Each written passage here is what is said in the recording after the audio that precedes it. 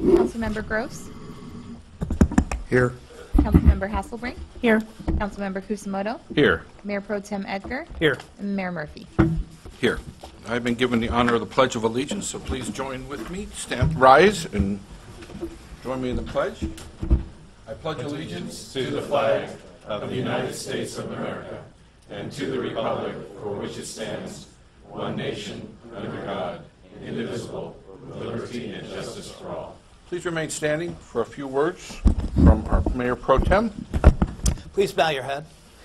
Dear Lord, thank you so much for the opportunity for all of us on the council to serve this great city.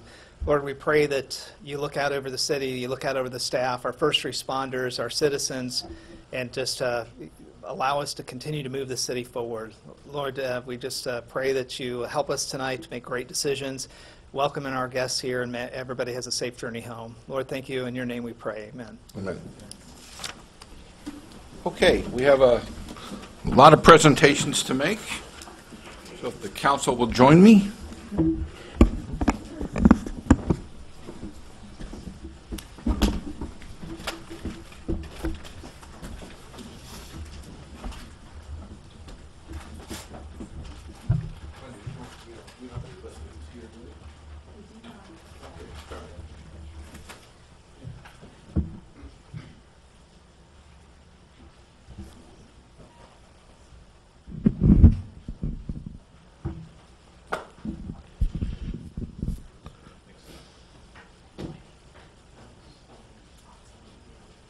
Not too close. Okay, thank you. Thank you. We start tonight by recognizing Art Garcia from Madeiras. Here he is, right in the front row. As you know, Art feeds many of our servicemen on Christmas. It's a very admirable thing that you do. You're a great addition to our city. Hope you're here a long time. Thanks, sir. Thank you. So, I'd just like to say thank you. Thank you for the city that has been really supportive, and thank you to all the customers that came in and served in our event. Every Christmas we do this, and I'm just grateful to be used by God to be able to do this and make a difference on our homeless veterans that are serving, that have served our country and they find themselves on the streets. Thank you. Thank you. Would you stand here, please? I think it says a lot about our city that Art actually had to turn away volunteers to serve on Christmas Day, and so people did give their time to serve our servicemen. It was very admirable. Thank you.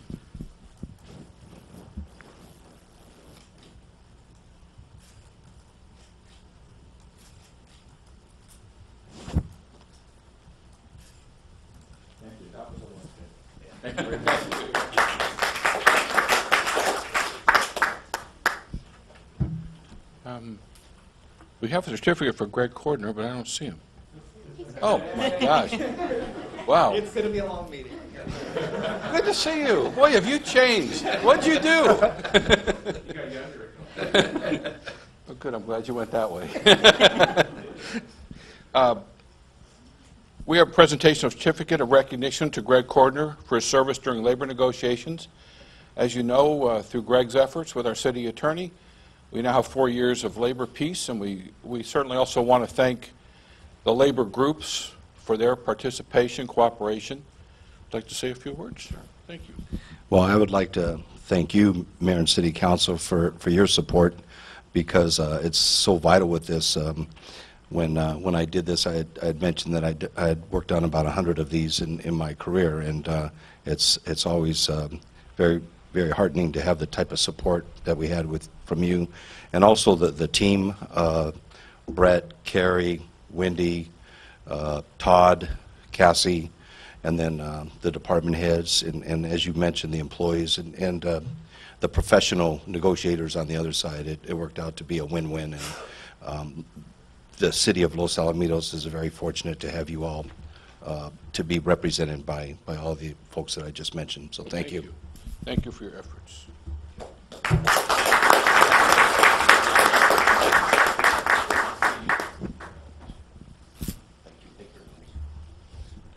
Now we're going to have a presentation of certificates of appointment to our newly appointed commissioners.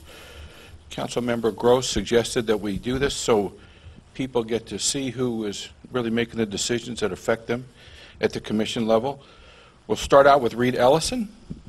Mrs. Ellison, you want to come up? Okay. Looks like my girlfriend. Hey, Reed. Congratulations. Thank you. Thank you. He's okay. Hopefully the others will take your example. But as you can tell, by far our youngest commissioner. Sorry, Sam, you had it for a long time. But we're looking forward to Reed's giving us a student's objective here on the Cable Commission. Thank you.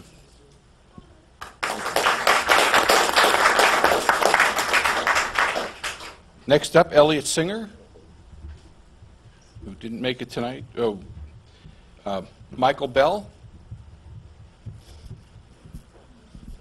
Thank you. Thank you, Michael. Appreciate your service.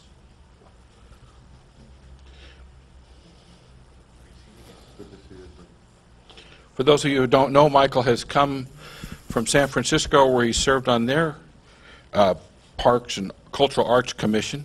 I'm sure I got the name wrong, but we're actually we're glad you're here and look forward to the many things you're going to do for our city. I'm delighted and honored. Thank you. Thank you.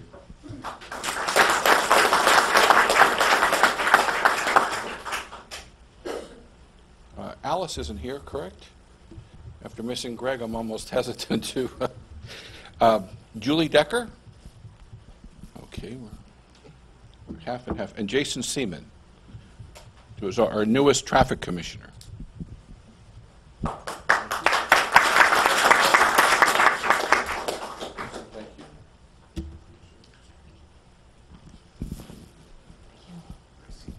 If you could stand here for a moment, please. Thank you.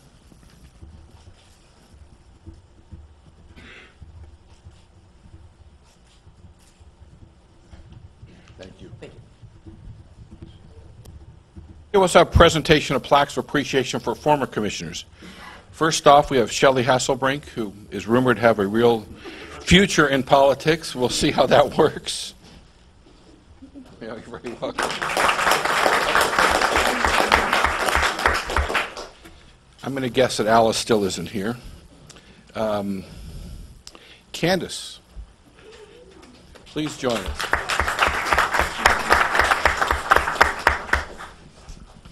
Thank you for your many years of service. Just say a little something. Oh, yeah. People love your accent. Come on. This has been a lot of fun. This is my, I don't know how long I've been doing it, but several years, and it's a lot of fun. So get involved and volunteer, all of you out there listening. And I've got to put a plug in for San Isidore because we're having a Monte Carlo night at the Plaza, February 13th at San Isidore. A lot of prizes and gambling and gaming. So please come and buy your tickets. Go online. So that's why you shouldn't have let me talk. But anyway, it's been a great time, and I loved being a Parks and Rec commissioner. So thank you. Thank you.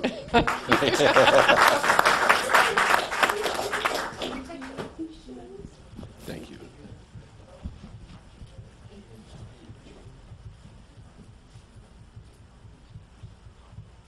Oh, okay. He's on the list anyway. Yeah. Okay. Chuck Landon. And Kathy Matsubara. Elliot's still not here. Johanna Sluter. I know Mr. Vardaman's here, so last but certainly not least, please come up.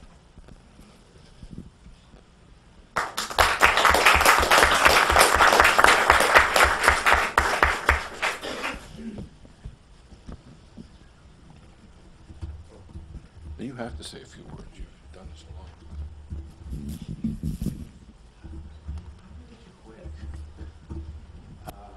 It was a pleasure to, honored to serve on the Traffic Commission, but as I looked toward the end of my session, I thought younger people should be doing this thing.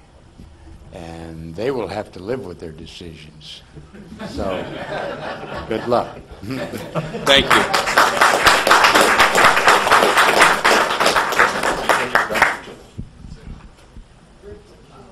Yes. Oh, I'm sorry. What were you doing when he was standing here? Oh, please. There we go.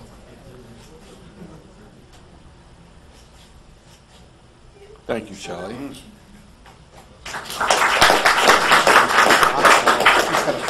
Yeah. Right. Oh, didn't I mention his name?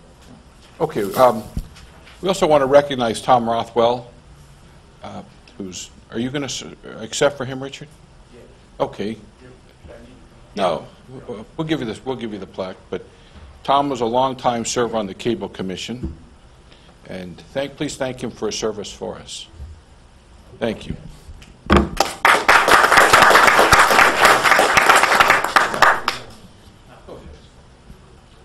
Okay, we will take our seats. Thank you.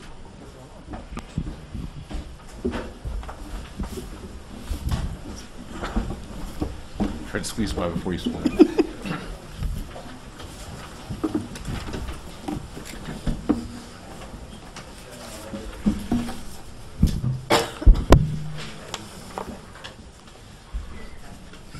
We'll now have a presentation by Becky Esparza from the Orange County Human Relations regarding the annual report, membership, and benefits. Thank you. Good evening, Mayor, council members, Madam, members of the community. I'm here tonight to report on some of the work of our nonprofit organization, the Orange County Human Relations, and the work that we've done in Los Alamitos over the last year, and present you with copies of our annual report, and I believe you have them all in front of you. Yes, we do. I brought your pen. We believe that all people have a right to live free from discrimination and violence, so we provide programs to create safe, respectful communities.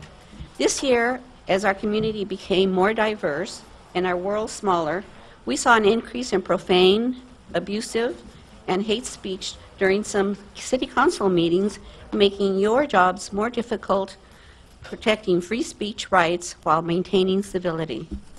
Orange County Human Relations partners with cities to manage challenging issues with meaningful participation of all residents in the decision-making process, maintaining civility and healing as a community in the wake of difficult conflicts. Many of our programs are provided countywide, but I would like to share some of the following data about some of our additional services exclusively for your fair city of Los Alamitos. We mediated 20 cases as well as 3 family mediations in the community or courts where one of the parties was a resident of Los Alamitos. In collaboration with Los Alamitos Police on hate crimes and individuals or community groups on hate incidents that are not crimes, we documented 2 hate crimes and 1 hate incident in Los Alamitos in the year 2013.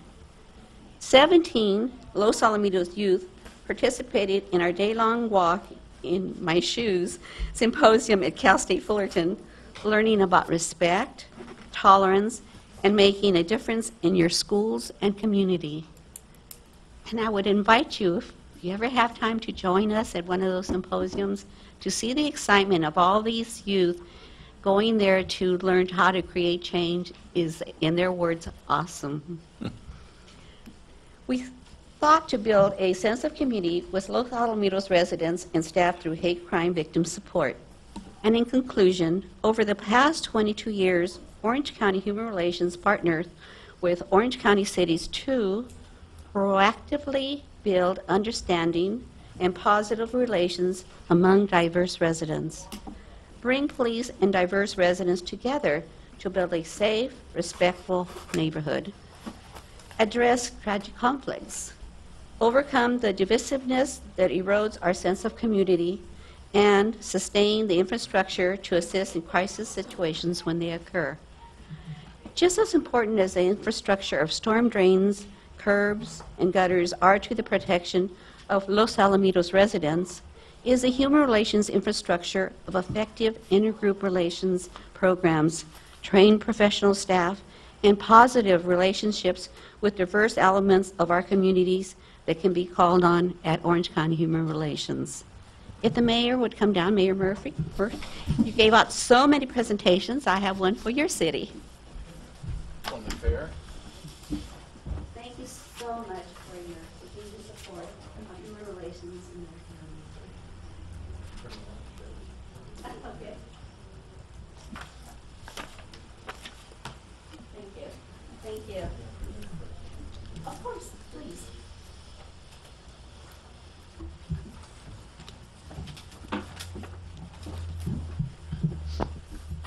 Any questions or comments? None? We're going to believe that we're going to be taking action on these 3 or 4 under item E. Right. Okay. Thank you. Okay, thank you. Next, we'll have a presentation by Hassan Ikarta and Kevin Gahuli of the Southern California Association of Governments regarding membership and benefits. Thank you, Mayor. Good evening. Thanks you. for having us. And with me is Kevin, the guy you're used to seeing here. I'm glad to be here, and I want to thank you for your membership. I know some of you worked with in the past. But just a little bit about us. We're the largest metropolitan planning organization in the country. Our main, I think I would call it, our main thing is to get 190 cities, 6 counties that represent 19 million people together in one place to discuss regional issues. We're designated by the federal and state agencies to develop the regional transportation plan for the region, for the 6 counties, develop the sustainable community strategy, AB 32, for the 6 counties again. Every transportation project you implement in the 6 counties, including here in Los Alamitos, has to be part of a confirming to federal and state government regional transportation plan. So what does it mean for you to be part of such a big organization that do a lot of things to meet federal and state laws? A couple of things to mention. One, Los Alamitos can directly receive funds from SCAG to do planning. A few years ago, Los Alamitos received a grant of $100,000 to do planning on Los Alamitos Boulevard. Los Alamitos is also, with other 13 Orange County cities, access the geographic information system work that SCAG does free to members. So when you get the grant, you don't pay anything. When we do the services, you don't do anything. Staff training, free for members. Every 2 years, you receive a local profile free of charge for the city that talks about every aspect of the city's life. Every year in the desert, we have an annual conference that some of you attended in the past to talk about regional issues. As I usually say, we want you to be a member. We're cheap. We're very cheap, actually. You pay $1,200 a year. When you get a grant of $100,000, that's like paying $80. So it's not. I'm not here because of the $1,200. I'm here to say we need every city to be at the table to discuss important regional issues that face our region. And your membership is as important as the biggest city here, as far as I'm concerned. When I took over 5 years ago, my main thing was, let's get everybody together to talk about regional issues, and we are. We have 190 members out of 191. And so benefits directly is great. You have a seat at the table. I'm sure you'll have questions. What does that mean? I'll be happy to answer them, but glad to be here talking to you about this subject. Thank you. Thank you. Yeah, Hassan, I had the opportunity when I was on SCAG 4 or 5 years ago to be one of the people that voted to put you in as the head of that organization. And what a pleasure to see you again. And you know, before you had rose to the top there, you definitely had a tremendous amount of responsibility in facilitating the regional transportation plan, the regional comprehensive plan, all of the big things. So I really think it's a testament to your hard work, dedication, and leadership there that you can get that many people and organizations going the right way. So we're very appreciative. We're also, I was here for the grant 5 or 6 years ago when we got the $100,000. Not that we're sucking up to you, but we definitely would like to do that again as we get ready to get to the next item. Yeah, I would never do that. But I definitely want to just to thank you for coming, and we really appreciate it. Of course, thank you. Anyone else? Okay. Thank you. Thank you. And I am going to officially invite you for our 50th General Assembly in the desert. I know some of you were there. It's over 1,200 stakeholders together talking about important issues. I hope you'll join us. What is the date, please? The date is May 7th and 8th. Okay, thank you. Thank you.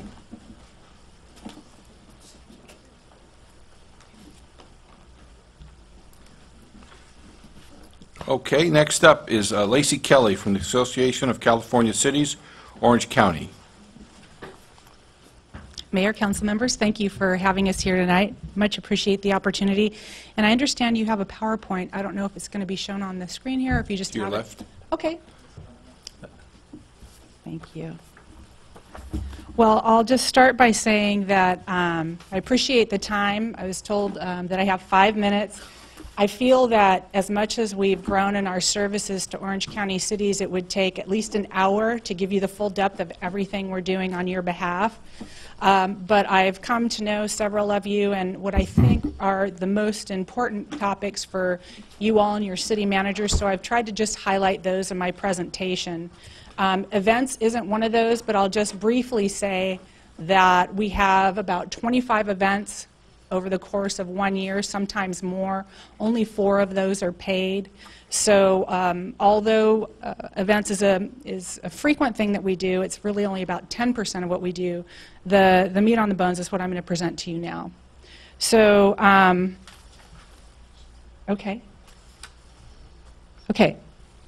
So our tagline is the hub for good public policy, and there's a reason for that I'll get into in just a minute. Our mission is to restore and protect local control, and I know you've heard that mission before, and other organizations purport to stand for that mission, but I think our value comes down to how we're doing that, how we're returning power back to local governments, and I just want to demonstrate some of the ways that cities are under attack from other higher levels of government.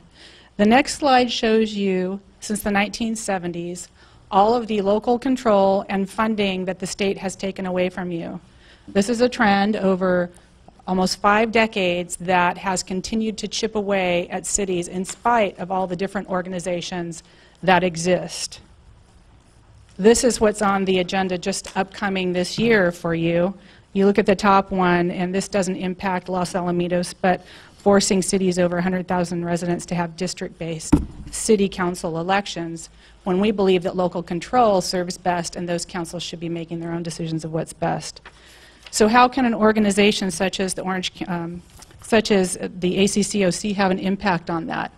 We've had tremendous success since our inception in the last 4 years getting traction at the regional level. We've been able to accomplish things that save Orange County cities hundreds of thousands of dollars. And here's some examples. We were able to interface with SCAG. Hassan was just up here with his staff on the Sustainable Community Strategy a few years ago. We actually worked in collaboration with the COG to do that, and we're able to get some language change that protected your local control and your decision-making ability. We've engaged on the air quality management plan, the reauthorization of that. We actually are seeing now the fruits of that, where we had some things taken out of that that really weren't intended for cities. They were intended for industry, private industry, and so some of the things we were able to get exempted save many cities in Orange County substantially on their infrastructure and fleet maintenance. Our biggest success is coming with the Santa Ana Regional Water Quality Control Board. We actually have a contract staff that monitors regional agency agendas just like people monitor your agendas, and are able to pick up things that are coming your way that often you don't know about until they're already passed. There were several things in the new water permit, the MS4 permit, that would have, again, cost cities hundreds of thousands of dollars, and I brought a list of the things that have been taken out of the MS4 permit. There were things that were outlining how you're going to manage your staff, what kind of disciplinary actions you're going to take, and many more pieces of that rulemaking that would have cost, again, cities hundreds of thousands of dollars under that permit. And I can share that if I have time. I have specifics.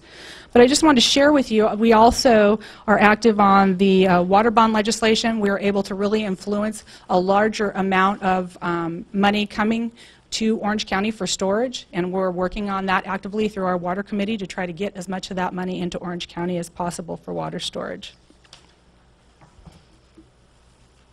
So, again, just to be brief, why ACCOC? We're the only organization advocating at the regional level. No other organization does this, and that's important. I'll get into that in just a second. We're a taxpayer-friendly, a business-friendly organization, so we save cities many times more than their dues with our benefits, and I'll get into what some of those cost savings are. There's strength in numbers, so just as Hassan Iqrata pointed out, sometimes it's not the dues amount, it's really the number of cities. The reason we were able to have traction on the MS4 permit is because the cities who are members. So I would really encourage you to consider that. And solving our own problems from the ground up. So if you go back to when we started, we were the first to have a pension reform committee. We came up with what cities could do here on the ground, which came down to 5 guiding principles that Orange County cities started implementing right away before anybody in the state was doing anything on pension reform. In fact, those principles were used as the basis for the governor's PEPRA plan, and many other jurisdictions throughout the state used elected officials and city managers' work done right here in the county as their model. So that ends up saving your taxpayers and your businesses money, and that's what the organization values as well as protecting your local control. So why are we able to do this? I don't know if any of you have really thought about this, but we have 10% of the population, and that orange dot is where we're located. So more than any other region, not only do we have wildly unique issues that we need to be working on here regionally, but we're so dense that we're able to meet more frequently than a lot of other regions. We're able to actually collaborate and work with our community partners a lot more effectively than many other regions. If you think about it, we can drive from South County to North County on a good traffic day in an hour. Most regions can't even fathom that. So it's a huge asset that we're leveraging through ACCOC that isn't offered in any other organization. The other thing that's powerful is the way we do collaborate with our region partners. And the one thing I would point out is if you look at all these agencies and entities, and by the way, I would just say the regional agencies, we have every regional agency in this county as a member sitting around committee tables working on regional policy issues, but cities are the only ones that vote. So you really are leading in this county, and I would encourage you to continue that. It's powerful. So then we get to savings on your dues investment. One of the things that we're really proud of is your city managers participated on our city manager committee. One of the things the city managers asked for is some succession planning help. Help us train our up-and-coming leaders. So we crafted a partnership with the Mahalo College of Business, Cal State Fullerton.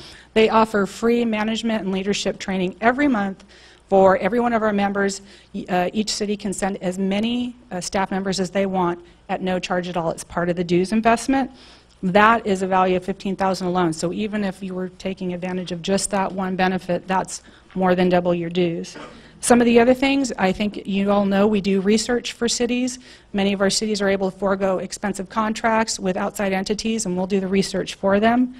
We have capital tracks, so customized legislative tracking. To give you an example, the city of Costa Mesa wants to track anything with fairgrounds, so they have a customized desktop link for many of their staff that just tracks real-time legislation, and we provide that for free. You can see the other benefits we have and the cost value to those. And this is all of them listed out. So this is the savings benefit of every cost-saving benefit that we're offering our member cities, $120,000 if a city were to take advantage of every single one of them. And on the right there is all of the collaborative committees that we have with elected officials, city managers, business, higher education, all the partners in the county around the table. Those are all member-driven. So we survey all of you every year and ask what the important issues are for you, and that's what we work on. So why is it important for you? We keep policymakers informed on important issues to you, both regionally and statewide. We provide immeasurable savings on taxpayer dollars, solve regional problems by facilitating the decision-maker stakeholder collaboration process. We're really good at running stakeholder processes. ACC harnesses the regional leadership and provides a federal and state voice, so we also have a lot of success at the state and federal level because we go as a community, not just the interest group of cities or business, but a whole community together. And we're a proven mechanism now after 4 years for bringing power back to local governments, as demonstrated most recently by our successes on the MS4 permit. Lastly, I just wanted to highlight that we have great relationships with all of our legislators, but Travis Allen was nice enough to hear about this and write a letter advocating for the city's continued membership in the Association of California Cities Orange County. So that's the extent of my presentation. I have more details on the MS4 permit and the savings successes we've had there if you would like, or whatever your preference is. Could we have a copy, please? It's in the packet. Yes, it's in your okay, it's in your sorry. packet, and Okay. Stacy, my assistant, just handed those out, I think. Okay. Yeah. It's got 8 points on it, and they're a little bit technical, so Thank you. Any comments? As Dean said, you're up for discussion later, so I think we'll hold our comments for that. okay. Thank you so much Thank for you coming. very much. Thank you.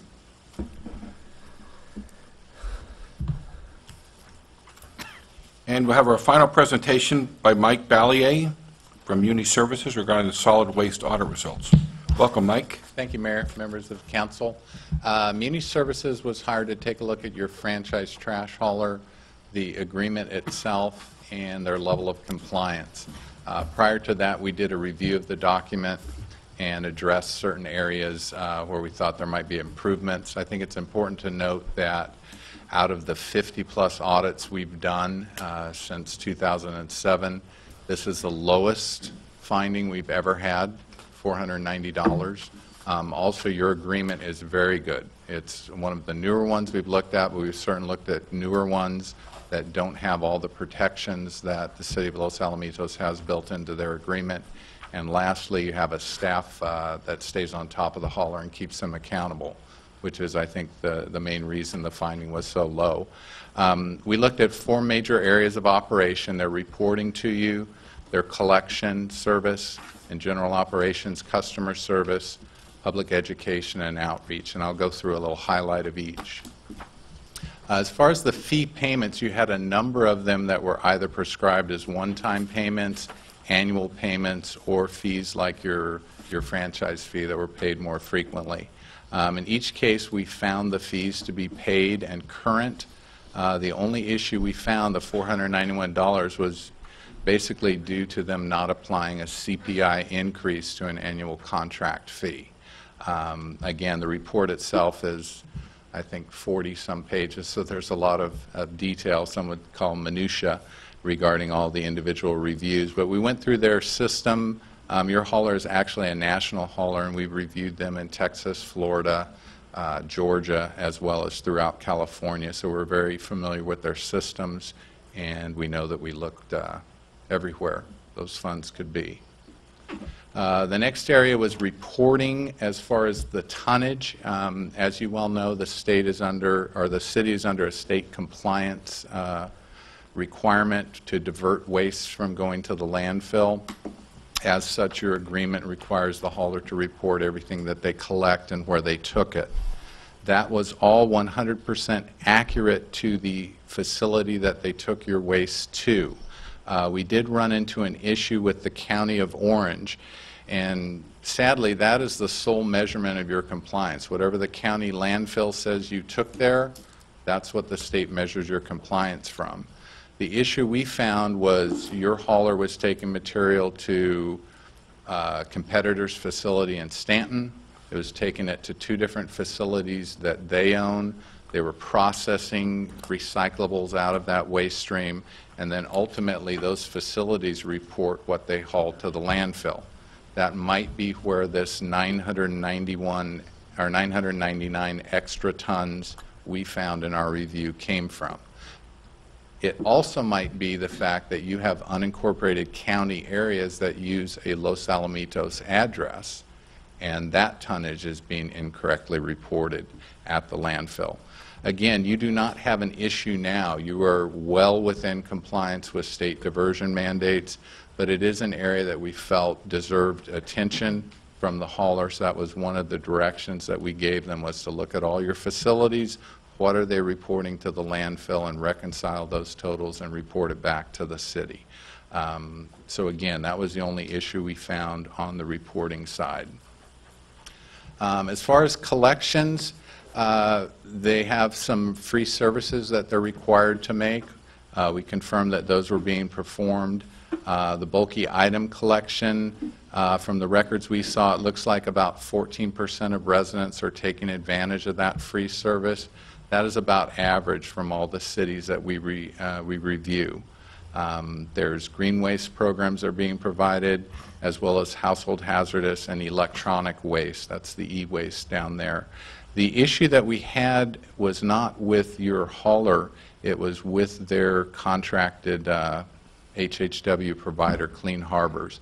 They couldn't give us definitive reports that showed things like how many households were serviced, how many pounds of this material versus that material was collected.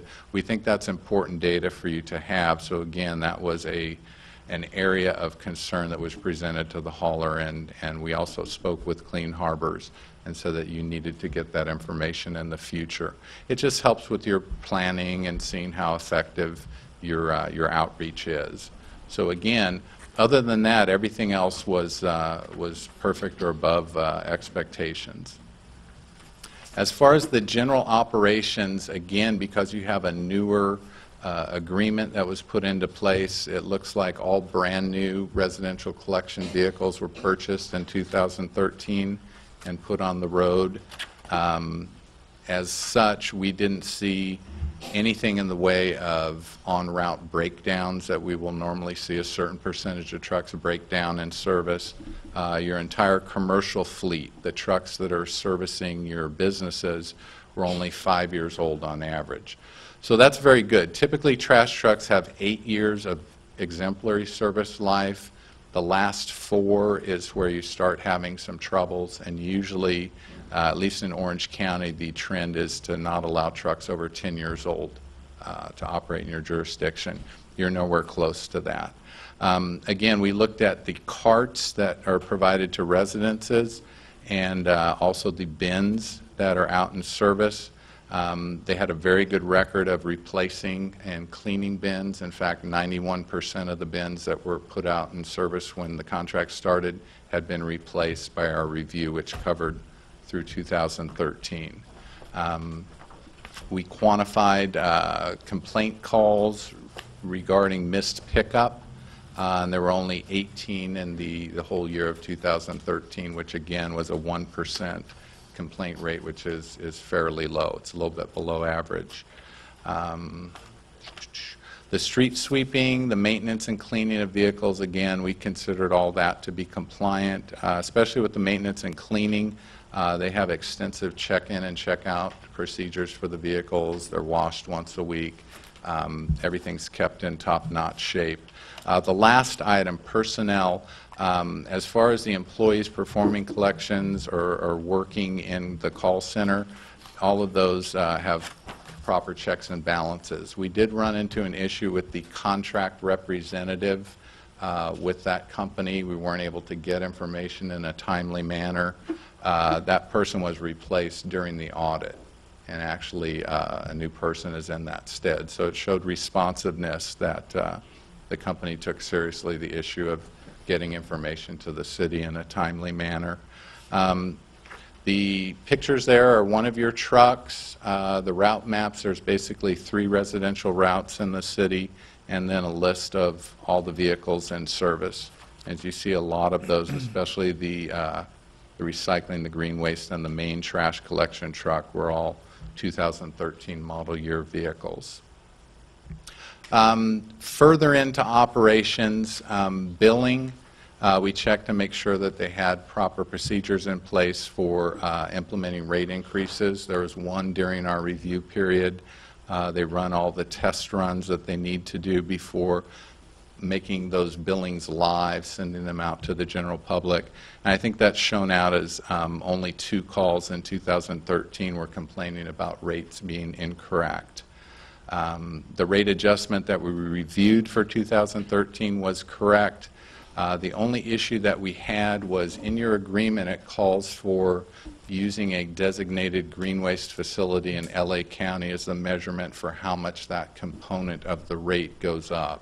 In auditing records, we found that there was a facility in Orange County that conceivably was lower priced that was used for half your material. So potentially it was a 0.18% impact to your rates.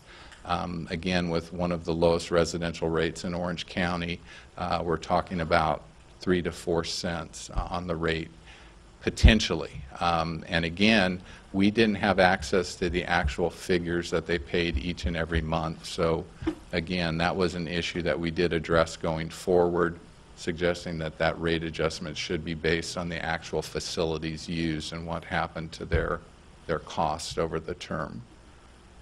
Call center performance was one of the issues that the city was concerned with. What happened during the audit term is Republic Services took a centralized approach to responding to customer complaints. They took a variety of spread out call centers and consolidated them all in Santa Fe Springs. From looking at call log records, it looks like January 2013 they had a lot of issues with that. Dropped call rates, times to get to resident calls were all above operational goals. Starting in February and throughout the rest of the year, they met or exceeded that standard. And in fact, for the year 2013, that call center graded out higher than any other call center in the Republic Services Western region. So I think they're doing a very good job at this point. There was an issue in January 2013, but to us that appeared reasonable because of the transition of how they fielded the calls to a centralized location. It looks like they worked those kinks out and did a great job the rest of the year. Record keeping, accounting, all of that checked out. Like I said, we're familiar with the accounting systems that they use. They do a very good job of reproducing the records. Again, all the fees and calculations were done correctly. Lastly, with the emergency city contact, you had a situation where the general manager of the facility that services you was transferred to Arizona and was splitting time between 2 offices. You also had a city contact representative that we didn't feel was doing a great job. Both have been replaced at this time, so I think any of those issues have been resolved. Lastly, we looked at publication and outreach materials. You actually, in your agreement, have stipulations on how much money your contractor is to spend. That's another very good term that you put in there. Through 2013, they had expended a little over $111,000, leaving $168,000 in the budget. Again, they meet with the city and go over the plan of how they're going to allocate those funds. So again, over the remainder of the contract, you may want to direct some efforts to go, again, we wanted more data for you on household hazardous waste. The 14% of residents are taking advantage of free bulky item. You may want to get more outreach to get that up closer to a 20-25% number, which is considered excellent. But anyways, as far as the materials themselves, I included some samples in this slide. They're all well produced. They're on high quality stock. So it looks like they're expending that money well and providing good materials to your residents. And with that, I will take any questions you might have. I have a couple questions. Sure. I guess staff, reorient us and the community to the nexus of this audit, and how much did this audit cost? This audit was just over $10,000. It was covered within the scope of the franchise agreement. And the council at the time had directed staff to go out and make sure that within the scope of the agreement, we go out and actually have someone audit this within the terms of the current agreement. We went out with an RFP, brought it back to the council, made a recommendation for the selection of Muni Services, and felt that Mike and his team had performed many audits, and specifically with Republic as the key company that they were auditing, and we felt that he was very responsive through the entire process, and felt very good about the results of the current hauler that we have, and hopefully having, through the contract, having Muni Services continue to help us with compliance issues so that we can supplement the work that staff does to monitor the contract.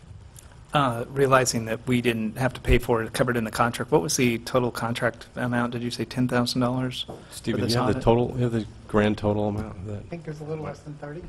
Yeah, I think with Phase 1 and Phase 2, it was about $24,000, and there was discussion at the council meeting about an extra payment for reviewing customer service, and we declined that. So we did it on the original contract amount, which was from the hauler. It's part of their contractor fee that they pay to you to cover the cost of an audit. And then there is an ongoing additional $10,000 that's covered through the franchise agreement, which we could use Muni Services to continue on with the compliance. But that was the original scope was the $30,000. Okay, just a couple observations to pass on. So to frame this up a little bit, my recollection of us commissioning the audit, and I'm just going to talk about the process, not you guys as the auditors, is the council came to a point that we were very frustrated with this vendor. It's our biggest contract. People familiar with the history of LaSalle, it's probably weird having me sitting on the other end of saying this, but the hard part was that we were having issues with them. The one thing I will say about this audit is it's overly positive, almost too positive, considering why we commissioned this audit to start with. And I'll just, some specifics, when we're talking about compliance, I'm in the professional services compliance business.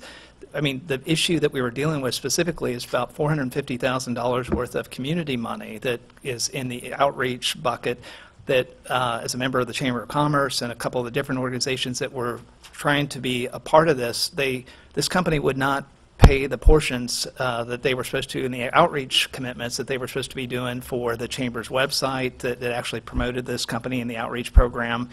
A bunch of different areas. And the council was at a point where we were very frustrated, some of us on the council trying to broker the payment from the vendor to make them compliant.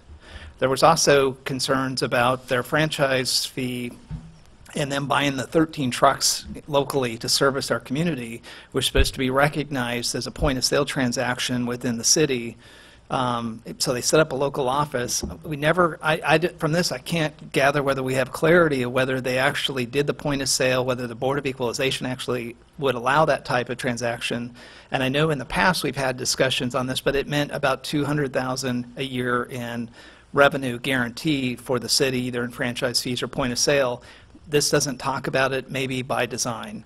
Well, no, it was one of the fees, and again, it's $75,000 a year, which they chose to just write a check to the city for that amount. So that's one of the fees. As far as the $450,000 figure, what I had was what was spelled out in the agreement, which was the $380,000, $390,000 in public education expenditures that they were supposed to make in cooperation with the city. So maybe we're talking about the same amount.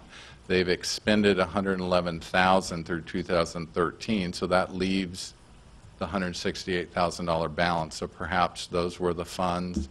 Again, I wasn't aware of the $450,000 figure. I didn't find that in going through the contract.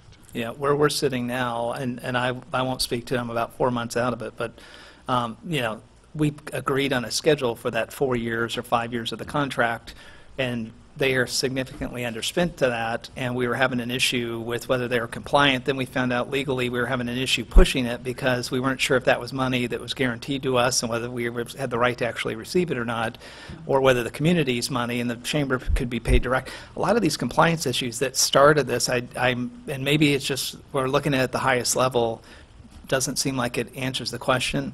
A lot of the positive stuff about the call center and all the statistics, very interesting, you know, but I don't know. And again, just being up here looking at this, I'm thinking, you know, it doesn't bring closure to me. We've got issues with this vendor. I think we still do.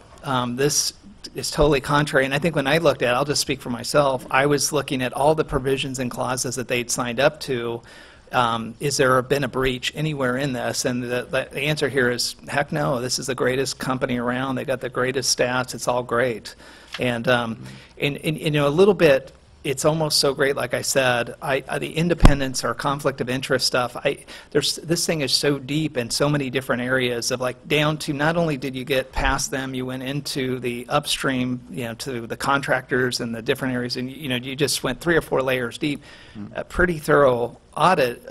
You guys definitely know what you're doing. But that's a lot of information to get for $24,000, a lot more than I would have expected you'd been able to get. So I don't know. I guess from this audit, I appreciate your work. I think it's great staff work. I'm probably more concerned with, you know, this didn't lull me back to sleep and say, oh, I think we're doing okay with the trash contract. We're still in a contract. We're having an issue with this vendor. It's interesting that even 2 of the things you said, hey, they had a problem with the guy that was assigned to the city. They had a problem with the president for this area. They reassigned him. That guy passed away. They didn't, I mean, you know, the guy ended up, you know, so to take credit that they fixed something here, it bothers me. Because I don't know about the actual contract rep, but he was a younger guy, probably early 30s, and Yes, I actually yeah. met with him once, and they that let guy him went go. away. I agree with that. But so anyway, you know, Mayor, I guess those are my only comments. I appreciate this. You know, I guess this is closure to the questions asked to you and staff. But I guess I'm still not satisfied, and I may be offline. I'd like to go through this in more detail. Yeah, and it is important to point out that the amount that Mike is pointing out is through 2013, because that was the audit period through the calendar year 2013, and we did make progress in working with, especially the new contact, the new rep that they have there. Also, they work directly with the chamber, and I think the chamber has been satisfied to this point in terms of payments that were due or in-kind services that were due, and a lot of that is reflected in the 2014 calendar year. So we brought that number down significantly from the 168,000 that's outstanding to where it is today. So that, just to give a little bit more detail on that. Thank you, portion Brad. of it. Appreciate it. And again, thank you. Okay. Thank you, Mike. All right. Thank you. I've got some questions. Oh, I'm sorry. Mike, I'm sorry, You know, the Member Gross. comments that Councilmember Egger raised are similar in concern that mine, and this comes back as a fairly glowing report, a lot of detail. One of the concerns is when this contract was signed, it was a 10-year contract renewable at 5 years. There's a dispute between the company and the city of 5 years.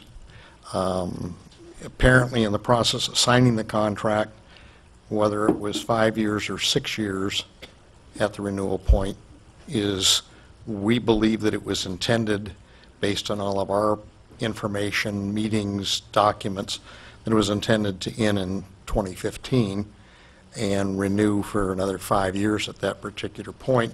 They're saying, no, it's actually 6 years. It should be December of 2016.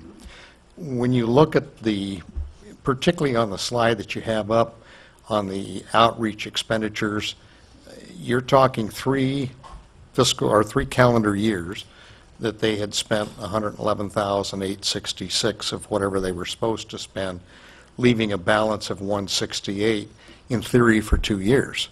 Correct. I don't know. You mentioned that they're catching up and we're getting money, but what happens to the year 6 that they're still arguing over?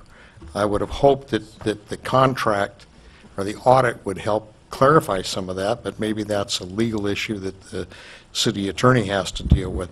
And if I may, I think that if there is a year 6, they're going to be required to come up with the Additional $20,000. the additional money for year 6. Which my understanding is they've said no, but They haven't, we haven't really broached that.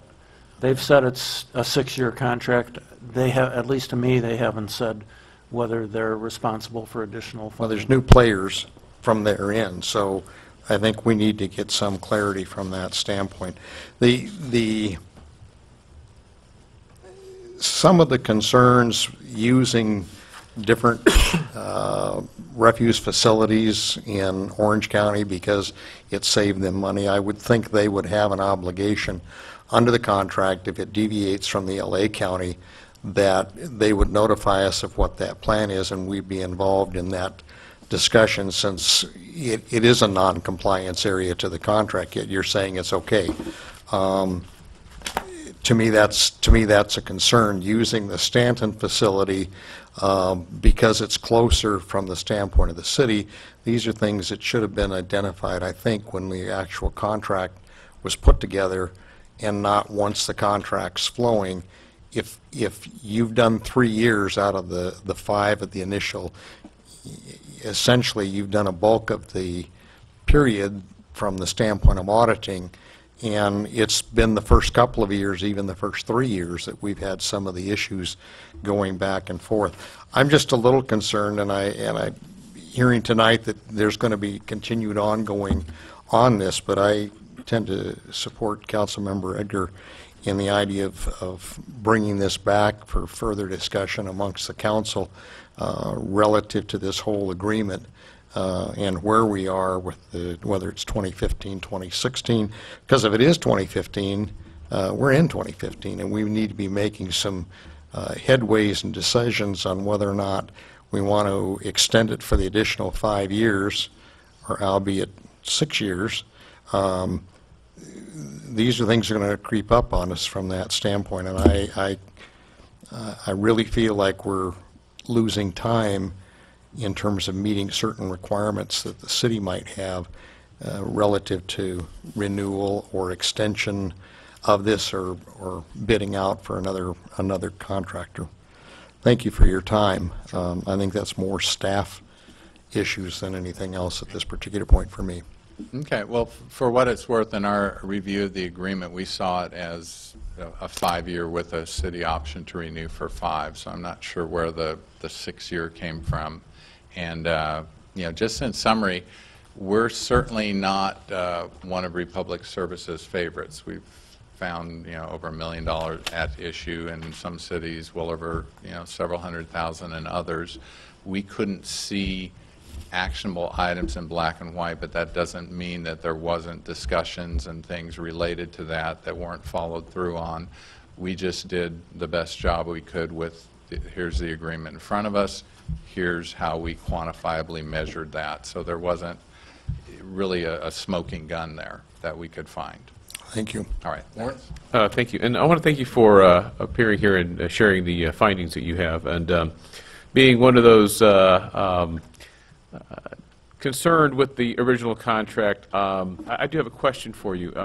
And I think you kind of said it, but in your experience, you said that this was a pretty clean contract in terms of the way it was let, the terms and conditions? As far as the spelling out of all the financial obligations, setting those milestones, and you actually have a minimum franchise fee, which takes away a lot of the wiggle room and a lot of the hiding of the revenue that we'll typically find with the hauler. In fact, in each year they owed the city between $26,000 and $30,000 to get up to that minimum figure. So you did a very good job in benchmarking that. So again, you left very little wiggle room for the hauler. The expectations were spelled out. And then I think that'd be, in your experience, compared to other cities and municipalities in terms of how they've... Sometimes it's as little as a line that says you'll pay us 5%, like the City of Las Vegas, I just did their audit and said you'll pay us 5% of your gross receipts for collection of garbage. So again, there's different ends of the spectrum, and yours really spelled out the financial requirements well. So then in terms of auditing, so the requirements are in the contract, you audit against the requirements, and then this is where you come up with the finding of $490 some odd in question. That was because, yeah, a CPI adjustment factor to one of those fees was supposed to kick in a few years into the agreement, and they forgot to kick it in. So again, that was a legitimate finding. Meaning that, okay, if it didn't kick in, then they didn't charge us, or? No, it did kick in, but they didn't apply. They're supposed to pay, I think it was on the $10,000 per year contract fee. Okay. That was subject to CPI-based increase after, I think, year 2 of the agreement. You have to excuse me, I did this audit a year ago, so I'm trying to remember, but I think it was after year 1, and they didn't apply it. So there were 2 years of payments where they should have applied CPI and didn't. That's where the $490 And then I think fine we might find ourselves in a similar situation next year when there was not a CPI this past year in 2014. So the same thing. I think it would be something for staff to look out for then. Yeah, I mean, based on the findings, we did send them letters. We've communicated with them. We've met with them since. We're going to continue to have regular meetings with their rep, but making sure that they're take this snapshot in time and making sure that they're in compliance as we go forward with the rest of the term. Okay. And then I guess the thing that I liked about the presentation here about the trucks being newer versus older, I think that was something I was not aware of, and I do thank you for bringing that up. You know, in terms of wear and tear, and then I saw there, it looks like they're all natural gas powered vehicles. They all are. So I think one discussion we had with the representative from Consolidated was on their CPI justification, there was a cost of fuel, and a couple of the elements brought in was gasoline and diesel. So we won't see that as far as CPI, you know, as the fluctuations in that, it'll be really. Well, that's a good point. That's one of the things in newer agreements that cities are starting to look at, because again, that liquefied natural gas, especially if they're doing a food waste and green waste to energy type of facility, can be much less than clean diesel. Or less volatile, certainly from a cost standpoint, right? So I think. Yep. I mean, one of the things I was going to ask the city staff to look into is, can we get money back since gasoline's so cheap? But if they're on natural gas, it won't matter to us. But anyways, I do thank you for the audit, and I do thank the council for supporting the audit. Back to you. Good. More of a comment for Brett. Could you update us on how the $80,000 a year is coming along, you know, as current as you can within a month or so? I don't know, we're going to look that up, but primarily it's been from events on the city side. We've got the 4th of July.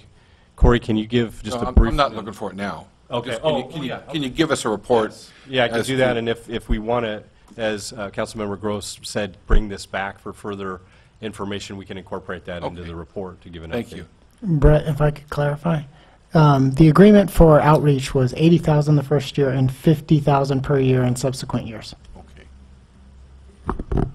Yeah, and that's also what we would be looking at, and if there is a 6th year, we would be looking at trying to continue on with that.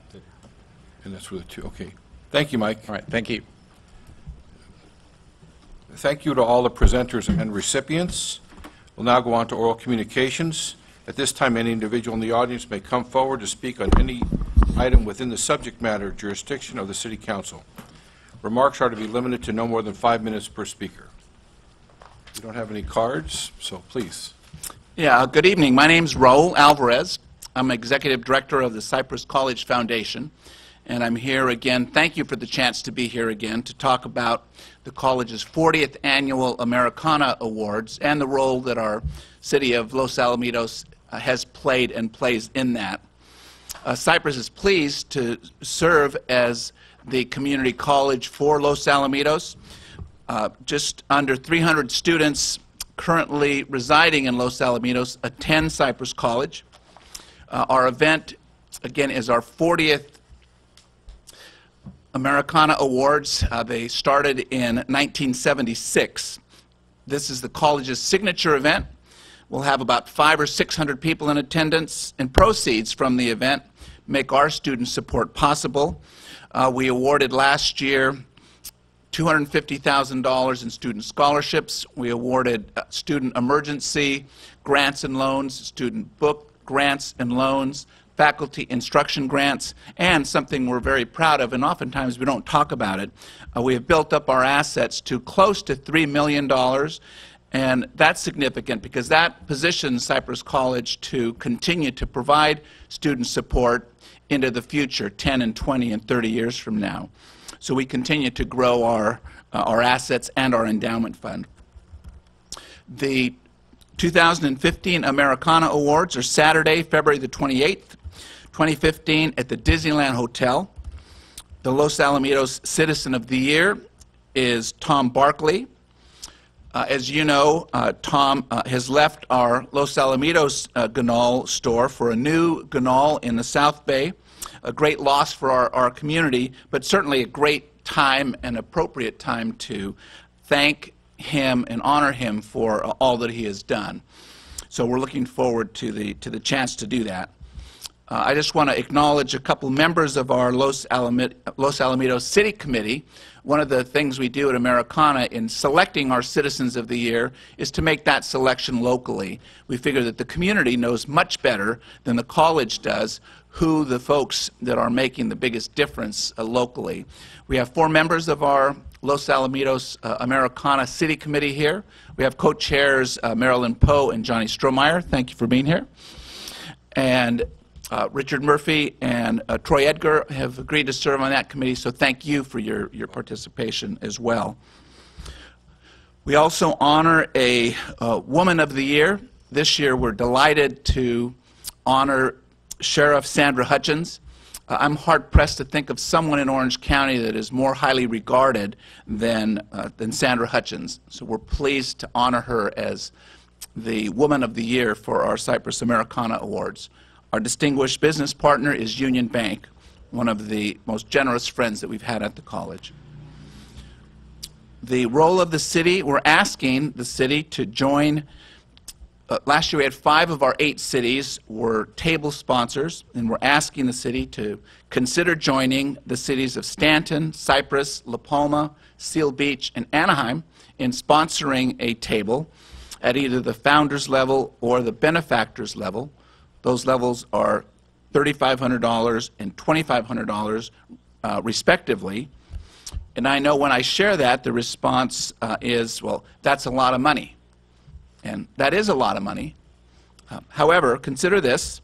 If the city purchased a founders table, you'd be spending $12.96 per student at Cypress College from Los Alamitos.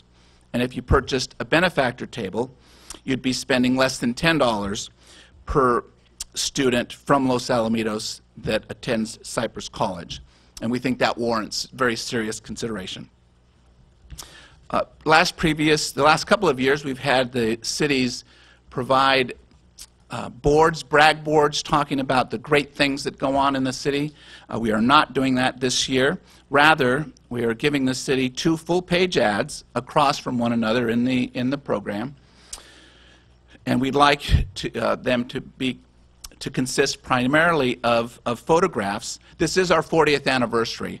So one page, we're asking to provide pictures and other depictions of then and then and now. So there will be a then page and a now. The hope is that you can have some representation of Los Alamitos in 1976, but something from the past is called for and appropriate. Finally, we're inviting our cities to once again provide city baskets, perhaps a mayor's package, restaurants, ride-alongs. Please finish. Lunch with the mayor, those kinds of things. So thank you for your attention. I'm going to leave invitations and copies of the letter that went to the cities. Thank you. And Forward thank to you. seeing you there. Likewise.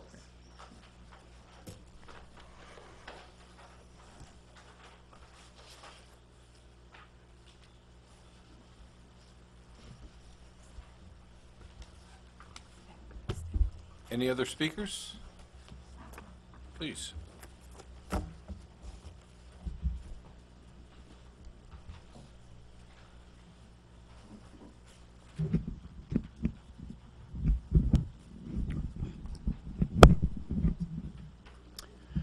I'm Stephen Hammond from Greenbrook. I'm a cable TV commissioner. I understand that item 9J is being considered, I believe it's item 9J, item J, dates and times of future cable TV commission meetings. It's being considered to table that pending the appointment of a general manager. I don't agree that is one of the items that should be contingent upon the appointment of a cable TV manager. The Cable TV Commission has, certainly as long as I have been a member, stands to have lots of agenda items, and therefore we should be meeting as often as possible so to discuss those agenda items. It should meet at 7 p.m. so as to involve the public in a way that they cannot conveniently be involved when it meets at 4 p.m. So I hope this item is discussed and passed tonight. There's another item later on which I hadn't expected to happen, and that was the discussion of the membership of Steve Clayton. I hadn't expected that to be discussed today, but he has provided you with this submittal item 12B, a letter to the City Council, which provides me with a lot of talking points. I'm ready to refute some of these things. There's a statement that we just don't need to meet often because there's not enough business. Well, I've provided agenda items every time I've shown up for the meeting, and we have things to talk about every time, and we've had to talk about them for over 2 hours. He's made a number of statements as far as his attendance. In my experience, he leaves early a lot. I haven't been compiling statistics. However, I find that the minutes of the Cable Commission meeting are pretty accurate, and they indicate what time he leaves. I think you all ought to become familiar with what his attendance record was from the minutes themselves. He's talking about his expertise. I don't know what his background is. I know that he doesn't seem to use that background very much during the meetings. If he is an expert on these things, it doesn't become apparent from the things that he says during the meetings. He makes a lot of sarcastic comments and statements like that, insults that don't seem to have anything to do with what a commissioner should be talking about. He makes an assertion in the third to last paragraph that he discovered hundreds of dollars misspent on equipment. I've never seen any discussion during commission meetings about what those are, so if those assertions are to be made, I think they should be backed up. I agree with one thing, and that was his last statement about Larry Strother being a huge loss to LATV. That wasn't anything, as far as I can tell, from my 2 years of attendance of the commission meetings before I was a member. Didn't seem to have anything to do with what the commission was saying. It was having to do with the decisions were made by the City Council in relation to how Larry Strother was going to be recompensed from the trash collection fund to pay for sports coverage. They decided to stop doing it, and he decided, as far as I can tell, that he didn't want to cover sports anymore under those circumstances. And yet, when the first time you had the need to cover sports, you privatized the whole thing, turned over to this company that is providing highlights of games under apparently the same deal that Larry Strother had, but you're willing to pay him. So I guess that's all I have to say. Thank you. Thank you.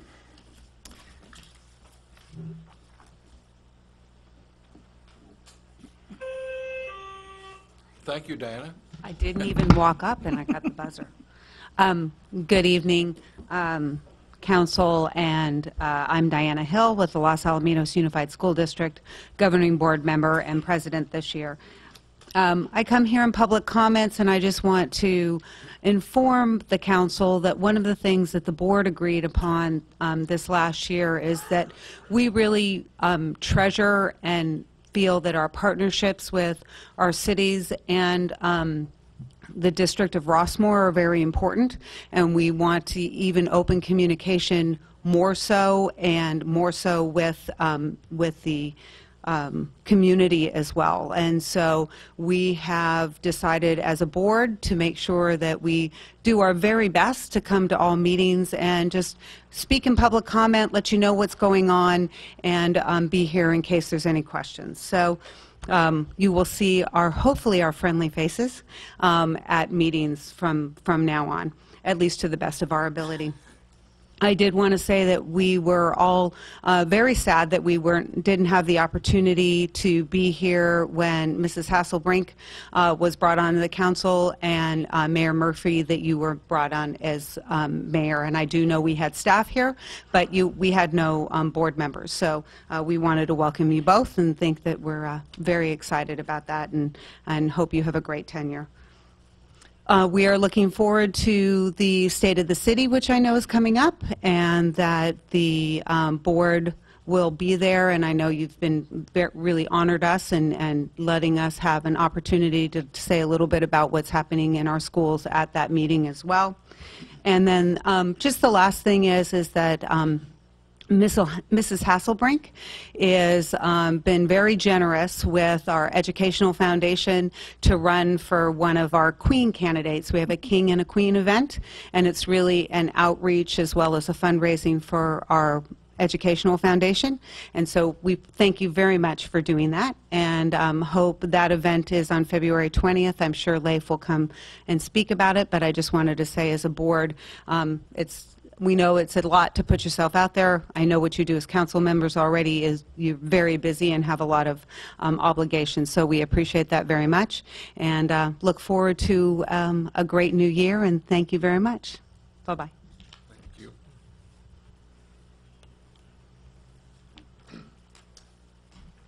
Mayor, City Council, I'm Rick Papp, Parkwood, Los Alamitos.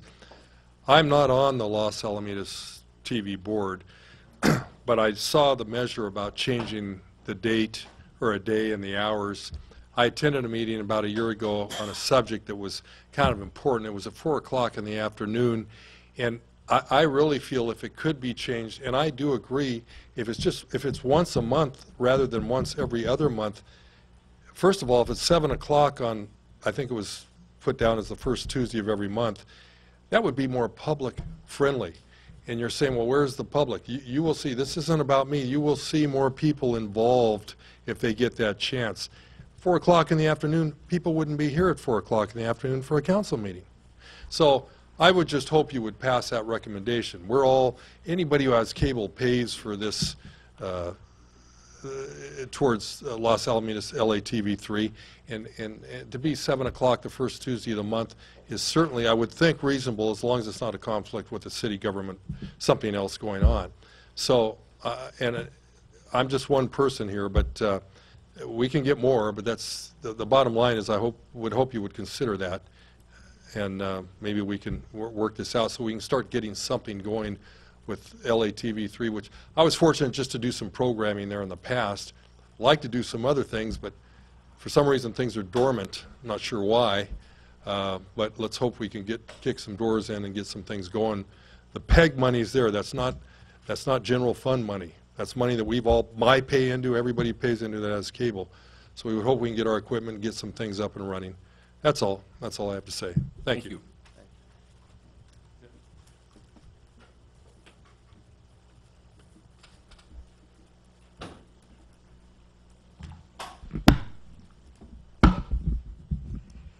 He's 2 clicks taller. Mayor, members of the council, and by the way, I also would like to echo Diana's welcoming of our new council member, Ms. Hasselbrink. welcome aboard, and particularly excited to have you on that side of the Diaz. As a former member of our side of the Diaz, LATV Commission, I think you may bring some insights into our very troubled LATV Commission to date.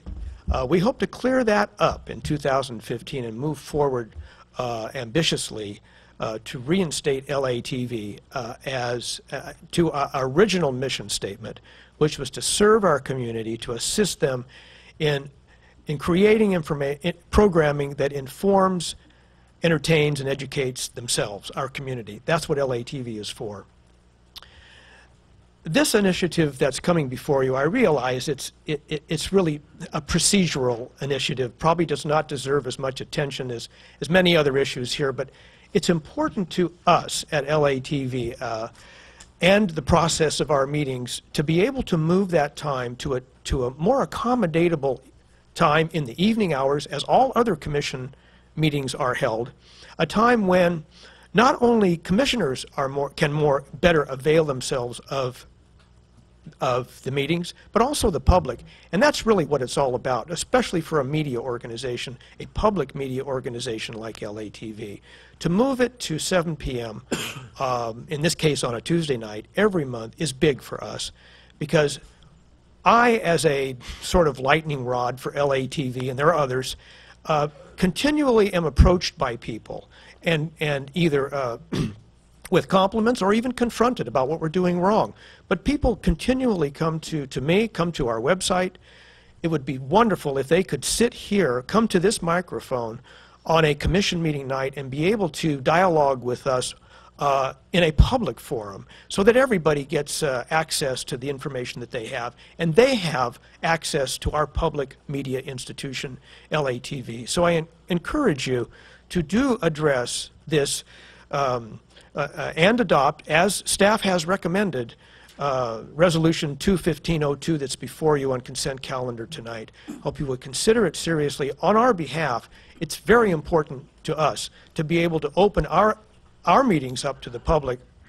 We feel that two-way dialogue can only be good for not only the public, but for LATV in garnering support from the public and participation from the public, which, of course, is what community television is all about. Thank you. Thank you. Anyone else?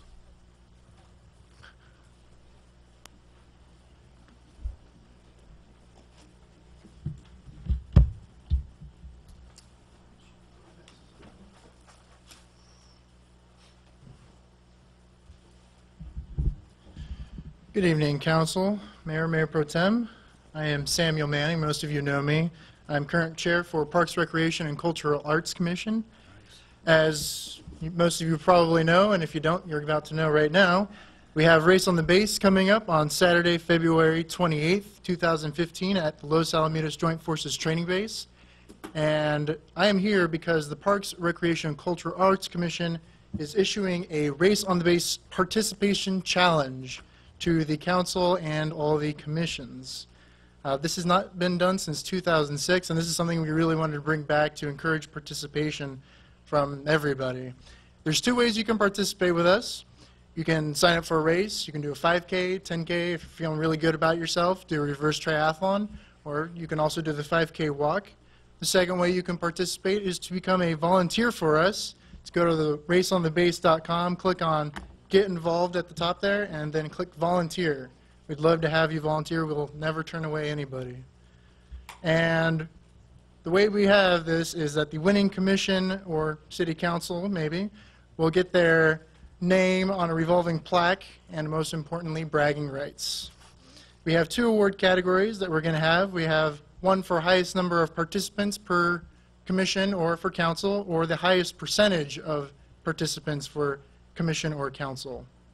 This participation challenge is only open to council members and commissioners themselves, but we do encourage you to bring your family along, bring your friends, because these grand events, they only improve when everyone in the community is involved. So that's for you. That's our challenge. Hope to see you there. Thank you. I'm on. Can we go best time? I'd like to make it, yeah, We should be able to win at least percentage if all 5 of you show and up. best time. Well, the traffic commission said they were going to win already, so. Yeah, well, bragging rights are involved here, so. Anyone else for public comment?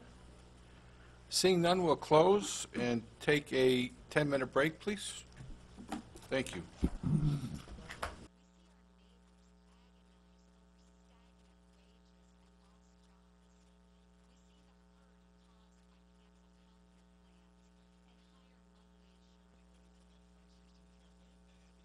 Calendar. All consent calendar items may be acted upon by one motion unless a council member requests separate action on a specific item.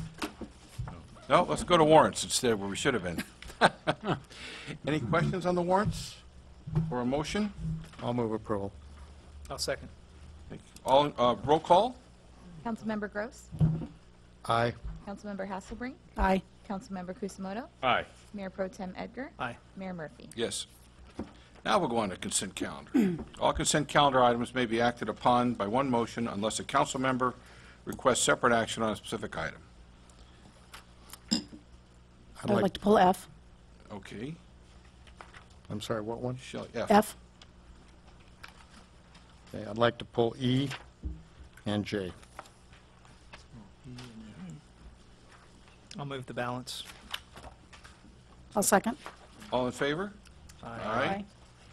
Okay, we'll start with you, Shelley. Pulling on F, would you like a staff report or a comment? We can do staff report. Okay. Thank you, Mayor and City Council. I have Stephen Mendoza, the Community Development and Public Works Director, do a brief staff report on this, and we can answer any questions that the council may have. Thank you, Mr. Mayor, members of the council. The Community Development Department and Public Works Department uses a hybrid of employee-provided services and services provided by private contractors. Some of those, or 4 of those contracts, are going to expire at the end of the year, June 30th. We've extended them as much as we can, and so now would be the time to go out, not for bid, but for request for proposal, which allows us to gain some market rate pricing on some of these. One of the things that's required in our code is that we bring the scope of services to the City Council. It gives the City Council a chance to look at these contracts before we invest in writing a complete RFP, and also some time to rethink how we do things here. It's kind of an annual report card of giving a level of checks and balances to the process before we go out to for proposals. The 4 different divisions in my department that's doing this is Building and Safety Services. Building and Safety Services are currently provided by Charles Abbott and Associates, and that includes daily inspections, plan check, permit issuance, chief building officials, and some NPDS inspections for our commercial businesses in town. The fee that they currently charge is in your staff report. The second area of specialty in our division is the city engineering. Currently, that's provided by Wildan. Wildan Engineering provides the city's capital improvement plan checking, permit issuance for things like wide load permit, or when people are constructing in our right-of-way, which could be sidewalks or roads, and also serves and oversees the traffic commission. The third area of service is traffic engineering, which has been provided for over 20 years by Hartzog-Crable. So this one I definitely think is time to refresh it. It's a 1995 agreement that would be good to go out and take a look at what the market could dictate on that. One of the changes I have in the traffic engineering scope is to have the traffic engineer be the staff liaison to the traffic commission. And the last is signal maintenance, and those are the people who change our timing on our signals around town. And that is a maintenance that's overseen by whoever we select as the traffic engineer. Those are our 4 different areas of our department that needs to refresh some contracts. And with that, I'll turn that over to the City Council. We've designed scope of services in your staff reports that you have for us to use to go out for requests for proposals, and we plan to do that as soon as council's comfortable with these scopes of work. Thank you, Mayor. The reason one of the main reasons that I pulled this item is I just wanted to open up discussion on taking at least of the couple of the services, specifically city engineer and traffic engineer, and although keeping the scope of services separate but combining them into a single RFP, mainly to just possibly streamline services and also to flesh out companies that might be able to do these like services with the potential of some cost savings if there is the ability to award the contract, both contracts to one vendor, that there is a possible cost savings that they would be able to submit in their proposals. So that was the main intent for this. Thank you. Anyone else? Yeah. Okay, Dean? I watch the warrants as they come out, probably more so, I guess, than some of my colleagues, but it concerns me on signal maintenance with Computer Service Company, the monthly fees that we get charged. And it almost looks like they,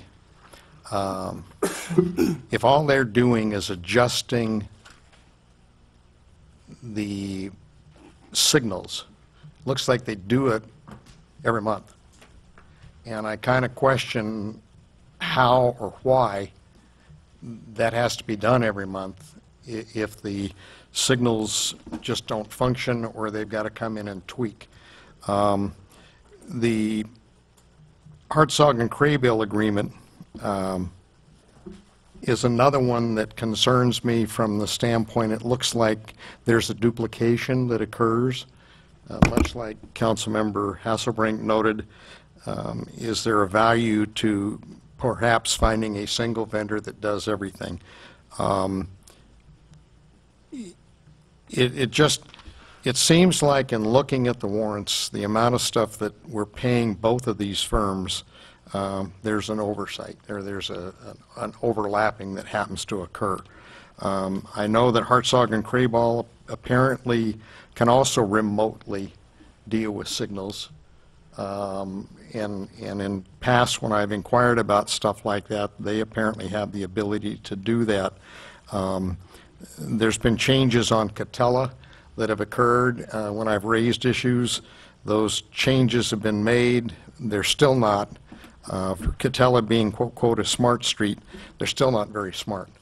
And the example basically is at intersections where the signals are still run by timers throughout the day. And you can go to some of these signals, and I'll use Noel and Catella as an example. You can go to that signal at 9 o'clock at night, and if you're eastbound on Catella trying to turn north, or westbound on Catella trying to turn south, you're going to get a signal real quick. It's 9 o'clock at night. There's not as much traffic. Try to do that at 10 o'clock during the day. Same thing. There's an overabundance of traffic, obviously in the morning, 7 to 9, and 3:30 till 6. The rest of the time, it's still on a clock. And the technology exists. It existed when I worked for the city of Anaheim several decades ago, where flow interconnect, the signals talk to each other. Everybody understands that platoons of traffic move through. It doesn't happen in Los Alamitos, and Catella is one of those streets that is supposed to be that way. We've had the same thing related to Los Alamitos Boulevard, that it was going to be flow interconnected with the signals in CO Beach, so that when you got on it in CO Beach and started going north, it would flow pretty much. You follow the traffic signals, the traffic flow, and you follow the speed limit, you're pretty much going to make every traffic signal. Do that on 7th Street in Long Beach, and you hit a green light, and you're going to follow at the speed limit that green light the whole way through, with rare exceptions. I can sit at Noel and Catella going north or going eastbound and watch no traffic coming westbound, absolutely none. I can see the traffic stopped at Lexington, and I can watch that traffic get a signal and come down and then get stopped in order for me to make a left-hand turn. That's crazy, because I could have made that turn and been clear of that intersection easily if that had been set up properly so that the vehicles move smoothly in that particular process. I'm not going to get into it tonight. I guess I already did, but I would like in the process of what we're doing to take a look at how we bid these out and see if the technology provided by any of the vendors can help us more efficiently flow traffic and do it more cost effectively. I know the systems exist. I don't think we've got them. If it's an issue with Catella being a county designated smart street and the county needs to get involved with us on it, we now have a new county supervisor who I think is willing to listen to us more so now than we had with the previous supervisor, and I have no problem making that connection and try to get the county to partner with us to try and do things that are a little bit more efficient and friendly for motorists and businesses and residents. That's all I have. Thank you. Thank you. Warren? Sure. Thank you, Mayor. So I guess the question, based on the discussion to staff, this is just the scope of work, the actual mechanics and how it gets contracted. I think you have kind of a sense of where some of the council's coming from. Is that a fair statement? Yeah, I think there's a few here that could be matched up or married. I think the only lone wolf would be the building and safety. I think the building and safety is on its own. I think the others have an obvious connection of city engineer, traffic engineering, and then also traffic signal maintenance. But the scope of work, I think, for those separate activities would still stand alone, but how you would contract, I think, is really the... I think you get the flavor from us, right? What we do is we'd probably put a premium in there for creative proposals that tie the three together and provide the city a benefit, or through bundling. Okay. But I think with respect to the scope of work, after reading, I'm not too concerned about the scope of work, but I think the contracting method, I think, is where we would like to see about creative ways to streamline and reduce costs. So with that, thank you, Mayor. Back to you. Yeah, a couple comments. So history, the byproduct of what we're looking at here, first of all, I fully support Councilmember Hasselbrink in being able to streamline the contracting process, but I just want to kind of go back in history of, what we're looking at here is how back in 2006-07, when we were really having financial problems, and I know some of these kind of go back even further as far as when they were first contracted, but we really had a function called city engineer in the city.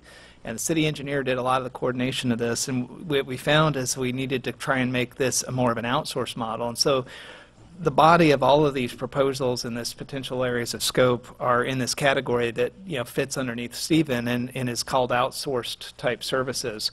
The challenge with that is we kind of got, in some cases, what we really were hoping we would get, which is we've got fixture names. Without mentioning people, a lot of these contracts have a touch to the community and they provide services. I know building and safety is one part of it, but this group has also been very successful in the hospital project as a group of vendors working together, not just individually. In this group of vendors is institutional knowledge of this community. It's hard. I'm the biggest proponent of doing what is recommended here, but I guess when you guys bring it back from staff, let's put the chips back into the pot and actually get the names out and find out who are we really talking about here.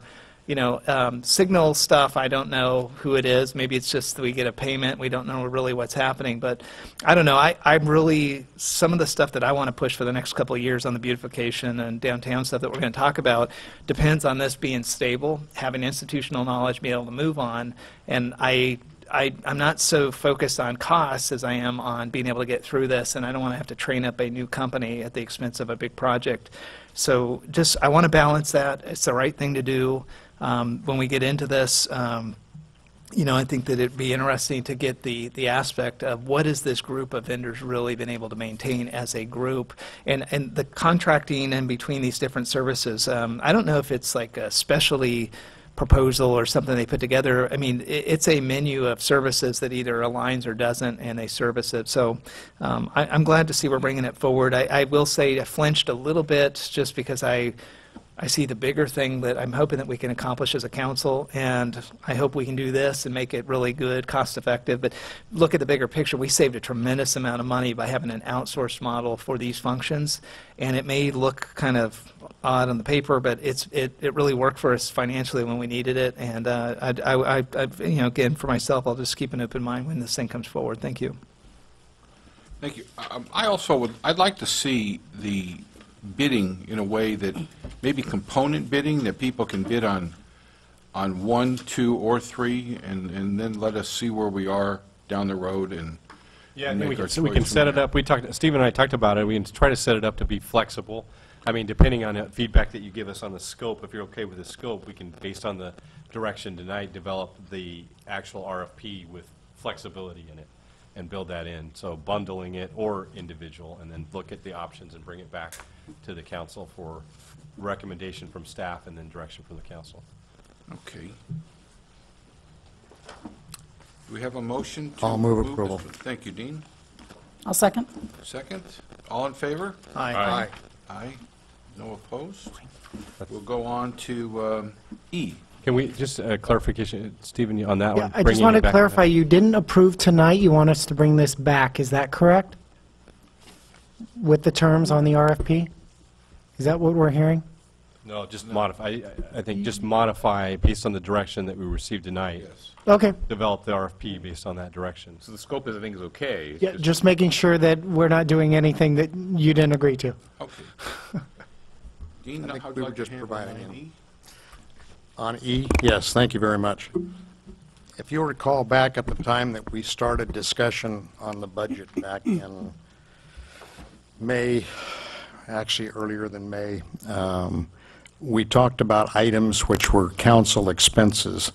And I'm the one that's been the person up here screaming about we need to have an opportunity to discuss this, and I appreciate the opportunity tonight to bring this primarily to my colleagues on the council. There's 3 courses of action here, all of which affect council's budget. The 7250 basically for ACCOC is a budgeted item. There was some discussion about budget closure, and I don't know that any of these fell within that budget closure. There's 1260 to SCAG, and there's 2350 to Orange County Human Relations Council. Let me start off by saying I don't have any conflict with any of these groups from the standpoint of the value that they bring. However, we're stewards of the taxpayers' money, and we're agreeing to whether or not we're going to participate in a gym or whether we're going to participate in a particular program and spend money going that way. To the best of my knowledge, we're not participating really in any of these.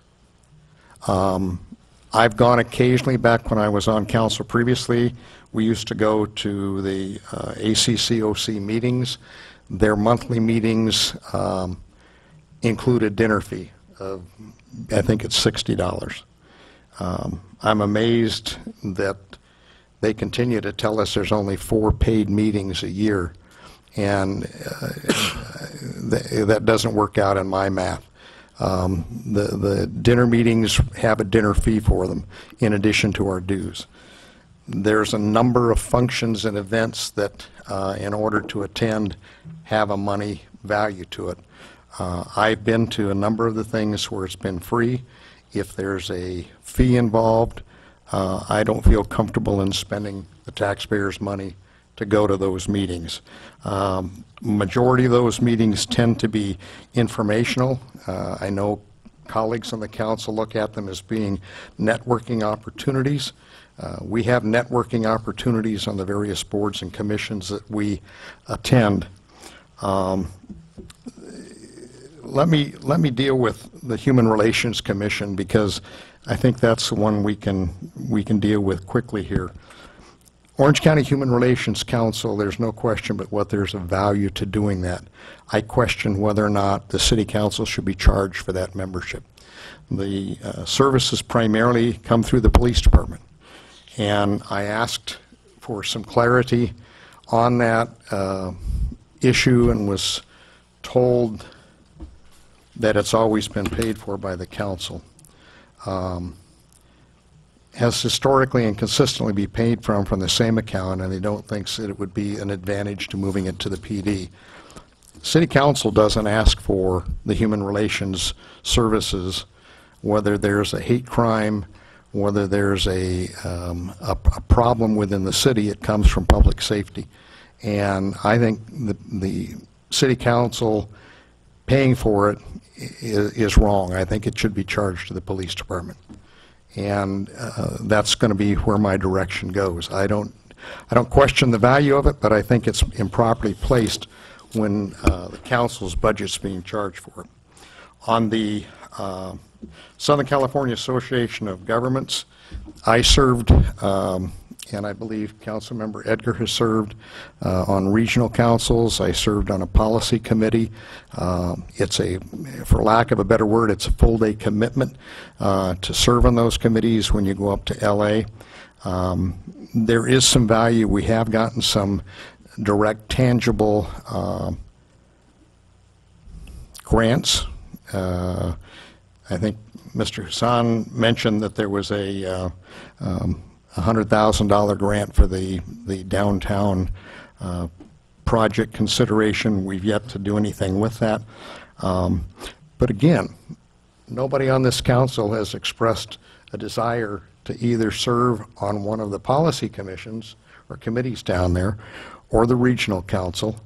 And we're asked to participate in the Sand District, the Fire Department, the Library Board, all of these other groups. These aren't part of it. And so we're just simply writing checks out of the taxpayers' money to belong to these groups, and I question why. I see value, but it shouldn't be me stepping up. Hassan said earlier, why don't you run for the district group for SCAG? Well, that's currently represented by Tyler Deep, Tree Taw, the mayor of Westminster. The last time it came up, I contacted him and I said, are you still interested in participating? He said yes.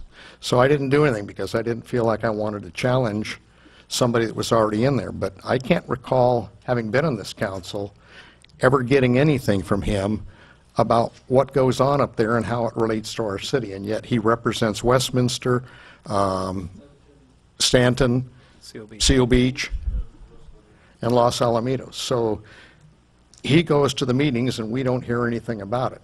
And I guess the only way is for one of us to step up and say, okay, we're going to challenge him. He should be here on a regular basis keeping us informed, much like Vector Control should be keeping us informed since they're representing the city at these particular groups. I think there's value to that. The Association of California Cities, I have been to some of their events. I got an invite to attend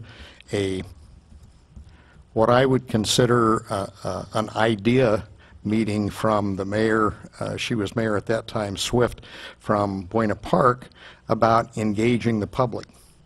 And I went to the meeting and listened to the things that they were talking about, saw value.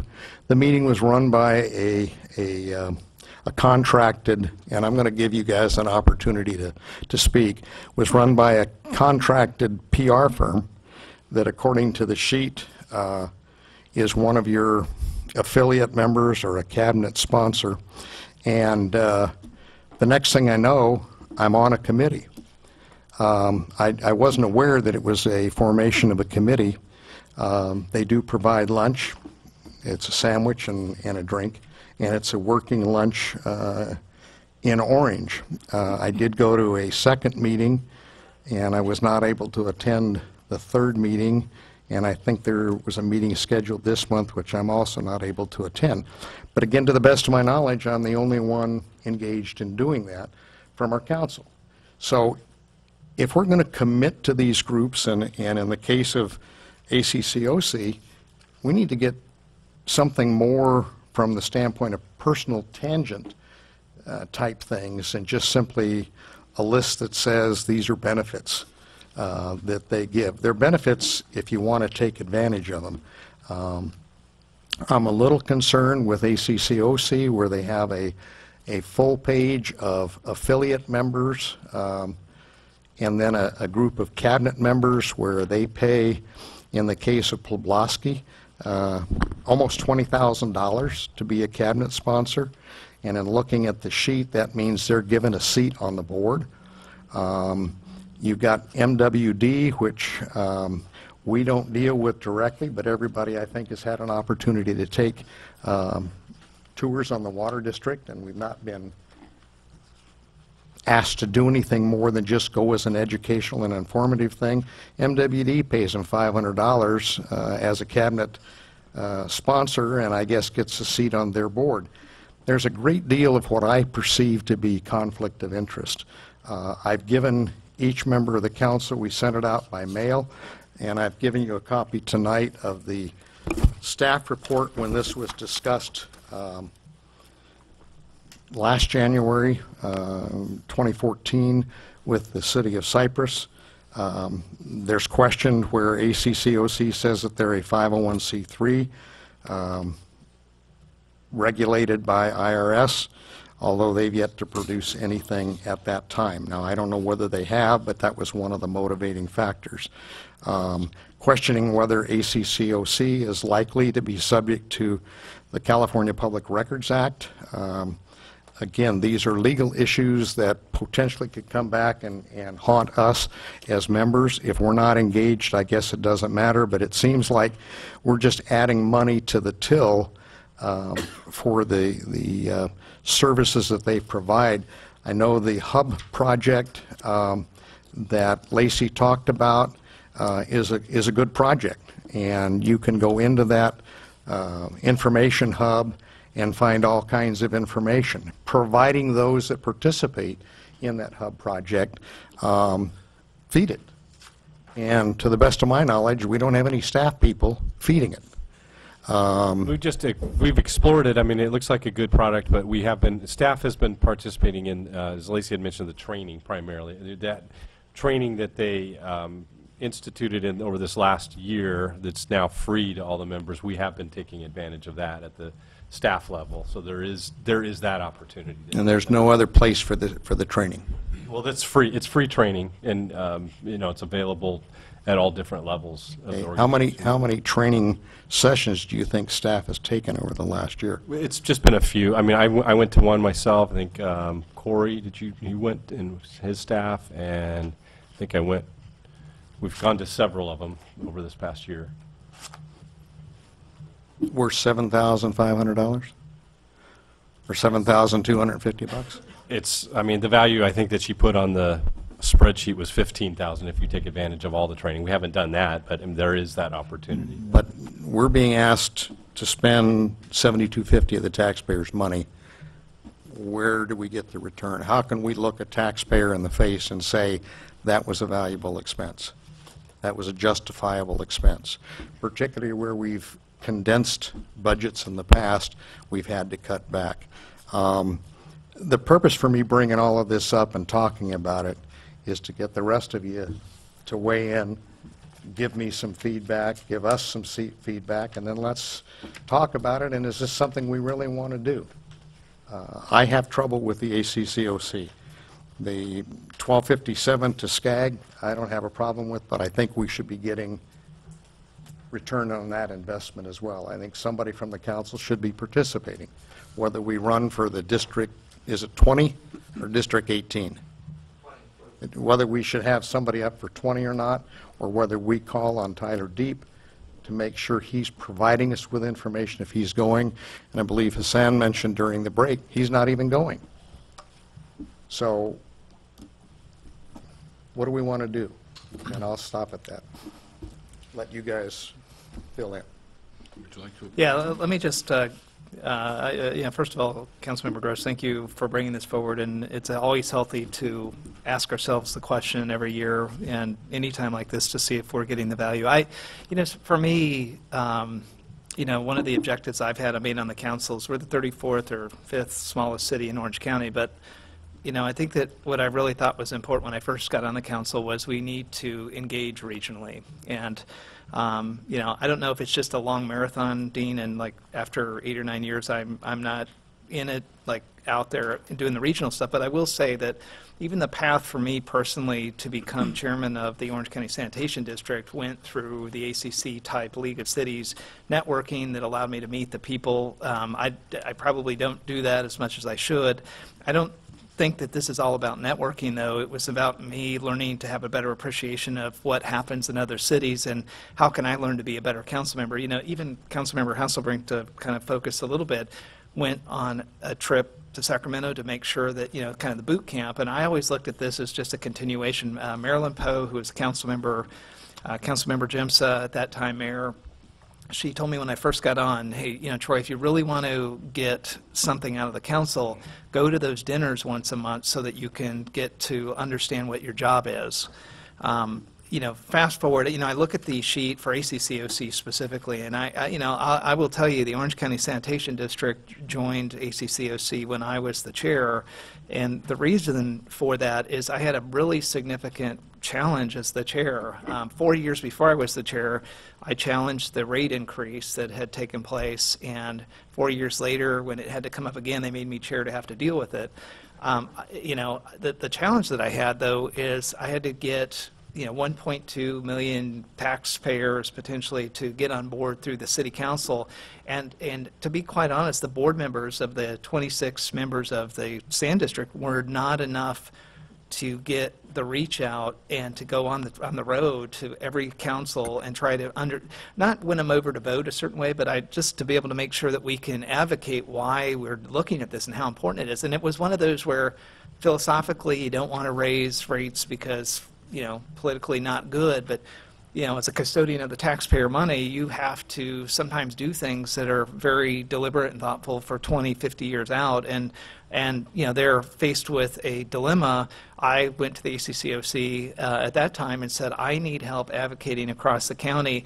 By the way, I'm from the 34th smallest city in Orange County. I don't have too much influence, in that component. So when it came as an opportunity, I will say out of convenience, we pushed into the Orange County Sand District. Now, we never fought for a board seat or anything like that. I think that surmises a different level of complexity and why people get involved with this. This was purely for us to be able to plug into the base of people. I will also say, when you look at their affiliate members, it is an interesting mix of public agencies and companies, private industry. And if there's anything that I say that I hear out there that's a little bit critical of ACCOC is that cozy, comfortable relationship between private industry serving on the same boards as public officials.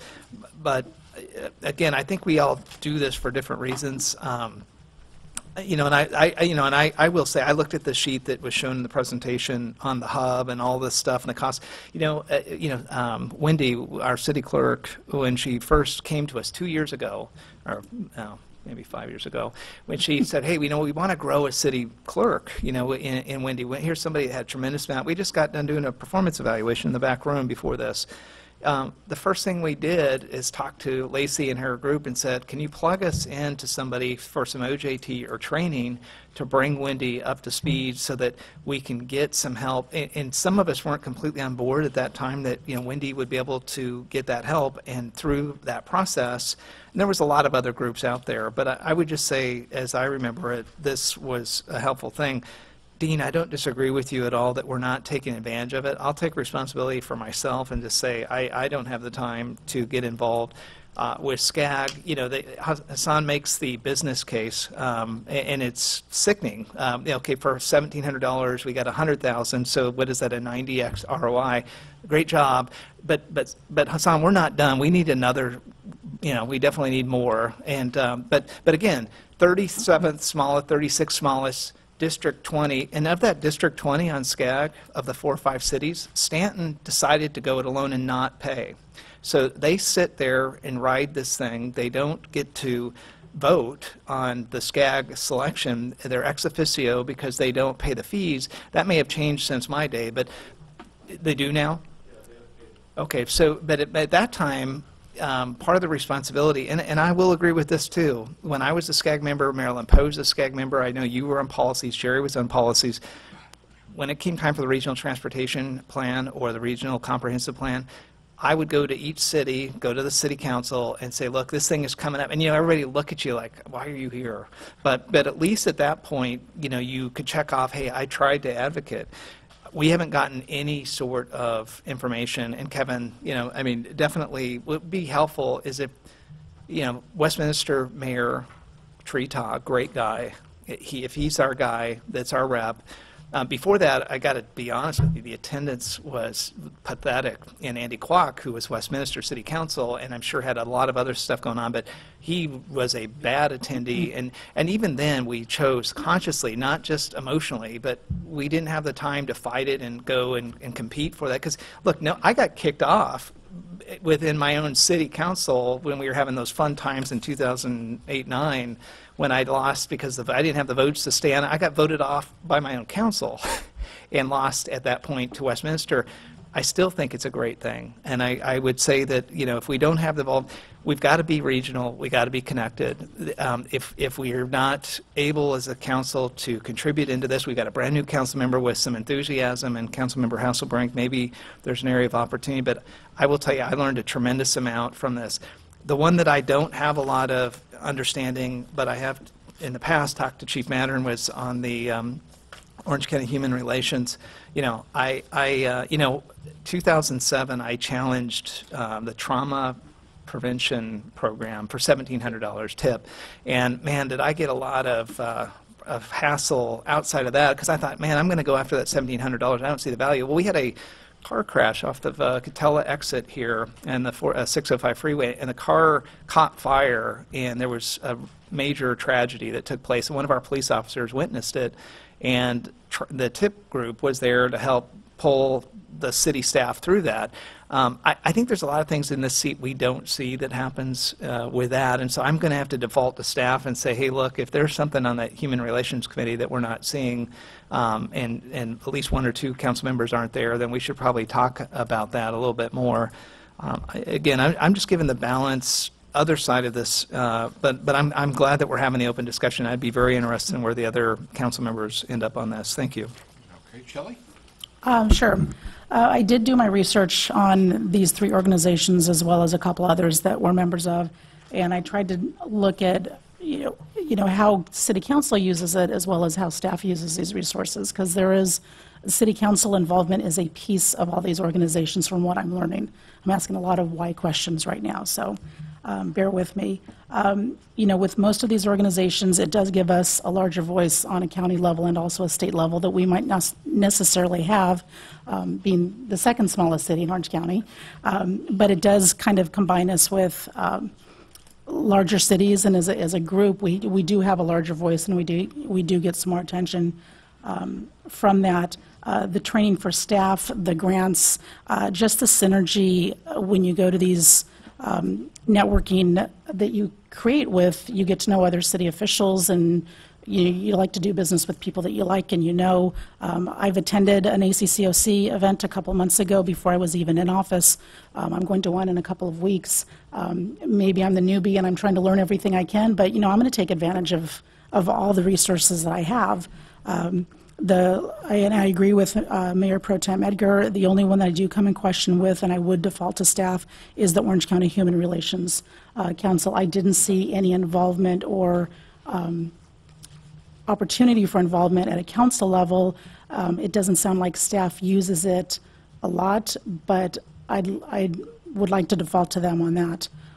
But as far as these other organizations and including the league, you know, there's some tremendous resources out there that we would necessarily have as individuals, and I'm in favor, at least, you know, give me a chance to get involved, and maybe next year I'll come back and say, oh my goodness, what did I do?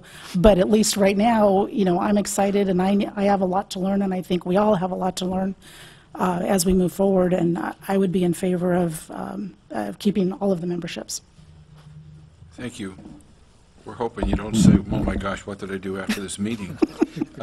Warren? Thank you, Mayor. So I'll just kind of take things in reverse order. So with respect to the Orange County Human Relations Commission, I guess as other council members have said, so deferring to staff, how do we take advantage of their services? Yeah, I'll let Chief Mattern explain that.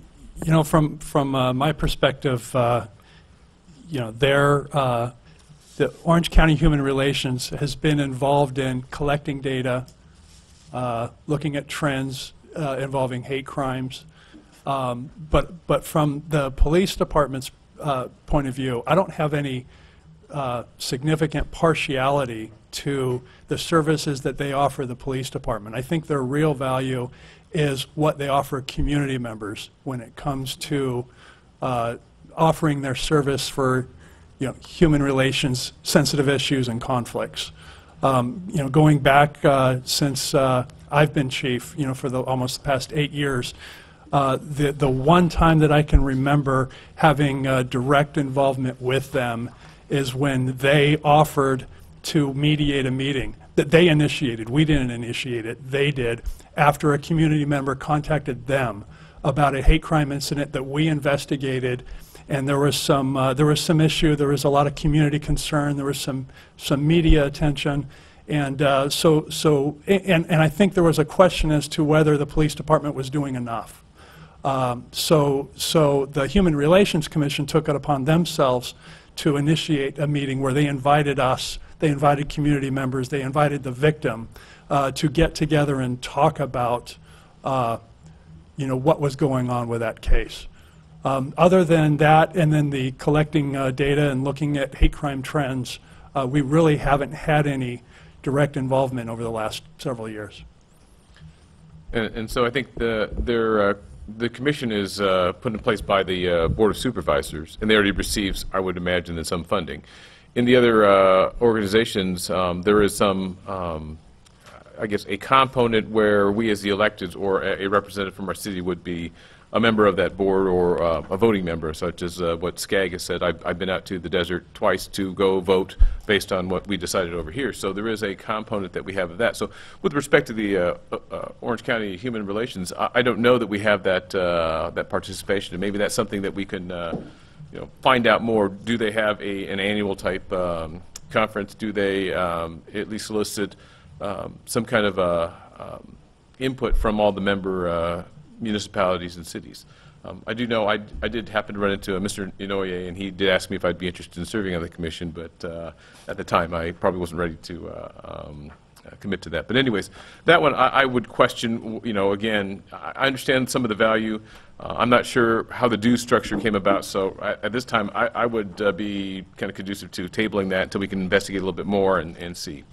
With respect to the SCAG, I know that Kevin Gilhooly was had several times asked me to participate, and being towards the end of my term last year, I was not really keen on committing to anything. So I think now that I've got a fresh restart on 4 more years, certainly to the council's you know, information, I would be happy to try and figure out how I might participate and as some representation for us.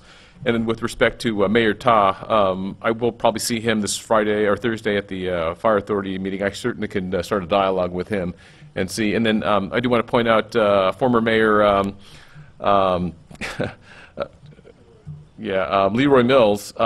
He had asked me several times to participate and look at being that regional representative.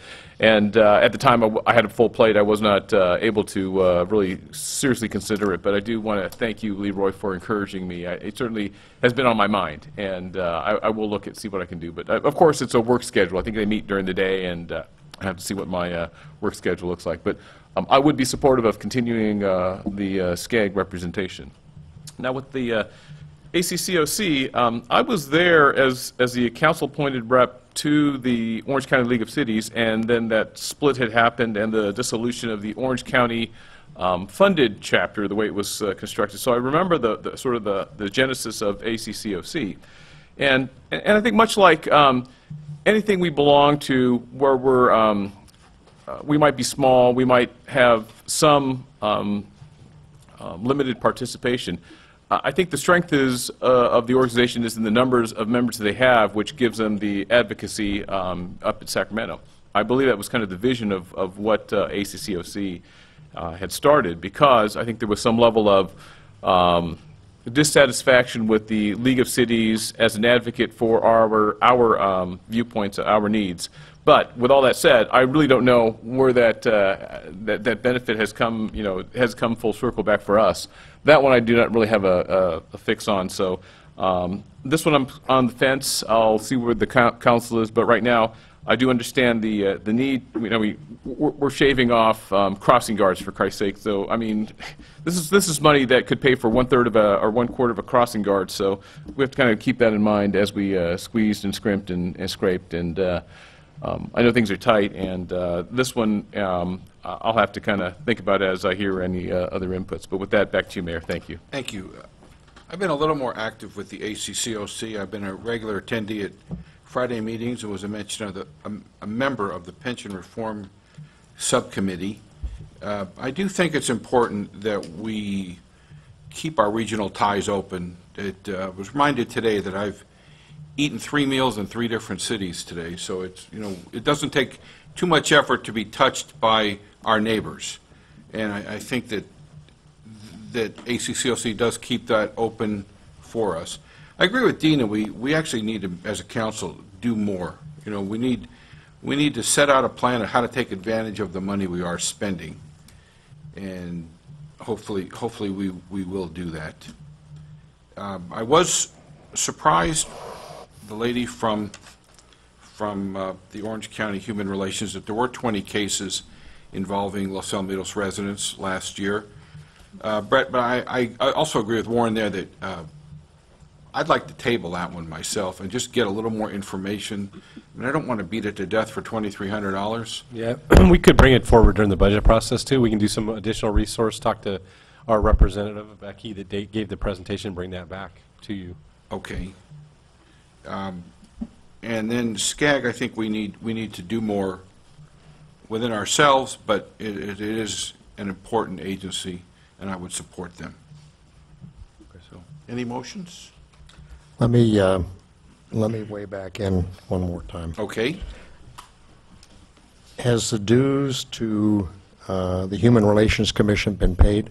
No, none of the 3 that are on the agenda tonight have been paid. And we put in the background the last time that they were paid, but we have the ACCOC is due for the next calendar year.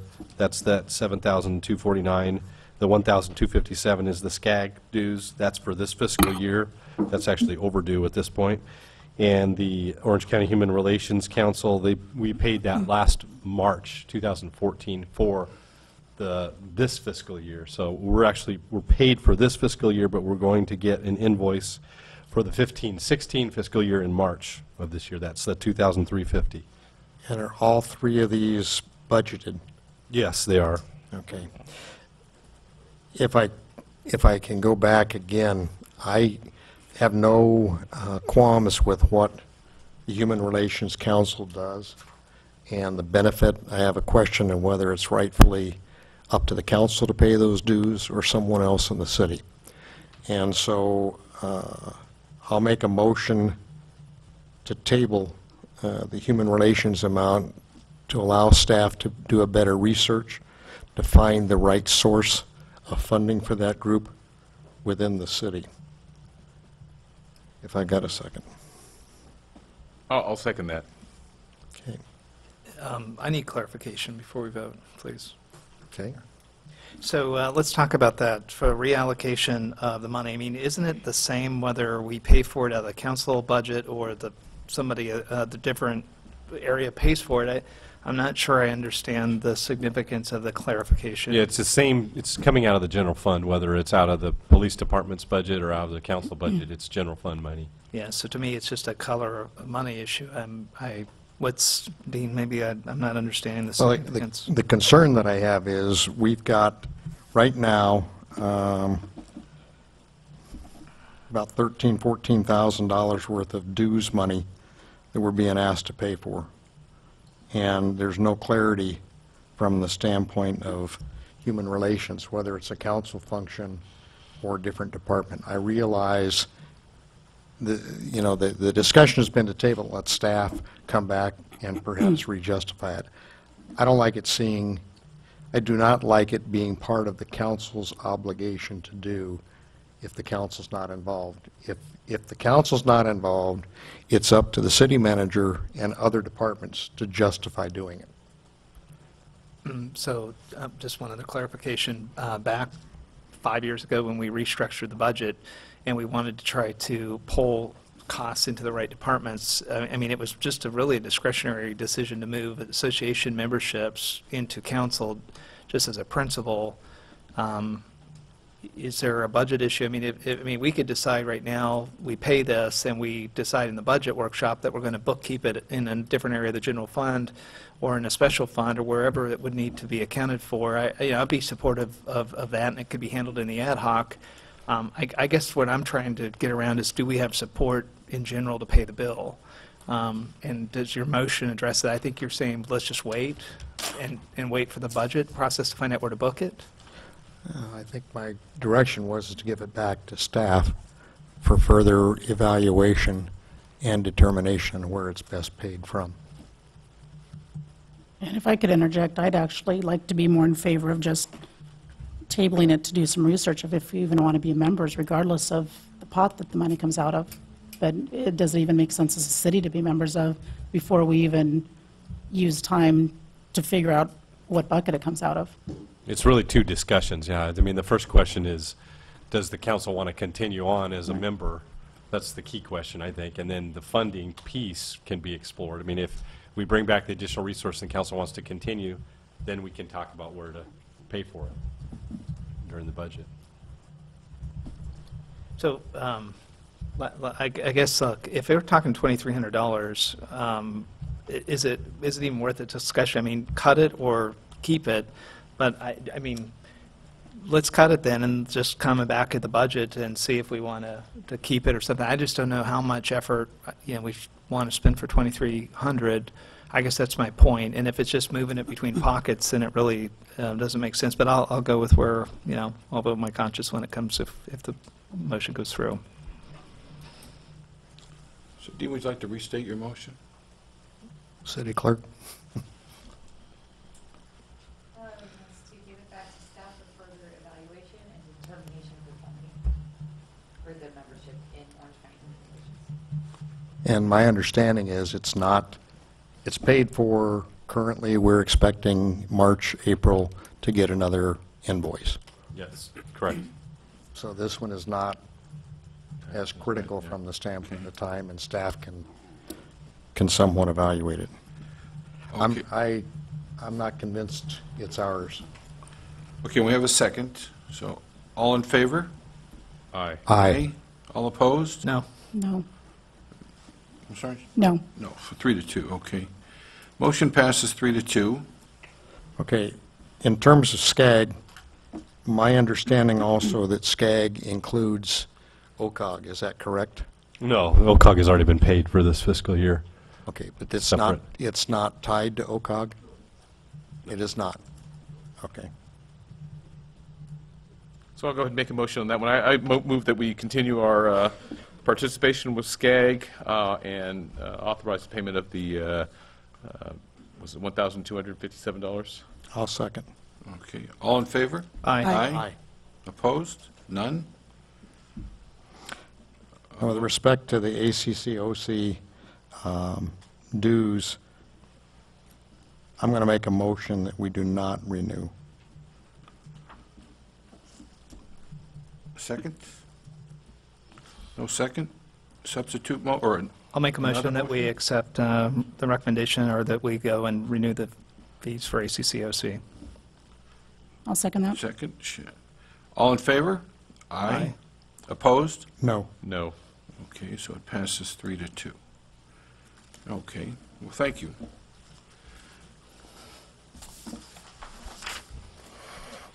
You're on to ordinances. No. No, we're not. One more. Yeah, one more. I forgot about that one. Hang on. So we're Item going to J. J. Staff report, please. Thank you, Mayor and City Council. This item was brought before you at the request of the Cable Commission. At their last meeting, the Cable Commission gave staff, myself, feedback that they wanted to have their meetings at a later time, and that recommended time is 7 p.m.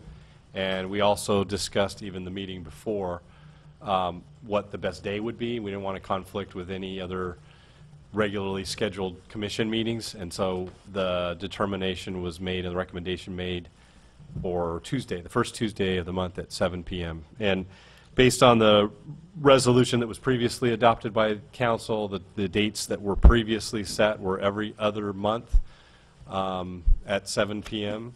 on Wednesday. But the practice, as has been discussed tonight, was to have the meetings on the second Thursday every month at 4 p.m. So Cable Commission did vote to make this recommendation, and that is why I have brought it forward to you tonight. And it is the recommendation to move it to first Tuesday at 7 p.m. and approve the resolution that's included in the staff report. Dean, you pull this, right? Yep. I kind of question, and again, this is one of the sticky issues that nobody wants to own up to, but the original resolution back in 2007 was that they would meet on the third Wednesday of each month at 7 p.m. Actually, the original back in 2007, the resolution that was last adopted by the council was every other month, so 6 times a year. Yeah. Every other month. At 7 p.m. 7 p.m. Yeah. I'm reading from your staff report, first paragraph. So somewhere in that process, through prior city managers, it got changed to 4 o'clock. This group meets in the back room. So it's certainly not public. It's certainly not convenient to the public.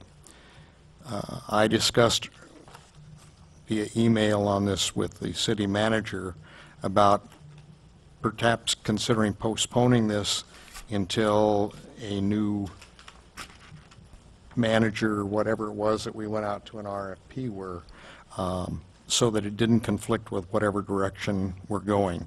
It's clear from the speakers tonight that doing this at 7 o'clock on the first Tuesday of the month certainly is more beneficial to the membership. It's also more beneficial to the community to attend.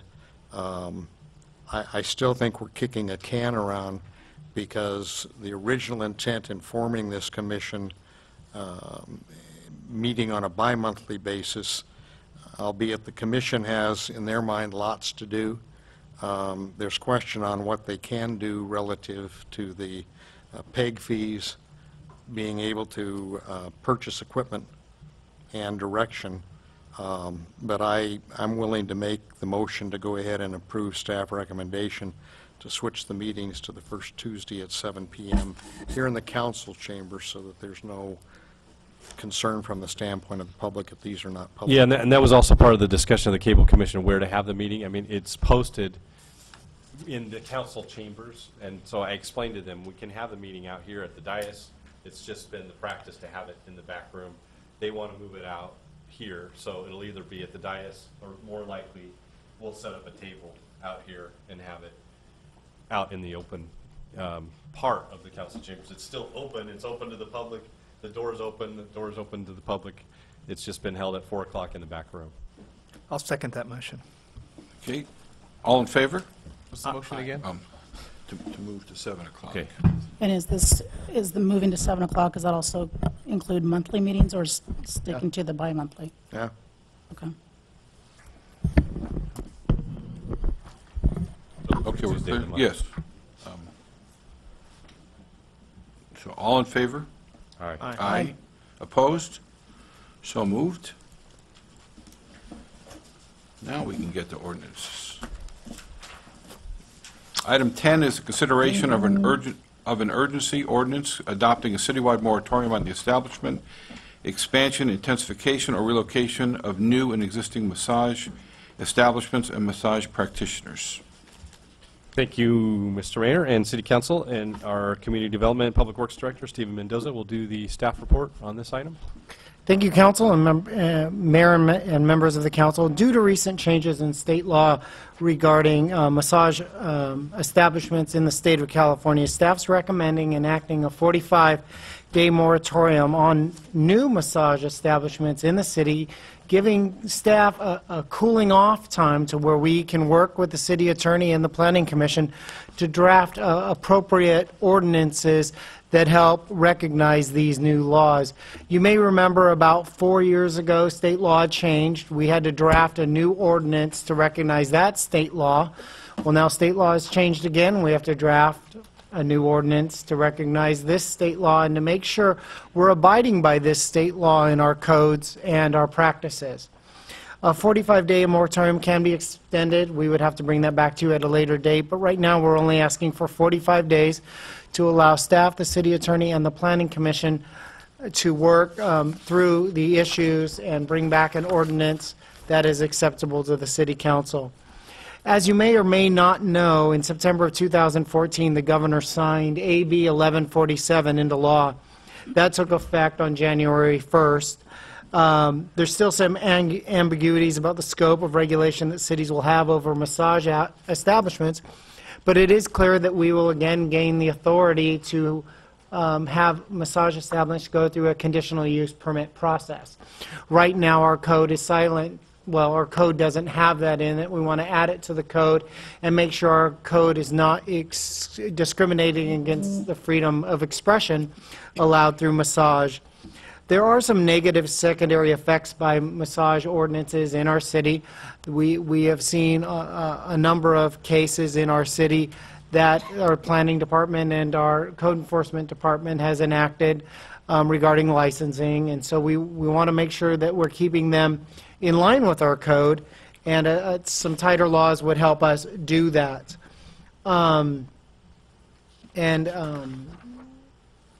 This exempts a few people from the moratorium, though. A person that has a business license in an existing establishment is able to go at another Los Alamitos existing establishment. We don't want to discriminate against a masseuse that is good and does everything by the book. They can still move from massage parlor to massage parlor if they wanted to during this moratorium. It just stops us from allowing new establishments or a new storefront, for lack of a better term. So it'll give us a cooling off period where we can study this and bring back an ordinance for approval by the City Council.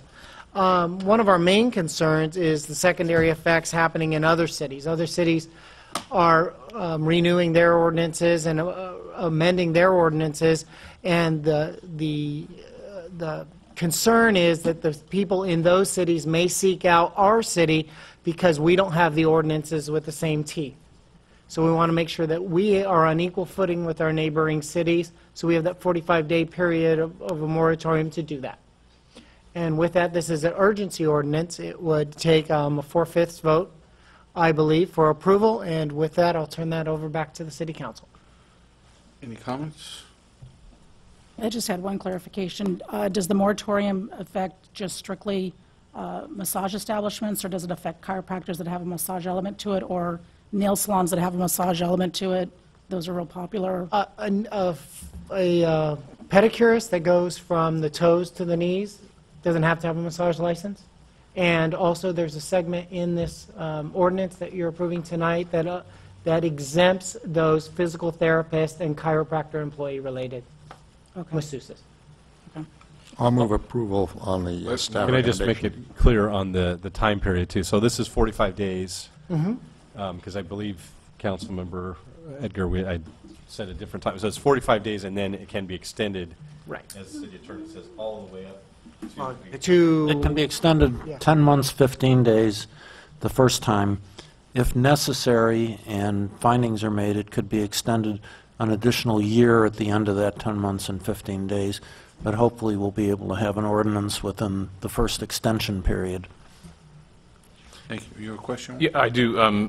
Thank you, staff. So, question, Stephen, is this kind of basically a rewind of what was put in place several years ago? Kind of. Okay. Yeah, we lost some control. We gained a little bit back. Okay, and then I think what you said about if there is an existing establishment that's governed by whatever the permit that they had received at the time, that doesn't change, right? And this is just, like you said, preventing a new establishment from for being, what, granted a business license? Well, I don't want to say that this is going to govern the future. The next ordinance that we bring Okay, I back understand. to you Right. will govern the Right. future. I understand. So it really has no effect on existing permitted businesses? Correct. Okay. I just wanted to get that clarification. Thank you. With that, back to you, Mayor. Okay, Dean, were you in the beginning to make a motion? I'll move approval of the recommended action. Second. We have a roll call vote, please. Councilmember Gross. Aye.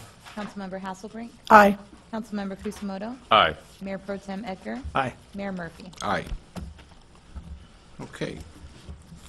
On to discussion items. 11A is a consideration of Los Alamitos Boulevard revitalization project community outreach scope of services prior to releasing request for proposal. Thank you, Mayor and City Council. In this item, I'll have Stephen go into the detailed report, but this item is being brought forward to you to, again, it's generate the scope of services and eventually get direction and approval from the City Council on the scope that would get incorporated into a request for proposal. And there is $40,000 included in this fiscal year budget based on the direction from the council during the last budget process to go out with a community outreach project on the Los Alamitos beautification or the Los Alamitos Boulevard revitalization project. So we thought this was an opportune time to bring the council up to date or also discuss any history and get feedback from the council on the scope of services. And Stephen has put together a detailed scope of services draft that's included in the report for your consideration. So I might have taken a lot of his report this time, but Stephen can give the staff report. Thank you, Mr. Mayor and members of the council. Since 2011, the city of Los Alamitos has been contemplating a vision for Los Alamitos Boulevard between Catella and Cerritos Avenue. Towards that effort, the City of Council budgeted $40,000 for outreach related to that project for this current budget year. We're in January, so it's probably the opportune time to start thinking about how we want to use that $40,000 towards outreach. It's also an opportunity time to discuss and reintroduce the project because I think the current City Council has some new members. Some faces have changed on the council, and we haven't discussed this project in quite a few years. The scope of services was first developed in 2011, which led to the release of a request for proposal. If you remember, we were at this point in 2011. Much has changed since that time. Again, there's new staff members, there's new council members, and the faces have changed. So staff is requesting that the City Council consider the attached scope of services and provide input prior to releasing the request for proposal. I want to give a little more background on the Boulevard project. There's been a lot of words used, things like creating a new downtown, things like beautification and also revitalization. We really think the Los Alamitos Boulevard between Cerritos and Catella is stale. We really think it needs a kick in the pants. We really think it needs some revitalization. The council was able to benefit from a grant from SCAG in 2010. It was $90,000 to $100,000, which provided a consultant to do some visioning for the project, and that included some outreach that supported the direction of realizing that Los Alamitos Boulevard was a place for small business. We didn't have the parcels for a Kohl's, a Toys R Us, or the like, that it really was a place for small business, and it had a walkability aspect to it. But there seemed to be a prevalence of automobiles over people, and bicyclists, and pedestrians. And the study, which was done in this document, if you remember, the Los Alamitos Boulevard Catella Corridors Plan, did necessary outreach to get council to a point where they were comfortable with taking a look at the boulevard and maybe tweaking it. It had two plans in it, a curvilinear plan and a straight plan, that brought the curves closer together or did what is called a road diet. It shrunk the road and expanded the pedestrian areas. It also allowed street furniture and a visual aesthetic change to the boulevard to make it so a pedestrian could walk from Green Street over to Shenandoah and not feel like they're crossing a highway. And it created an intimacy along the boulevard. And I think this is the first step, tonight's the first step towards going towards what that plan is. And with that, I'll turn it back over to the City Council. Thank you. We're open for public comment if anybody wants to speak. Seeing none, back to the council. Would you like to start? Sure. I'm very encouraged that we've been able to finally take steps towards this project. I think really the steps kind of granted back to the last year's City Council when they actually approved the budget to be able to start moving forward on something like this. I think, too, out of respect for Councilmember Hasselbrink, as we're starting to get closer to this, and I think I obviously did not bring this forward, but I think I want to take advantage of the opportunity, and I've told you this outside here too, and anything that I can do to provide the history or the background. Probably the interesting part about this is we're getting ready to do the outreach, and and I think this is the right time to ask ourselves, do we all really understand what we're outreaching for still? When we started going forward with this before, I've started to get a lot of concern from students. My son is just finishing up at Los Al High, and I'd go to board stuff and school district stuff, and people would go, man, you're the guy that wants to constrict, the street there and cause a traffic jam to get into the high school. It's already bad enough. And, my response to that was, we've had traffic studies that shows mathematically that these two plans that were on the table do not constrain the traffic flow and actually take it from a grade rating of a grade ABC, let's just say C, and upgrades it to maybe a B minus. I'm not going to be too over-optimistic. And I think, Stephen, what might be helpful through this process is to re-educate the council members at some time. And maybe sometimes I think we got to slow down to take a good forward step. So I'm very supportive of what we're doing, but I think that there's some components we need to remember what we were trying to outreach to overcome. The perception of also kind of common thing that gets told to me, hey, yeah, downtown, there is no downtown. And, hey, there was a downtown idea, and that's what was now the back of Spin Pizza, and that didn't go too far. And again, I would just say directionally and philosophically, I agree.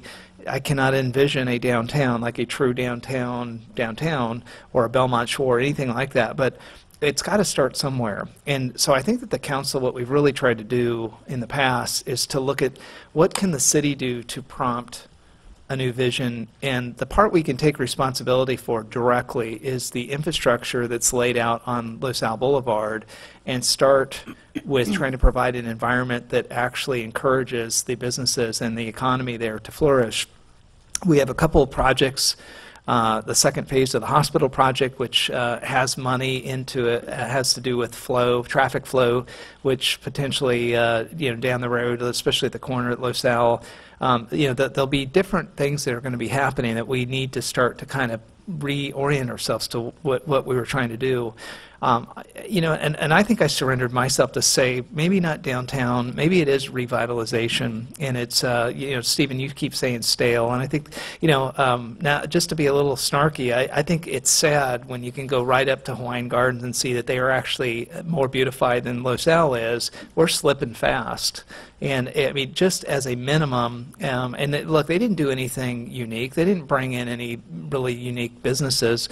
They started at the infrastructure level, started putting in better streets, mediums to actually bring some character to the area of an area that was very blighted. They had unique revenue sources, which we don't have. But I think that there is a lot of areas of opportunity that we should take advantage of. And so I guess, just so I don't go too far, I think that we had to find a way, whether it's a reorientation of kind of, unless everybody feels good and they've tracked it and they're still with it, to start with the blueprint process, see what was the vision we were trying to do. What was, if we read back in this council, Warren and I really had some tough times on this, philosophically healthy tough times, reflecting what we thought the community was saying at the time. What was that? Let's talk about it before we commission and spend money to tell you, we probably have to freshen up. So what I'd like to be able to see at some point, and I'm open to whatever we want to do here, but I'd like to see a kind of a community open house, and even if it's just us with the boards on the wall, talk about where we're at and try to come up with a reconfirmation of directionally what we're thinking of, and not paint ourselves into the corner to say we know for sure, and be careful of branding, because you say beautify is one thing, downtown is different, revitalize. I don't want to get hooked up in it. It's stale, and we don't, we need to move forward, and so that mirrors kind of my perspective on this. And like I said, I'm really encouraged that decisions last year with the previous city council, including Jerry and everybody that was there, I think it's finally starting to come back, and hopefully we can find middle ground to move this forward. Thank you. Thank you for that. Warren, you were also here? Yeah, I do want to thank you, Mayor, and thank you, Mayor Pro Tem Edgar, for bringing this up. I think what I heard the Mayor Pro Tem say, and I'll let him comment after I kind of get this out there, so correct my understanding. This project, when it was really kind of moving along, got kind of, I'll say, sidelined a little bit, and there was a money component as well. So as Mayor Pro Tem has said, we did budget for this in the prior council, so we do have the money.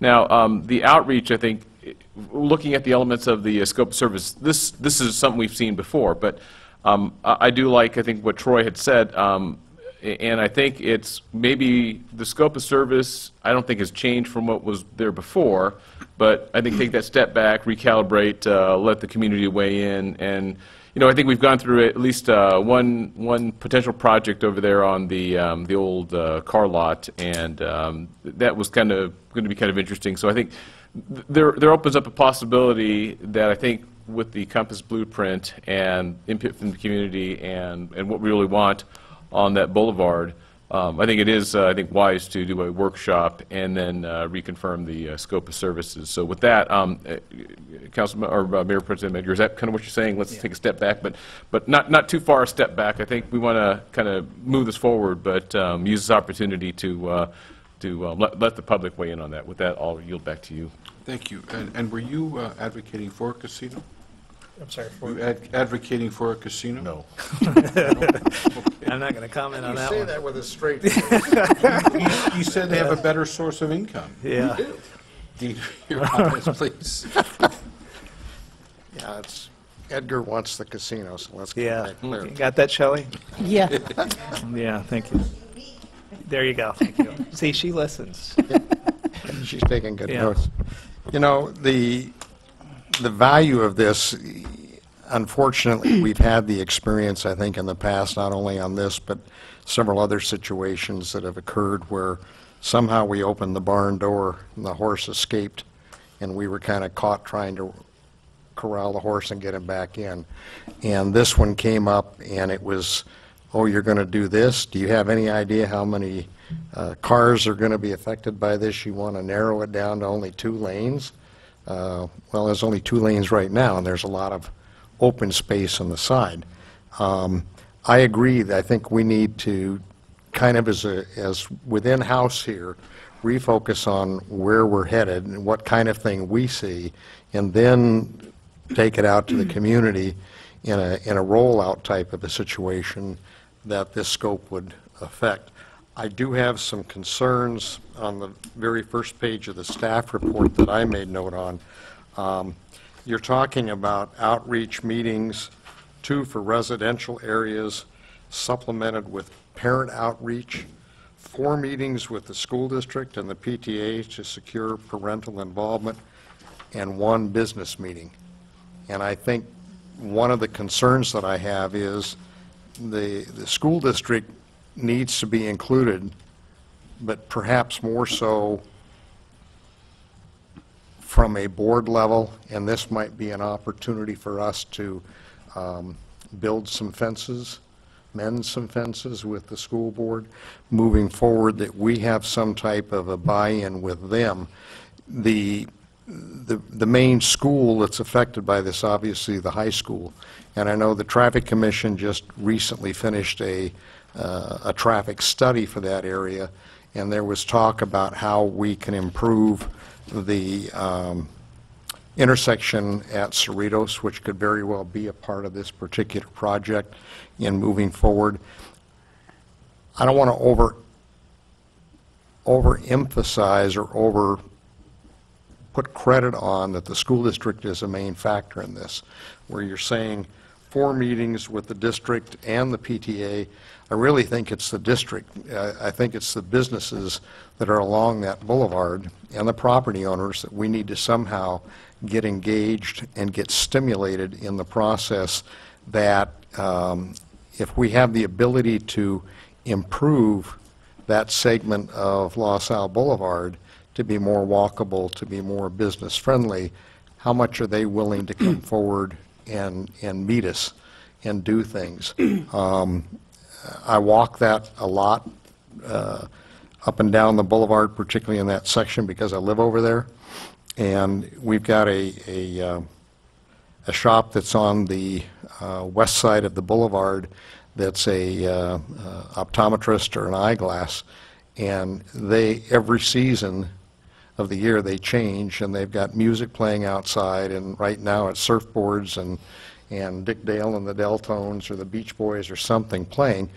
And when Easter comes up, there'll be Easter stuff out, and they do a lot just to brighten up their little segment of the boulevard.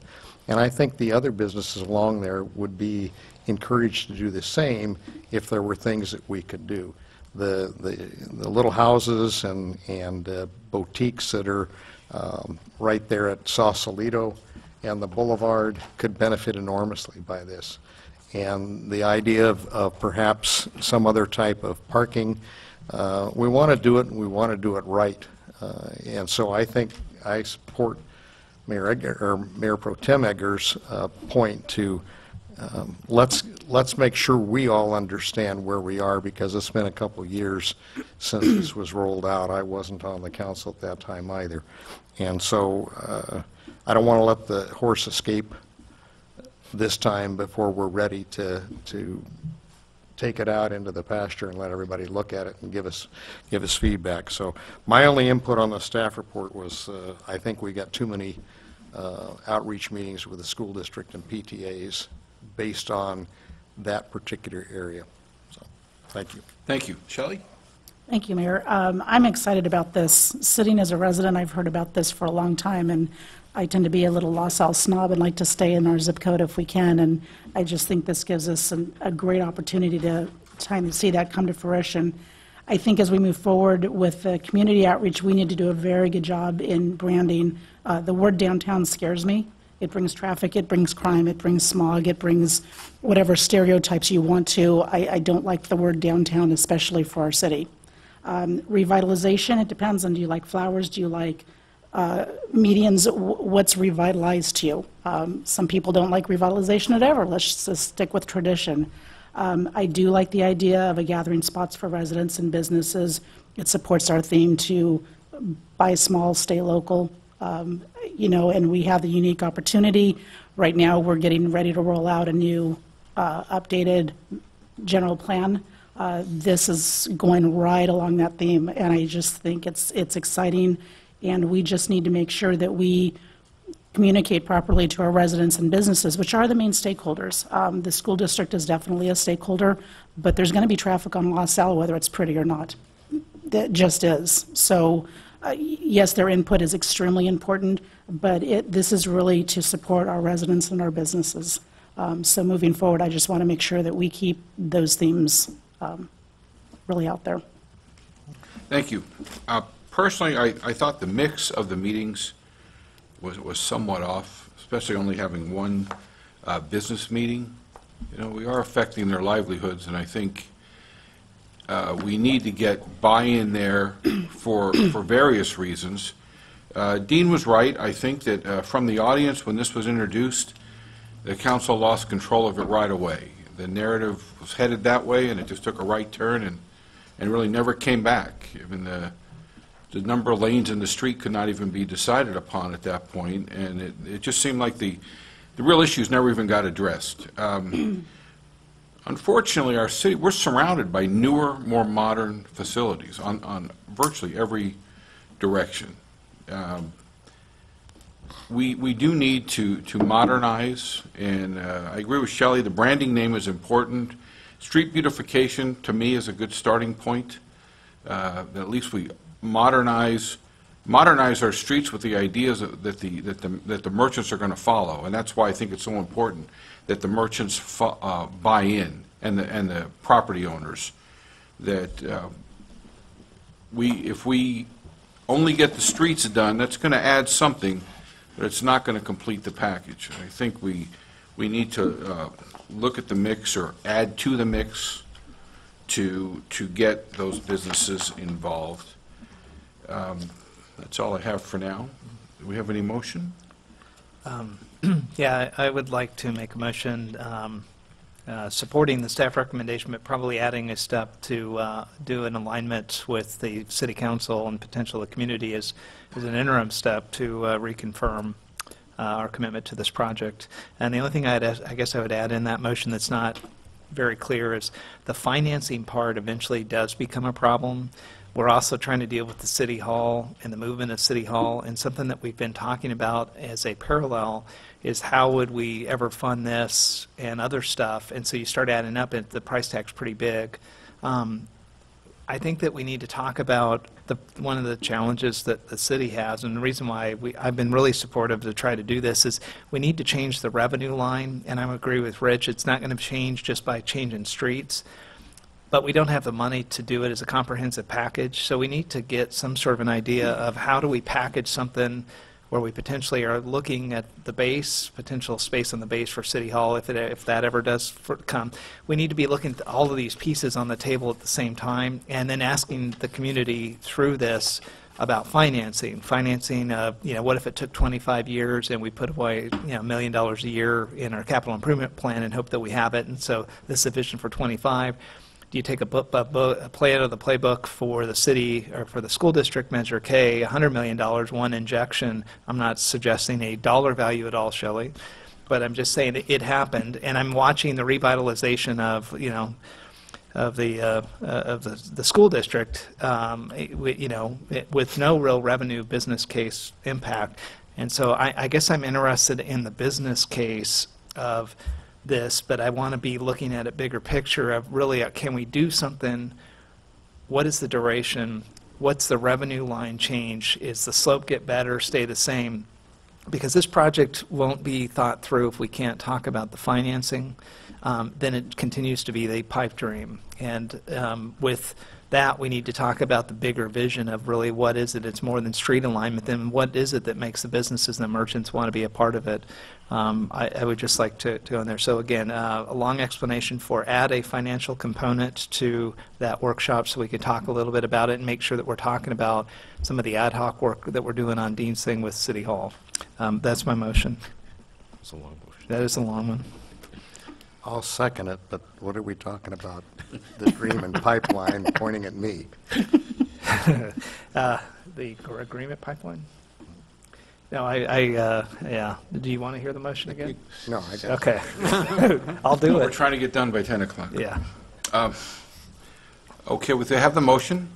All in favor? Well, can we get clarification on the motion? Sure. Well, I know it's long, but Yeah. Let me see if I think what I heard is go with staff recommendation, but conduct or include I wrote down here, council/public workshop prior to the release of the scope of work. Does it sound like kind of what you said? And add a finance component. And a finance. Yeah. I'm good with that. Okay. Okay. And let me ask Stephen, you have clarification? I'm looking at my boss and saying, I need a little money for that workshop. We have $40,000 in the budget. The last time we did an expensive general plan outreach, it was about $7,000. I would think this to do any posters and advertising or anything would only be about $3,000 to do such a thing. So if I could have 3 of that 40 to spice up some of the drawings from the Compass Blueprint program, even one copy of this is $35. So to have that kind of paraphernalia available for that date, Just eroding your money then. You're eroding the 40,000. Yeah, well, let me ask before I just say it. I'm super excited. I don't want to let my excitement get ahead of me. So the one part is I was thinking just as an informal discussion and open up to the community and just say, hey, look, we're going to reevaluate all of our deliverables that we've already paid for, reorient out of respect with Shelley, get her close to maybe she get from her opinion where she's at, see if we're all aligned before we start really spending money. I was thinking, just for myself, this was going to be a little bit of a meeting light with an invitation as we normally would to publicly notice. Public workshop. Yeah. Like we've done. Standalone workshop. Yeah. Okay. PowerPoint type thing would work great. If everybody, so that would be my motion, unless anybody really wants to take that on a little bit. That's how I was looking at it too, not so much a presentation, but more, this is what we want to do, you guys are the stakeholders, we want your input.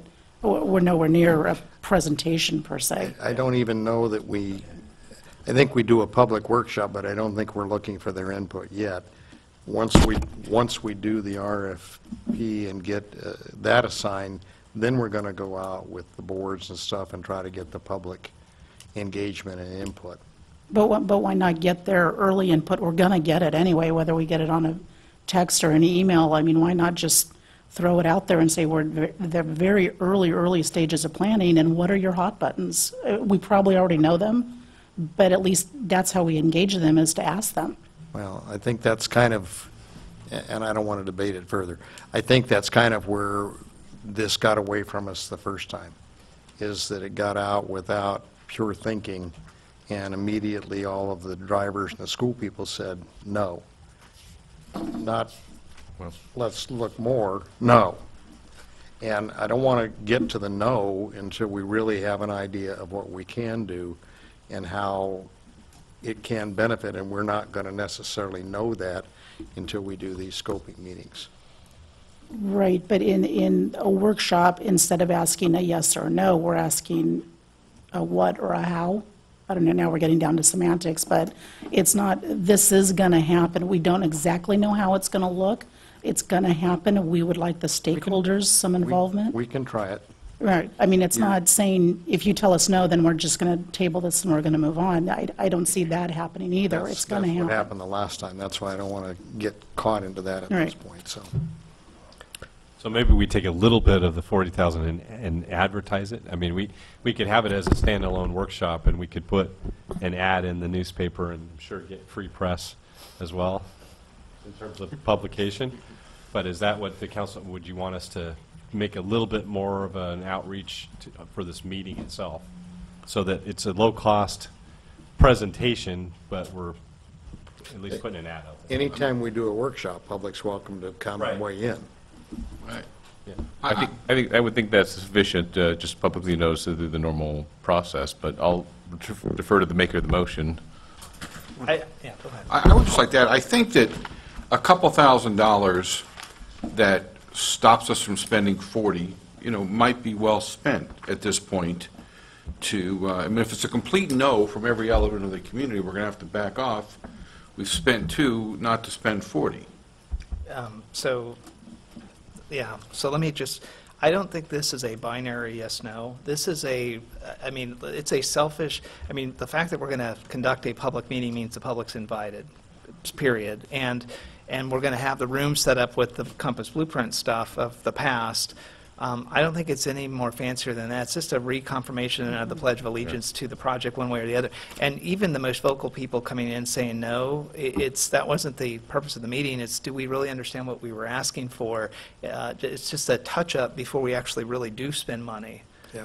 And because really the answer is going to come at the end of spending this money. I mean, that if we've done the outreach right, that's going to be facilitated down to where we're at. But so again, I reiterate my motion, and I would like to try to move it forward if we could. Did we have a second? Warren, did you second before? No. Dean did. Dean, I'm sorry. Okay, we have a second.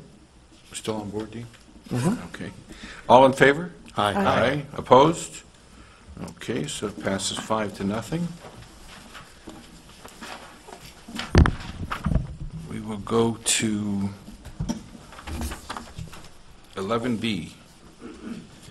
Thank you, Mayor and City Council. This item is First Amendment to Professional Services Agreement with HDL. This is being brought back at the request from the council. We had gone to the council with this recommendation and a staff report back in November, and this is a follow-up based on the direction that we received at that meeting and the recommendation from staff to present to the council tonight. So with that, I will introduce our Administrative Services Director, Jason Alimam, and he will give the staff report. Good evening, Honorable Mayor and members of the Council. Staff is proposing to add the Business License Administration function to the contract with HDL. As Brett mentioned, in November, staff brought this item forward for Council consideration. However, it was requested that staff bring back the item for further consideration, along with additional information related to or involving how our business license fee compares to surrounding cities.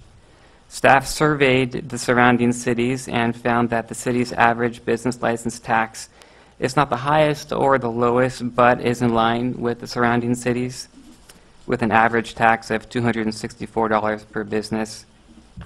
Some of the advantages of outsourcing the business license function are listed in the staff report, but I wanted to highlight, in my mind, the top 3 reasons, advantages. One, it'll provide an increased service level to the public due to the ability to pay online and by phone. Also, second, since HDL currently provides sales tax and property tax services to the city, HDL will be able to link the databases to ensure that all businesses in the city have the required business license. By doing so, this will generate new permanent and ongoing revenue, which will likely more than offset the cost of outsourcing and provide additional ongoing permanent net revenue to the city. And third, outsourcing the function to HDL will allow staff to focus more time on other city duties, such as answering inquiries from residents and businesses and working on special projects and that sort of thing. We've done some reference checking, and client references have been very positive. We also discussed the issue with the Chamber of Commerce, and the feedback from the Executive Director and the Chairman of the Board was very positive, and it was noted that the Chamber appreciated being kept in the loop. In November, there was some discussion regarding a potential amnesty program, and so staff wanted to seek direction from the Council on a potential amnesty program. The program could provide for waiver of penalties assessed for businesses that are identified during the discovery process upon full payment of the regular licensing fee. In terms of the fiscal impact, the amount budgeted for 14-15 for the current year is sufficient to cover the cost of outsourcing. The ongoing net annual cost of $16,600 will be accounted for in the 15-16 budget, and a majority of that cost may be funded with monies from AQMD. We get about $14,000 a year in AQMD monies, so some of that could be used to offset the cost. Also, HDL estimates that the city may receive up to, typically they see 15% of your annual revenues come back in terms of their discovery process. So 15% would be roughly $82,000, and after in year 1, there's a 40% contingency fee paid to HDL for the monies found through the discovery process. So that would equate to $50,000 in new revenue for the city, which would go back up to 82 in years 2 and so on. That may be on the high end, but I think a reasonable range is to estimate between 20 to 50,000 in terms of the city's share, in terms of ongoing net permanent revenue. And so the recommendations before you are, one, to consider authorizing the mayor to execute the amendment to the agreement with HDL to add the business license administration function to the contract. And the second recommendation is to provide direction to staff regarding a potential business license amnesty program. With that said, I'm available if the council has any questions, And Robert Gray from HDL is also here, in case the council has any questions for him as well. Any questions? I'll go ahead. Warren? Thank you, Mayor.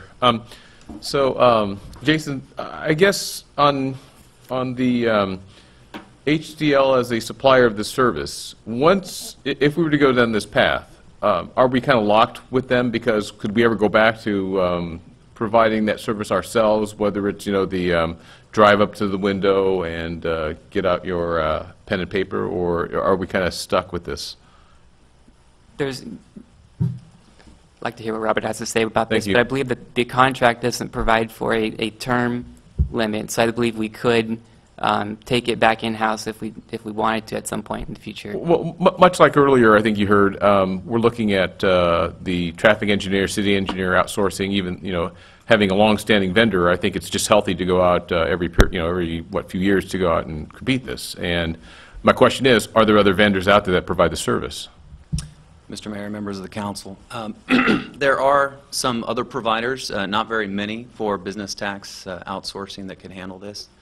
And HDL is unique. We've been around for 30 years, founded by a prior city manager and finance director, and have been dedicated to local government ever since. We serve about 360 municipalities in the state of California and in some other states as well for business license, software, sales tax, property tax, all sorts of things. But I think the answer to my question is there are other vendors. If we were to put out an RFP, certainly you'd be invited to bid as well as anybody else that has that meets the criteria. So that was really my question.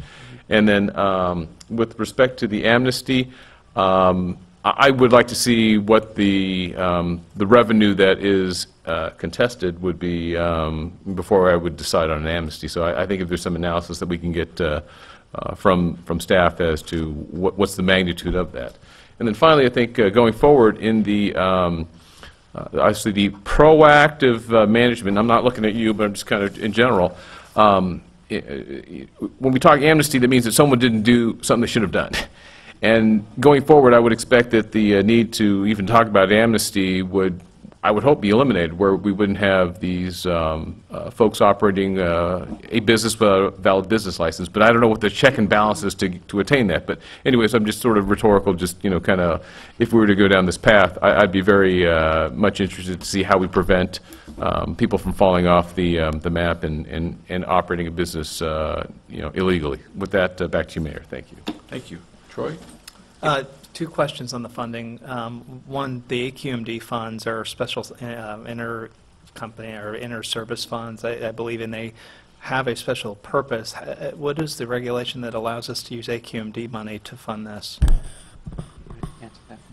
Actually, Stephen had brought this up. Reduction of trips is the idea, really. So if we can set up kiosks throughout our civic center facilities and reduce the trips, then we should be able to use the AQMD funds. Yeah, that's interesting. We always seem to have a hard time spending AQMD money, so it seems like we found a way to do that. But second question I have is, and this is really in Warren's area of expertise, back in the old days of purchasing services, doesn't our procurement ordinance require us to compete for services? I mean, this seems like a sole source contract that we haven't put out.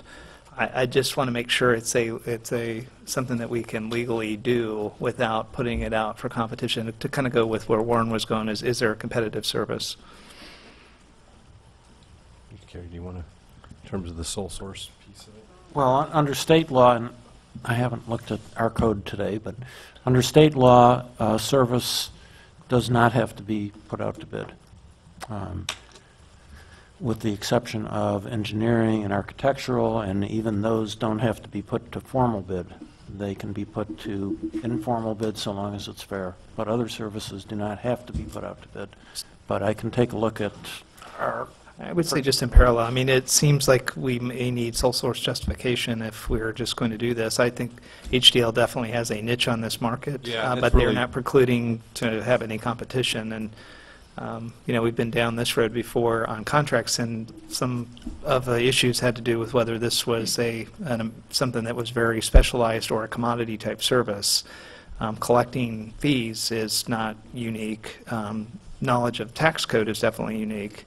But I just want to make sure this is a legal transaction. Yeah, and the uniqueness about this with HDL is that they currently support us on both the sales tax and the property tax, and this would add a third. So they have our data, and no one else has both of those pieces in it. There are competitors that do all three. I mean, in the previous council agenda item up above on the city engineering 2.06 in the municipal code, I think it talks about. I mean, Warren, this is the one that 2.6, you and I had fun with a while back. So I think that was the one I'm probably most focused on.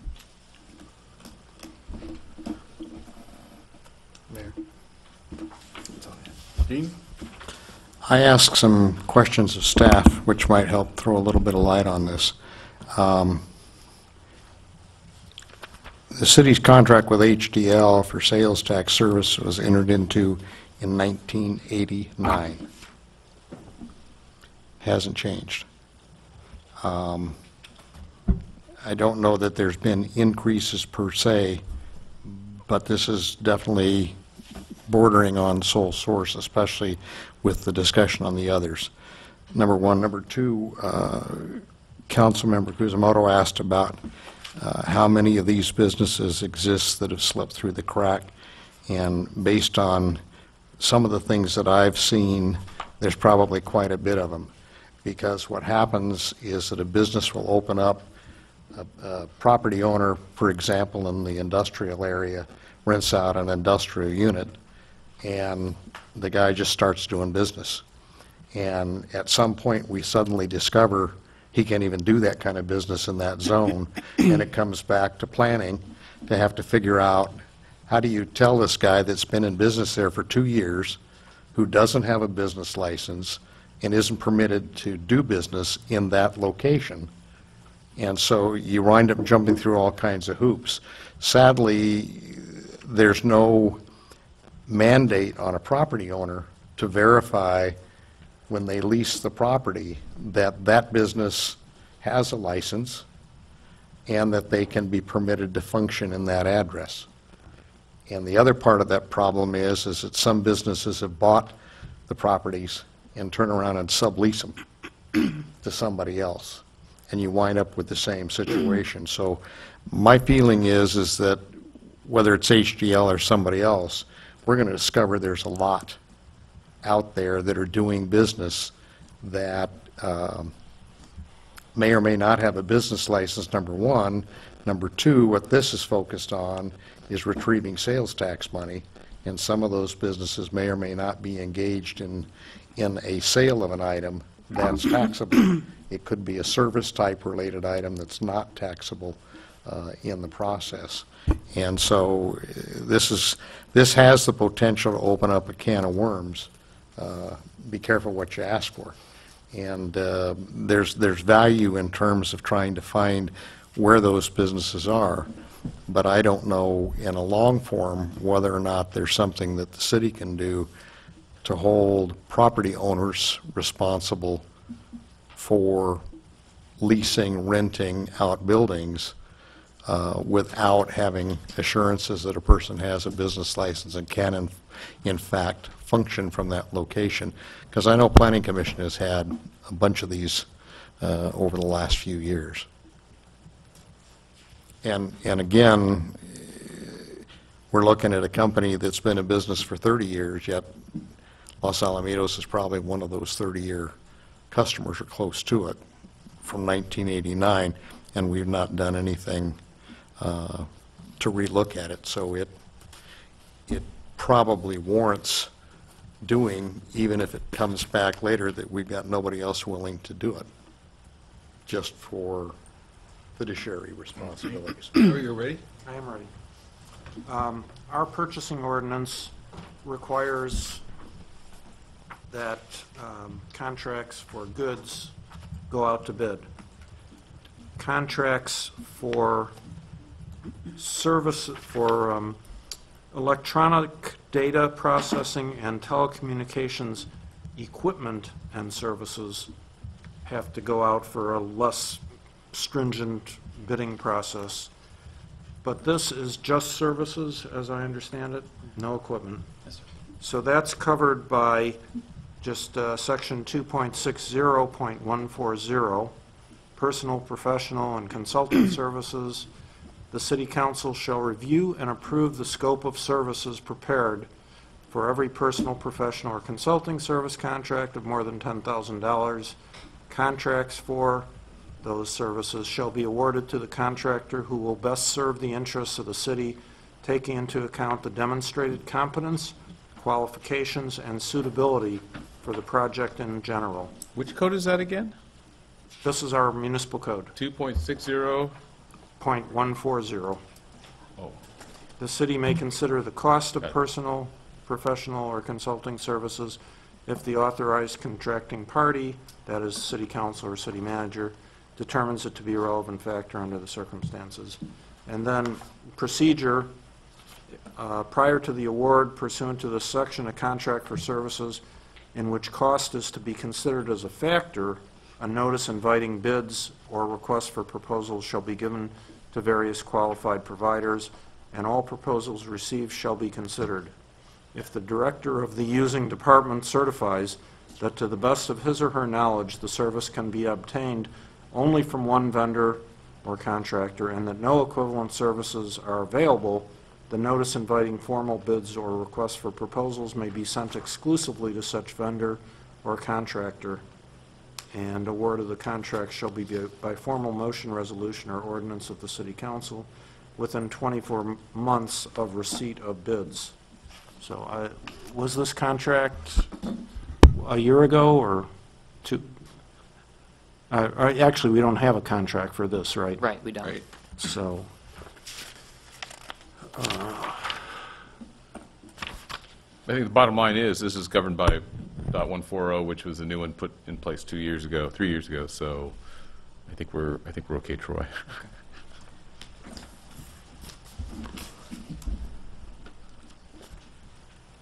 Okay, Dean, didn't mean to cut you off. I've got a couple of other questions. One, on looking at the proposed amendment to the professional services agreement, there's a discussion here, and I think, and what I'm not seeing in here, maybe I'm just not catching it, we're going to be able to pay, businesses will be able to pay online. So I assume that's either through a bank draft, online bank draft, or that's through a credit card. If it's through a credit card, there's a fee. Who pays the fee? If there are credit card charges, the city would pay the fees as they would for accepting credit card payments at City Hall.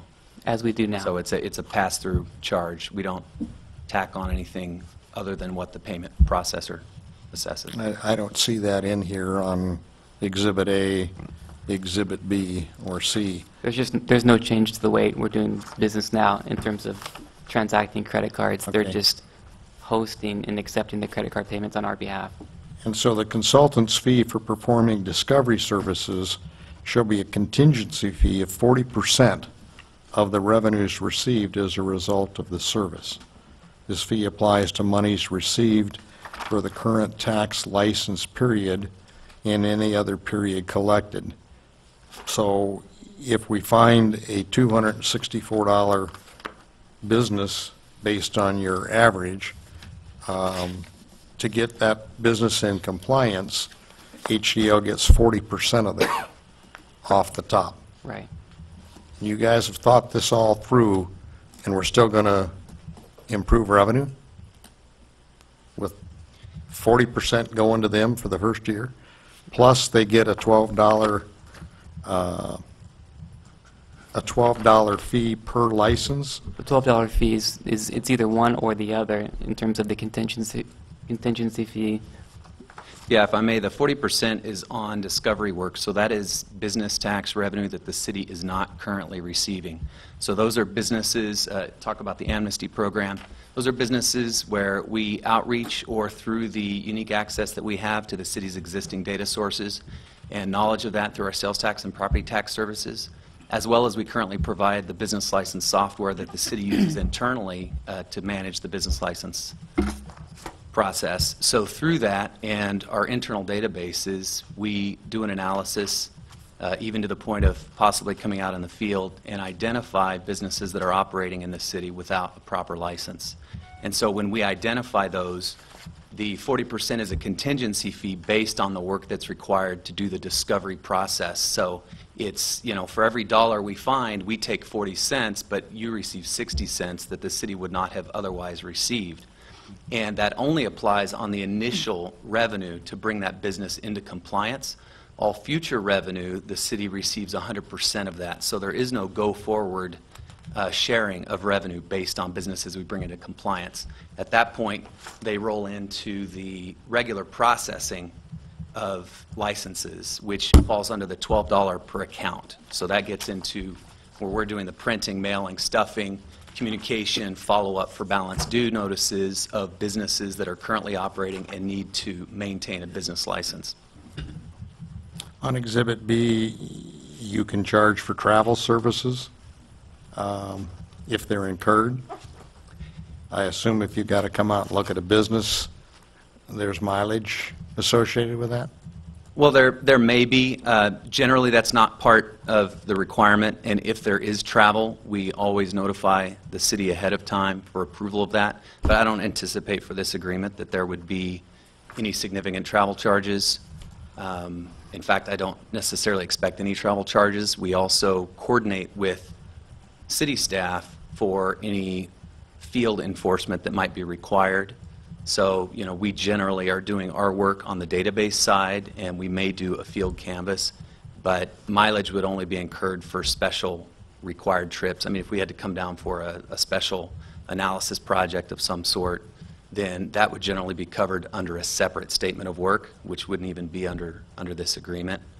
So for our discovery and our operations management services, generally there is no travel to speak of. It's just in there as a precaution, should it be required. So the estimate on the staff report, Mr. Alemán, on page 4 of 4, you're estimating that the city, or that HDL is estimating that the city may receive between $20,000 and $50,000 additional revenue each year in new revenue as a result of compliance management discovery process, which more than offsets the cost of outsourcing, with a strong probability of providing additional ongoing permanent net revenue to the city.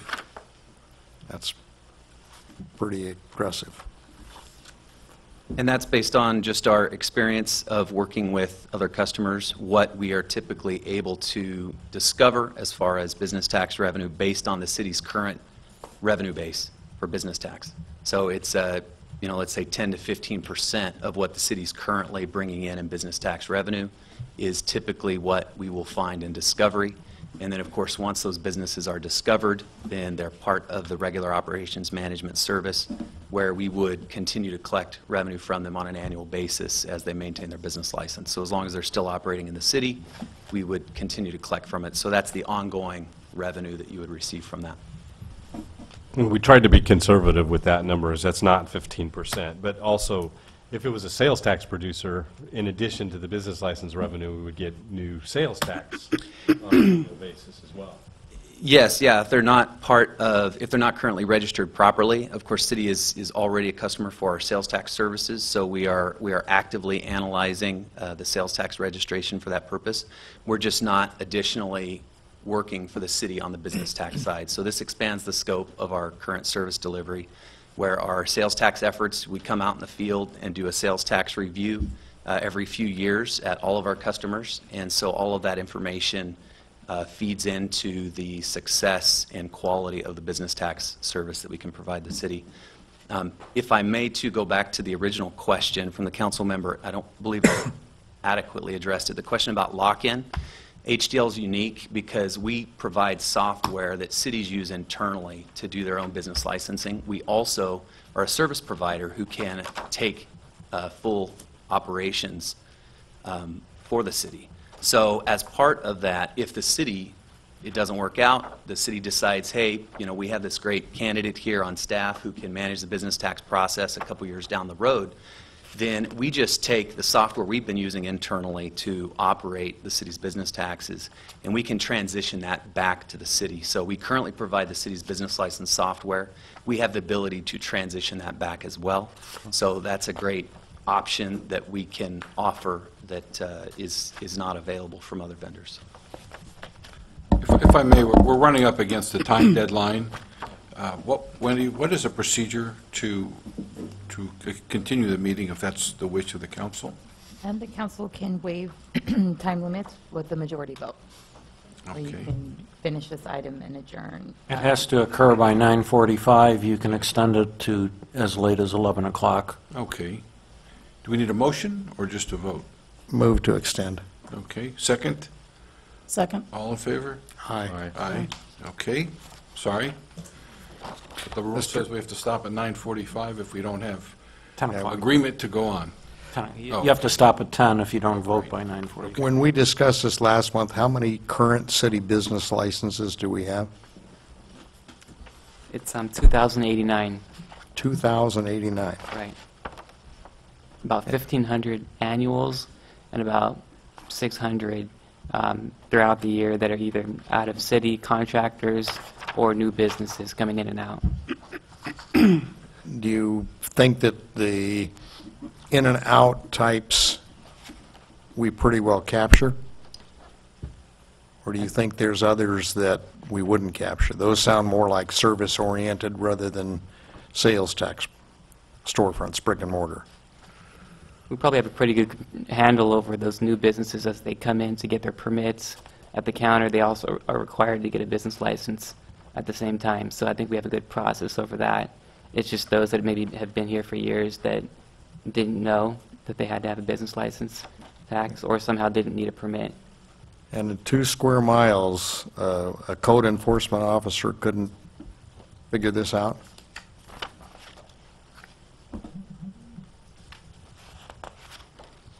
Everybody's looking at everybody else. Enforcement officer, in terms of compliance or lack of a business license, you're talking about? Well, short of going up to the residents and asking if they're doing a home business there, the Yeah, I commercial, mean, a code the enforcement commercial can't. front, This is- commercial fronts that exist in the building should, I mean, in the city, within the 2 square miles, should easily be able to be covered. This supplements the staff. We have a part-time code enforcement officer, so code enforcement could find a business that doesn't have a license, and this supplements the staff that we have. I mean, that's the real, as Jason had pointed out, there is an improved service level that will be provided by this, by being able to both do the online and having someone coming in and being able to pay it at the counter. It's definitely an improved service level and frees up staff time to do other projects. I'm done. Okay. Shelley? Just real quick, I'm always in favor of anything that's going to modernize our process and make us a little bit more business-friendly, because that's ultimately our goal on the business side anyway, so I'm good with that. I'm a little bit leery on, at this level, even entertaining an amnesty program. Now, I agree with Councilmember Kusamoto, as far as until we fiscally understand, just because we're changing our process, I don't think that we need to forgive the rule breakers at this point, until we understand what those rules that have been broken really mean dollar-wise. But other than that, I'm good with all of this. Okay. I just can't get over the fact that we have a 30-year contract. It just bothers me that, do you know when that was last reviewed? I don't think it has I mean, been. in going in the archives, it was difficult to determine The that. sales tax agreement is dated 1989, and then the property tax agreement is from 2006. But it was a different contract for different services. And can be terminated on 45 days' notice prior to the anniversary of this amendment. Okay, do we have any idea of what other deals would be out there? Do we look into that at all? What are the competitors that could Yes. offer all three of them? I'm familiar with another, I mean, their main competitor that's out there does the sales tax. I think they may do the property tax, and Robert probably knows even Not to the same scope, but better. yes. But in terms of all three and having all three databases, this is somewhat unique. And it's unique because they do have our current contract on both the sales tax and the property tax side right now. Okay. I mean, we would have to undo, to look for a bundle of all three, we'd have to undo the other two as well, the property tax and the sales tax. And that's, we weren't recommending doing that. But it is somewhat unique. I mean, there are competitors, but it is somewhat unique in terms of the three services that are provided and already having our existing database. Okay. I agree with the colleagues to my left on the amnesty. I really don't see the need for that now. Could you explain, on the staff report, it talks about you were able to link the databases that already use the city's sales tax and property tax to ensure that all businesses in the city are required to have a business license. What about the examples Dean brought up, where you have sublets and things like that? What, are we capturing everybody, I guess really is my question. Well, the process isn't limited to just the sales tax and property tax, so that's unique access to the data that we have through our existing relationship with the city. But we also use many other data sources that we acquire specifically for the purpose of the business tax discovery process. So, you know, whether it's listings of realtors or attorneys or whatever the listing source is available, we have a data warehouse where we acquire many sources of data that we use for this purpose. So it's not just sales tax and property tax. We cross-reference it, and then that also gives us additional information when we contact the business to have confidence that they are operating. They've been registered with, you know, multiple data sources, and it gives us a quality lead that we can go after and bring into compliance for the city. So that more talks about the services you're already providing, then that will then... The sales tax and the property tax? Yes. It's just a unique, it's part of the benefit of HDL providing this service, in that we already have access to the city's data for those services and knowledge of the city's codes through providing, we also provide business license software to the city for many years now as well. So we've been supporting the city's business license operations for, I believe, over 10 years now as well. Okay. So we have intimate knowledge of those data sources, access to them, in addition to the other data sources that we would employ for the benefit of the city. We don't currently provide business tax discovery for the city, so that would be a new service that we would be providing. Thank you. Any other comments? Seen any motions? I'll move the recommended motion. Scrapping the amnesty portion. Oh, yes, of course, without let's do the analysis of the amnesty, but I do like the idea of looking at the different data sources, correlating everything together, and then the analysis. I imagine that's a proprietary process you have? That's correct. Yeah, okay, and that's what we're really paying you for? Well, on the discovery side, sure. Yeah, that's where we provide value over what most of our customers can create. And I can't, you know, with all due respect to Councilmember Gross, I can't see a code enforcement officer going and knocking on doors to do what they can do with data. So I'm in favor of that. So I'll move the item 1 of the recommended action. Okay. Second? Yeah, I'll second it, but I've got one last question. Hey, Stephen, construction contracts, so you go into a city, and I know for all the cities we do, Inland Empire and Orange County, we get a gift sometimes where we are required to get a business license. It's the pass-through. I don't know who catches onto that, whether it's in the contracts. Can you tell us how we capture that? Sure. About 3 years ago, our building department perfected it in Los Alamitos, where the back of the of your construction permit has a list of your subs on it, and that list is used before we give a final inspection, that those people have come to the business license desk. So if you, like, it really happened on the hospital. Yeah. You had carpet layers, you had plumbers, you had electricians, and they all will come and do a job and then leave the city and never get a business license. But the back of the permit showed the list, and they had to fess up in order to get their inspections. So we catch that. We catch that really good. Good. Okay, we have a motion and a second. All in favor? Aye. Aye. Opposed? No. 4 to 1. thank you for coming tonight, and thank you for your patience. We're sorry you had to be last. My pleasure. Thank you. Okay, number 12, consideration of appointments to city committees. Thank you, Mayor and City Council. We'll have the City Clerk, Wendy Quintanar, go through this staff report. Before we start, I do have a question, Mayor, sorry to interrupt, but is the person of the subject of this here, Mr. Clayton? Was he invited to be here? Oh, we're not yet to that one, I apologize. but no. Okay. When you get to that one. Sorry, jumped ahead. Sorry, Swiping too fast. Yeah. Okay, Mayor and Council, at your December 15th meeting, you appointed council members as representatives to other agencies. Appointments to city committees were postponed to allow staff to determine the nature of the committees under the Brown Act.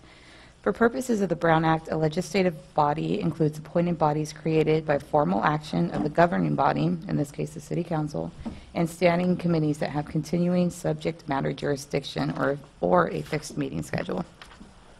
Temporary advisory committees that are not subject to the Brown Act are committees comprised of less than a quorum for a limited or single purpose and are dissolved once a specific task is complete. The City Council previously established a Budget Ad Hoc Committee, LATV Ad Hoc Committee, relocation of the Civic Center Complex options, and relocation of the Civic Center Complex financing, and the Los Alamitos Unified School District / City Working Group.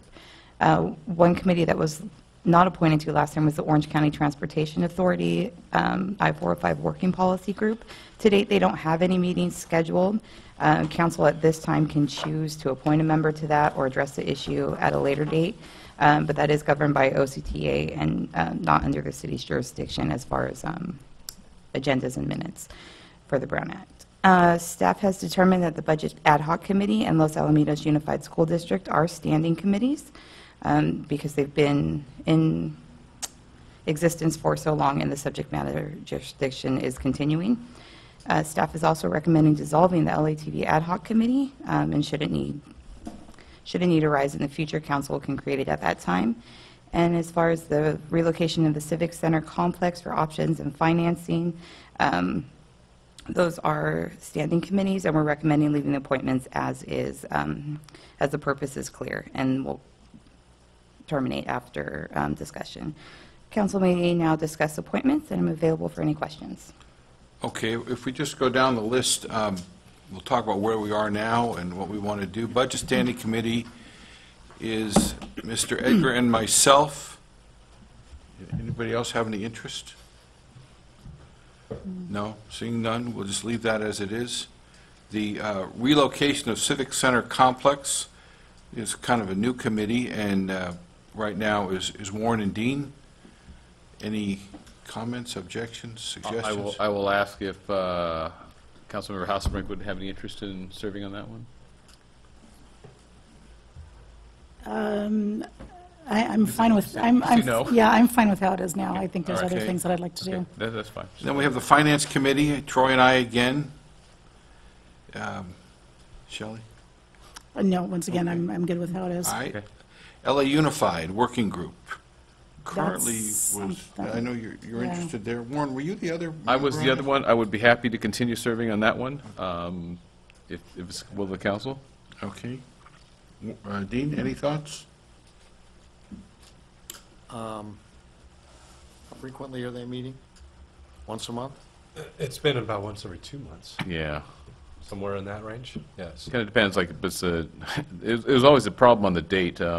Mondays are bad for me, Tuesdays are kind of bad for others, but we've been kind of converged on Tuesdays at midday.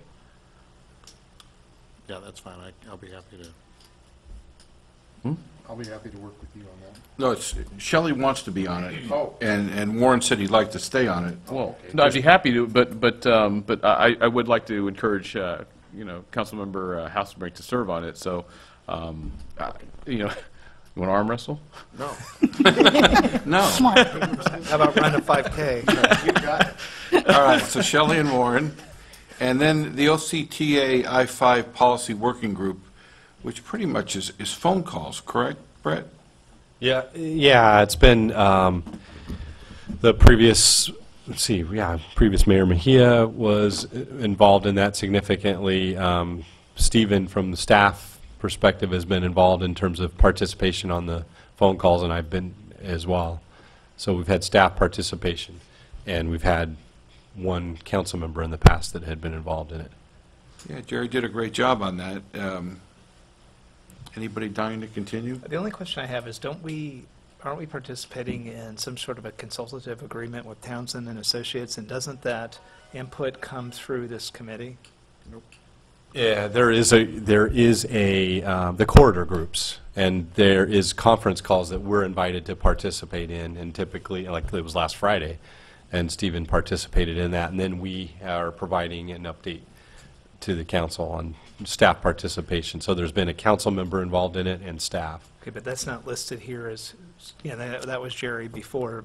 I guess my question more specifically, is this the surrogate for that involvement? Whoever is on the OCTA working group is the surrogate person on that phone call with you? Yes, I'd say so. And do we pay anything to Townsend and Associates? We did last year, but we haven't since then. Just one time charge, whatever. Yeah.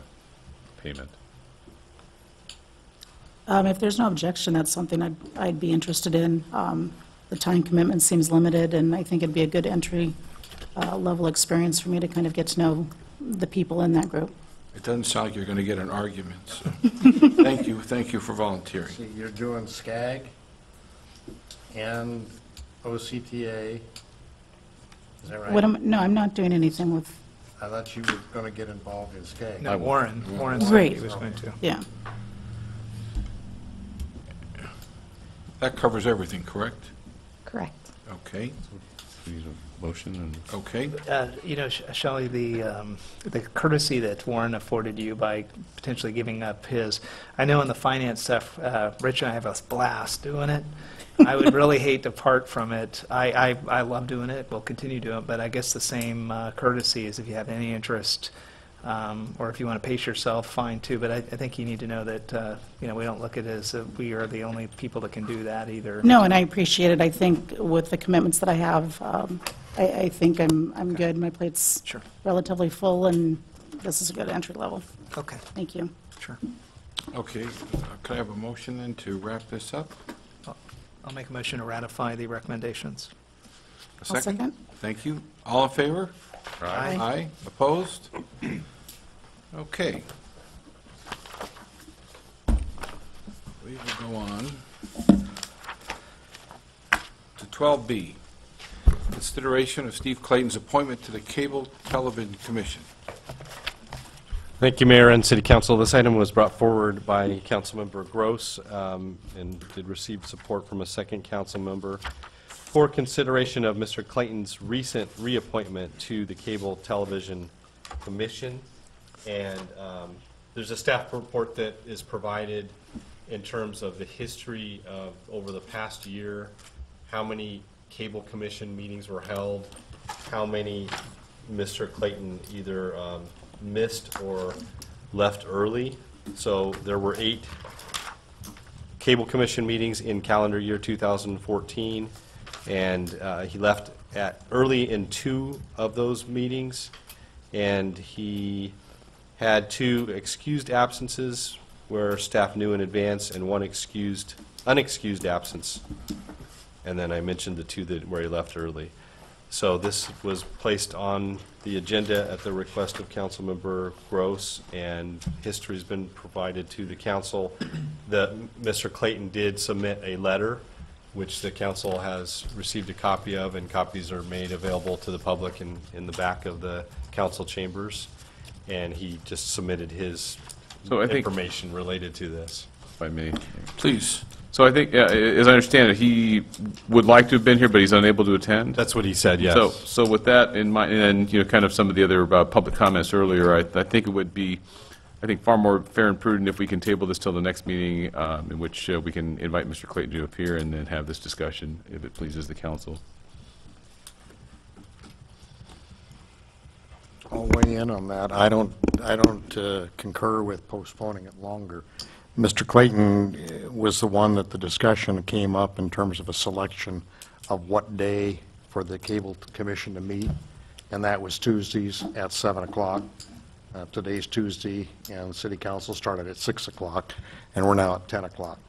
So I think he had the opportunity, he knew about this in advance. What my concern is we appointed him early or late in November, as I recall. He had a council or a cable meeting in December, of which there were 4 or 5 items on the agenda. They got to one item, and he informed them that he had to leave at 5 o'clock. And they were delayed in getting the meeting started because they waited for Alice Chemsa, who felt she was no longer on the commission since she had been appointed to Parks and Recreation, so she did not show up.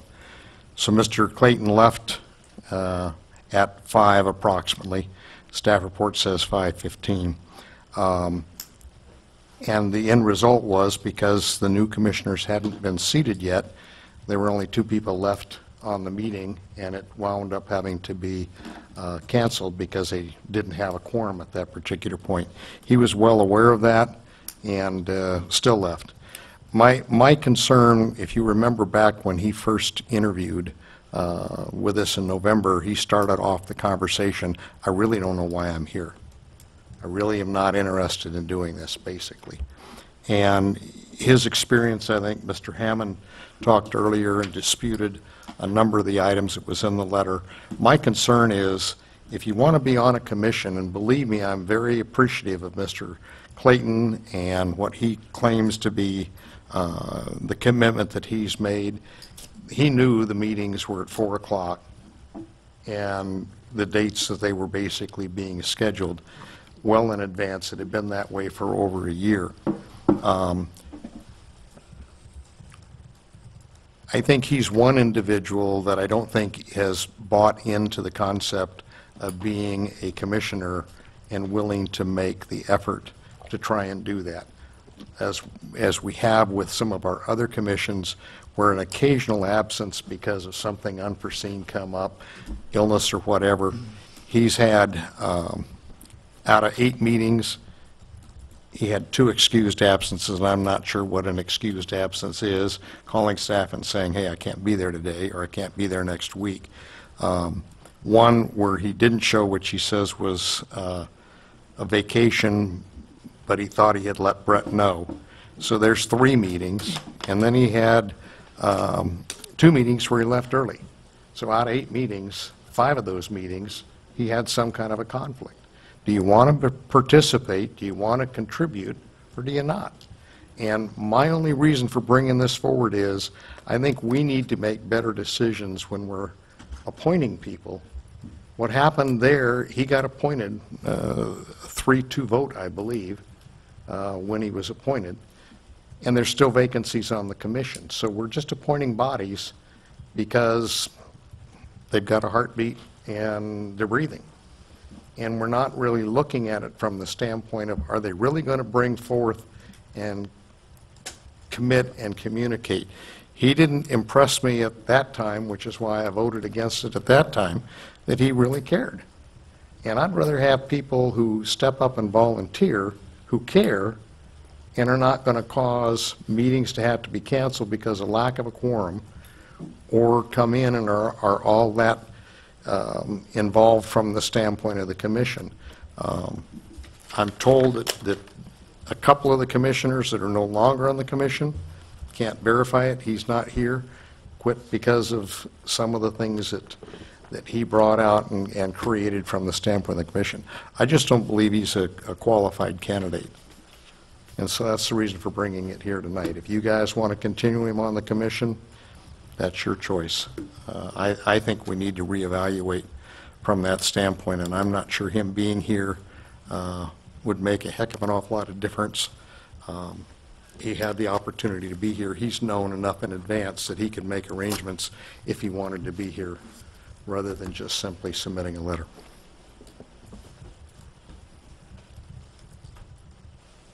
Anyone else? No. I do feel he's qualified. And this is the business he's in. And in speaking to him today, he does want to do this. He did point out to me that he did make 7 tech committee meetings and felt that, an excused absence was just that. I had the same conversation with Elliot when he got elected, that he didn't realize the meetings were at 4 o'clock and was actually going to get off the committee. And I said, well, wait on one meeting. They're going to try and get it at 7. So I expect he would have better attendance at 7. And personally, I can't see removing somebody when we have an open seat. I don't feel he's just an empty seat. He's very qualified. If he's had some time, 4 o'clock has been a tough time, but I think it evolved there due to the makeup of the committee at that time. And I think 7 o'clock, we're going to see better attendance both within the public and the commissioners. I think it's a much easier time to make, and I'm glad to see they did make the change, or they're proposing to make the change. Do we have any motions? No, but I guess I'd like to make a couple comments. All right. So, I've a couple times did something fairly similar to remove people from commissions in my time, and usually you don't do something like this unless you feel fairly certain you can fully carry through with whatever the action is. I was the second council member that seconded this because, you need 2 people unless you're the mayor to add a thing to an agenda. I do think that the process we gave just within the last month, we voted and he didn't, he passed on a 3-2, and I don't anticipate that the vote would go any different. My reason for supporting this, though, is if it's going to be on the agenda, a couple comments that I would have had to Steve when we were going through this process, I'm going to take advantage of passing this on now. I'm very careful on commenting specifically about commissioners or hey, it's an empty seat so you can fill it. I think it sends a wrong message to the community that empty seats are for anybody. They are qualified people, and I'm not ruling whether he's qualified or not, but I just think that a few times we say, hey, look, these are volunteer seats, so we shouldn't be selective or picky. I do think we should be picky, and we should be honest with our votes and take responsibility for it, and I do. My feedback to Steve to take advantage of this forum was I didn't appreciate as a city council member getting some of the very caustic notes that came directly to the council, bypassing the chairman of the committee, bypassing city staff, venting specifically on some of the comments and the coming nons and goings that were happening at the commission. Again, an ex-military guy. I like chain of command. I like hierarchy.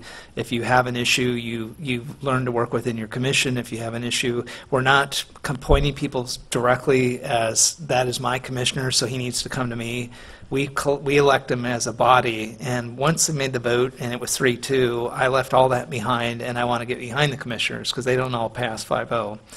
But, I would say the message to Steve, and again, Dean, I just don't think there's votes. I think that it's gone. I think I want to take advantage of, I think if staying on this commission, you need to change your rules of engagement. If you're qualified, problems need to be solved in the commission. We didn't assign the commission to create more problems for us to solve on top of that. I will take responsibility as a council member that we've had a hard time managing the cable commission. I don't think we've been as good as we could have been in many times in providing guidance to LATV. Is it a guidance group? Is it running a TV station? Was it a nonprofit? Is it a board? I mean, this thing has been a really tough thing to manage. Now we're trying to deal with, is there a general manager that we're going to hire? How are we going to do it? Even tonight, it's kind of entertaining a little bit, if you can try to find humor in it, that it starts at 7, it got moved to 4, and then it moved back to 7, and man, if we were just being pragmatic, somebody would have just said, hey, can't we just move this to 7 and be over with it? We spent a lot of time tonight talking about moving something to 7 o'clock. I just like everything in the LATV Commission, my message is, let's try. I mean, we got Shelley here. She is now from the inside in provide us perspective. I'm hoping that this commission works. Steve, when you're working and being a part of that committee, I think this community values our commissioners to show leadership at that level too, and that means you can't be divisive and try, if you got something to offer it. And if you can't work it, build an alliance within that commission and work it there. Don't send letters to us directly and hope that we're going to get involved. And look, the fairness, I think Steve would also say other factions on that committee did something fairly similar, maybe not as overt as sending a letter sometimes. So there's no right or wrong at this point. I just want to see this commission really recover. I want to see it start working better. I think there's frustration from the council level directly with staff on how we manage this. Staff's got frustration with it. It's, look, would you rather me spend my time doing this or something else? This thing is all interwound. It isn't healthy to do this right after we appoint somebody, but again, let's take advantage of it and be proactive and constructive. We're not going to vote him off at this point, but hopefully we will be in a better place. And I don't think that there's really much more action we could take on this at this point. We've not heard from Shelley, who was on the commission. I would like to hear her comments. And, again, I appreciate you talking with him today. He's known that I submitted it. He's not reached out to me at all. Over this past year, he and Larry Strother, which he believes, based on his letter, was the best guy we ever had, and we let him go. Strother chose on his own to leave, we didn't force Strother out. To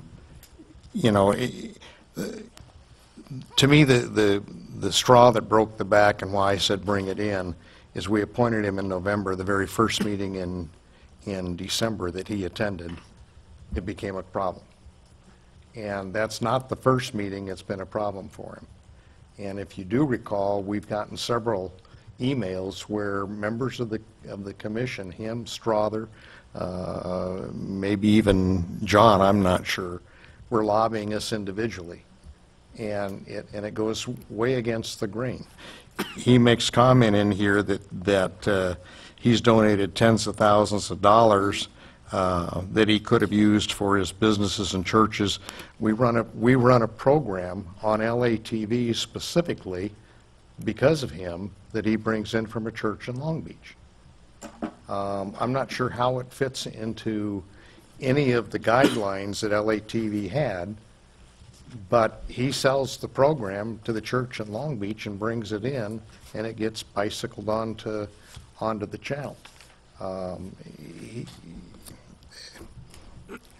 I'll let the rest of you talk. I'm not convinced that we take an action, pro or con, at this point. I'd like to hear how the rest of you feel. No, and I'll speak as a former commissioner and being in the room with all the different personalities and the different passions. I think there's this commission, to some extent, has, there's a couple people in there that are extremely passionate, and that comes out in the meetings. And if the passions don't agree, it tends to be caustic. That was used by somebody, and I think that's an accurate word. I would like to give him the benefit of the changes that were made last month with the appointment of a couple new commissioners, and also the change in time. I know for me, and I worked 3 blocks from City Hall, making a 4 o'clock meeting was very hard. It was extremely hard. So I would like to say, to this entire commission, everybody, all the commissioners are put on notice that you've made a commitment to us to serve on the commission. We've made changes to make it more commission-friendly, public-friendly, however you want to word it. Put the personalities aside, put the infighting aside, and let's get something done. I didn't like sitting on that commission for a year, and all we did was approve to buy T-shirts. That bothered me. That's not what they're there to do. Do we need to provide some direction? Sure. I think that RFP will provide some of that direction, at least holistically, some ideas of what LATV could look like or should look like. But as far as an immediate action, 2 months ago, the council sitting approved for him to be a commissioner, and I think we look silly now revoking that after 2 months and a couple of significant changes that could change all of this and become a moot point anyway. Okay, thank you.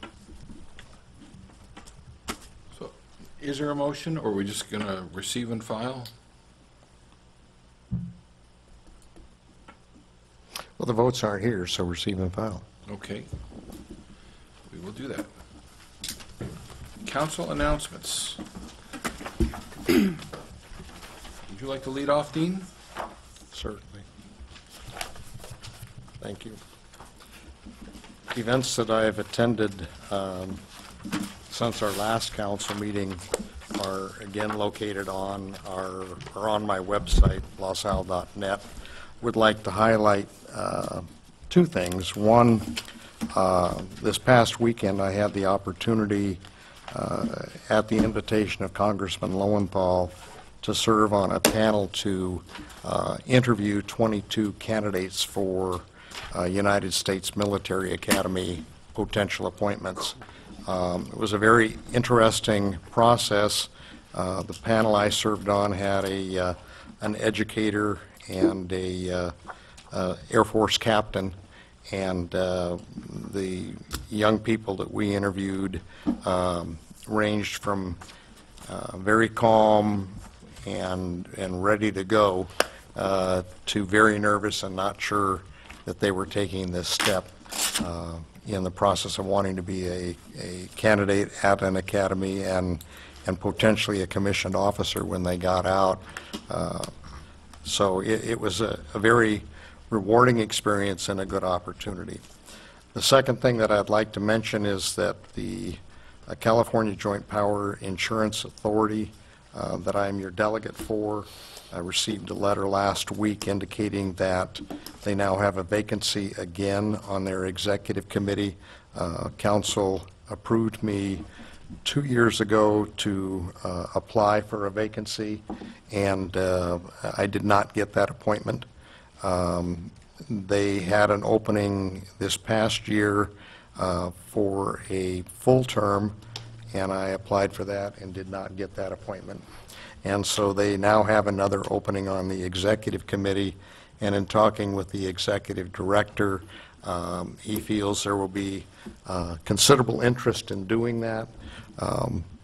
One of the folks that got the appointment 2 years ago made the comment, just keep trying. It took her 3 times before she got appointed. So this will be the 3rd time. But I'd like to go ahead with the council's knowledge and awareness, go ahead and make application. The applications are due February 8th, I believe, and the mayor has graciously agreed to write a letter on my behalf to the commissioner or to the executive directors, and if other members of the council would like to do the same, you're welcome to do that, and you can get that information from the city clerk. We didn't have time to properly agendize it and do it as a formal action, so if you have an interest in doing it separately, maybe the 3rd time will be the charm this time. That's all I have. Thank you. The Mitt Romney approach. Okay, Shelley? Thank you. Just recent events, I did attend the Los Alamitos Chamber Breakfast a couple of weeks ago. Last week, with Mayor Murphy, I did attend the State of the City for Long Beach, which was interesting to watch the production of a 500,000 resident city. Very different than our State of the City, so that was interesting. Last week I was up in Sacramento. I attended the League of California Cities, the Academy for Newly Elected Officials. About 400 of us, all wide-eyed and anxious to learn, sat there for 2.5 days, and it was the sessions were great. The networking was great from all kinds of cities throughout California. So I want to thank you for allowing me to go to that. I think that really helped and let me get a grasp on what I'm going into right now. I do officially want to throw out the gauntlet to my colleagues for Race on the Base. I'm not going to be doing the 10K with Mayor Pro Tem Marathon Man, but I will be doing the 5K walk. So I encourage everybody to join me. I walk slow, and you can keep up with me, I promise, but I'd love to see that 100% participation from us. I also, sorry, Chief, I'm going to brag on you a little bit. I'd like to congratulate the police department for the recent designation of all 21 sworn officers having bachelor's degrees or higher. Education is a passion of mine. It's something that you can't take away. I am especially impressed by the accomplishment. You know, these aren't 18-year-old kids in a traditional college environment. These are husbands and fathers going to school at night and on the weekends and really doing a true balancing act. So congratulations on leading the charge, and that's quite an accomplishment. So I am impressed. And with that, back to you, Mayor. Thank you. Warren? Well, I had a quiet time since the last council meeting, so not a whole lot of things going on for me. I wasn't able to attend some of these other events. But upcoming this Thursday is the Orange County Fire Authority Board meeting, and then the following Thursday is the Orange County Firefighters Best and Bravest Awards, and I'm planning to attend both, and I'm hoping the city can at least support the Best and Bravest with a small ad in their program for that dinner. With that, back to you, Mayor. Thank you. Thank you. Yeah, a couple of different items on Saturday. We had the St. Isidore membership drive, and I just wanted to thank everybody in the community. A big part of that, really a celebration with that group, was the Orange County Diocese purchase of the St. Isidore. Two major activities were focused on trying to get air conditioning unit in there to hold activities during the summer, and a paint fund that we're trying to paint that a bright mission white to try and add a little bit of beautification. We also, indirectly, with the council's help, got to acknowledge the last 25 members of the Cal State Long Beach design program that put together the architectural rendering and the concept drawings for St. Isidore as the future, and just solidified that relationship. They had the professor come over one more time, and he spoke to a really pepped up audience that was focused on fundraising. And again, I think we've created a really good relationship. And, you know, as the story was told, you know, a lot of our kids in elementary started out by going to the museum, you know, and then they kind of work their way kind of around the horn. Then they get up into college, and eventually they'll become part of the St. Isidore indoctrination and the local community history. So I was very encouraged by that. Last Saturday or Saturday before, we had the CASA Youth Shelter equivalent of the Commander's Ball. So we had 400 people for St. Isidore, a lot of folks here in the room in there. Really unique situation. You know, for 20 plus years we've had the CASA Youth Shelter Board Ball or Commander's Ball and on behalf of Mildred Jones in Huntington Beach, down by the beach at the Hyatt or Hilton down there. This is the first time we broke the event off, took it up to the Segerstrom Center and had dinner at the Westin, and then went over and seen one of the show's plays, and really kind of focused on corporate fundraising. And the reason why I wanted to talk about this is, you know, again, Los Alamitos highest per capita when it comes to nonprofit organizations in Orange County. But it's interesting is that, you know, we're starting to deal with, hey, you know, we're hitting the same people over and over and over. And so now some of the organizations, I know Precious Life has been really effective of starting to get into a more steady stream than just really trying to hit the local community and broaden out regionally. And I think CASA is definitely onto something here.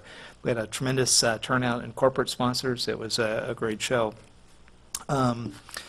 The City Selection Committee is this Friday. I just wanted to advocate one more time to Mayor Murphy that, you know, we did it once, we'll do it again. We helped get behind Councilmember Miller from the City of Seal Beach to be our representative. There's 3 representatives on OCTA, that's what we're talking about. That's a critical vote, and you know, it's a one city, one vote. There's 9 cities, and the last time we were very helpful to get him elected. He's going for his 2nd term. The other seat, other than the county supervisor, which is Michelle Steele, is right now is Jim Righeimer, who is Costa Mesa. He was the guy that won it in the last one. We put our name in, and the only reason I had done that because no one was actually listed on the agenda to be out there. Jim has reached out to me. I don't know, Rich, if he's reached out to you, but if you need input on any of that, you know, definitely. Okay, good. So, and then the Americana Awards, I just want to talk really quickly. I wanted to say something when we were here, but I was trying to get through the beginning of the meeting as fast as possible. But Tom Barkley, you know, a call to the community. Think about this, for the table sponsor, if the city did something or we all kind of pitched in for $3,500 to help, can you imagine how much money Tom Barkley has been directly responsible to funnel back to charity events, back to Race on the Base, back to the fireworks? I mean, I can't think of a better way to show respect to have as many people come to the Americana Awards. Every Americana Citizen of the Year for Los Alamitos Rossmore is special. There's no doubt about it. But when it came to money, he was always been the go-to guy for us and all the charities. I would just encourage the community to get involved, talk to the city manager, go on the Cypress College website if you're unsure of how to get involved with Americana. It's an expensive ticket. I think it's like $250 per seat, so I won't say it's not, but I honestly, it's a dividend. Think about the message it sends to Peter Ganal, who's got to put the other new general manager in there for Tom Barkley as he moved on. There has to be some sort of positive benefit, with him as he's trying to reestablish what is my community involvement going to be in Los Al now that Tom's gone, because Tom really carried the water and got behind how were we going to be able to help and get engaged in this community. And I like I said, I just can't think of a better way to do it than to be supportive, get to the Americana Awards. I hope, in the same Marauder Challenge that, hey, everybody get involved with the Race on the Base. I would just encourage the council and staff to the extent you can and afford it. We should really try to be supportive and be there. I want to put a plug in for Mayor Murphy for next week. He's got the State of the City. It's he had video crews down here. I mean, it's a major production. It's like Jennifer Lopez on steroids. It's going to be great. I don't know how that'll turn out, but it's definitely not going to be American Idol, but it will be something. And with Rich out there leading the charge and talking about kind of where the city's at and where it's going, I know on the city council we'll all be there supportive. We've always had good participation with the neighboring cities and the school district, and so Rich, we're 150% behind you. We look forward to supporting you. Lastly, we do have a queen up here, and Councilmember Hasselbrink. The LAIF Foundation, Los Alamitos Education Foundation. They are doing a major campaign, and they at that laif.com, I think, is the website. This is something where you put your name out there, and then you want to be. You don't want to have a poor showing. And I would just say, as a part of the city council, we need to help our person win. And how you do that is you log on and you vote for her.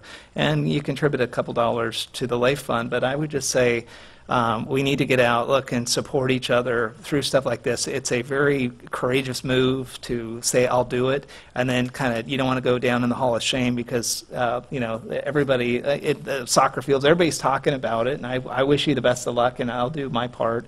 And I encourage the whole council to help you out. I'm really excited, and a bold move on your part. Welcome aboard. That's all I have. Thank you. Thank you. And you said that State of the City thing is next week? It's the 27th. Yeah. Okay. Hopefully you're ready. I'd like to start by congratulating Shelley on her first meeting and asking her if she would like to speak about the LAIF, since you passed up your first chance. You would like a free plug?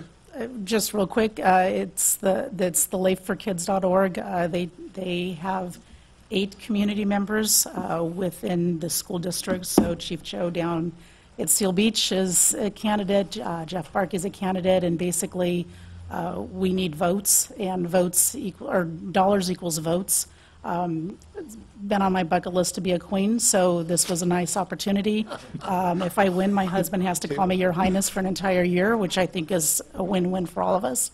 And for him. It's my kids are successful products of the Los Alamitos School District, and it wasn't due solely to my parenting skills. It took that village, and LAIF was a big part of that village. So, thank you. Chief Joe did a January 1st dunk in the ocean. Can you think of something with a hot tub or something that you might pull off that cold ocean doesn't appeal to me? I'll pass on that right now. Cold ocean doesn't appeal to me. Thank you. Chief, I'd also like to congratulate you. 100% is really an accomplishment. I hope you'll pass on to your troops how proud we are, and I think that between the police department and the school board, the school district, I don't think there's two greater shining lights of Los Alamitos than those two, and just another feather. I did attend the chamber installation and the State of the City of Long Beach, which is on a little different scale than anything we do, but I bet there were 4,000 people there, and they actually have food trucks feeding the people. There's no dinner. And the mayor was quite impressive, spoke for a solid hour, almost the first half with no slides, no anything. So it had to be very lonely up on the stage. And finally, due to Troy's generosity, I was able to attend the CASA fundraiser. I'm proud to say my fiancée did not hurt her shoulder waving the paddle, even though she would have liked to. With that, items from the city manager? Well, congratulations, Shelley, for your first council meeting, and Mayor Murphy for your first meeting as mayor. And Thank you. State of the City, as you mentioned, next hour speech for the mayor? At least. At least. What date and time? An airplane.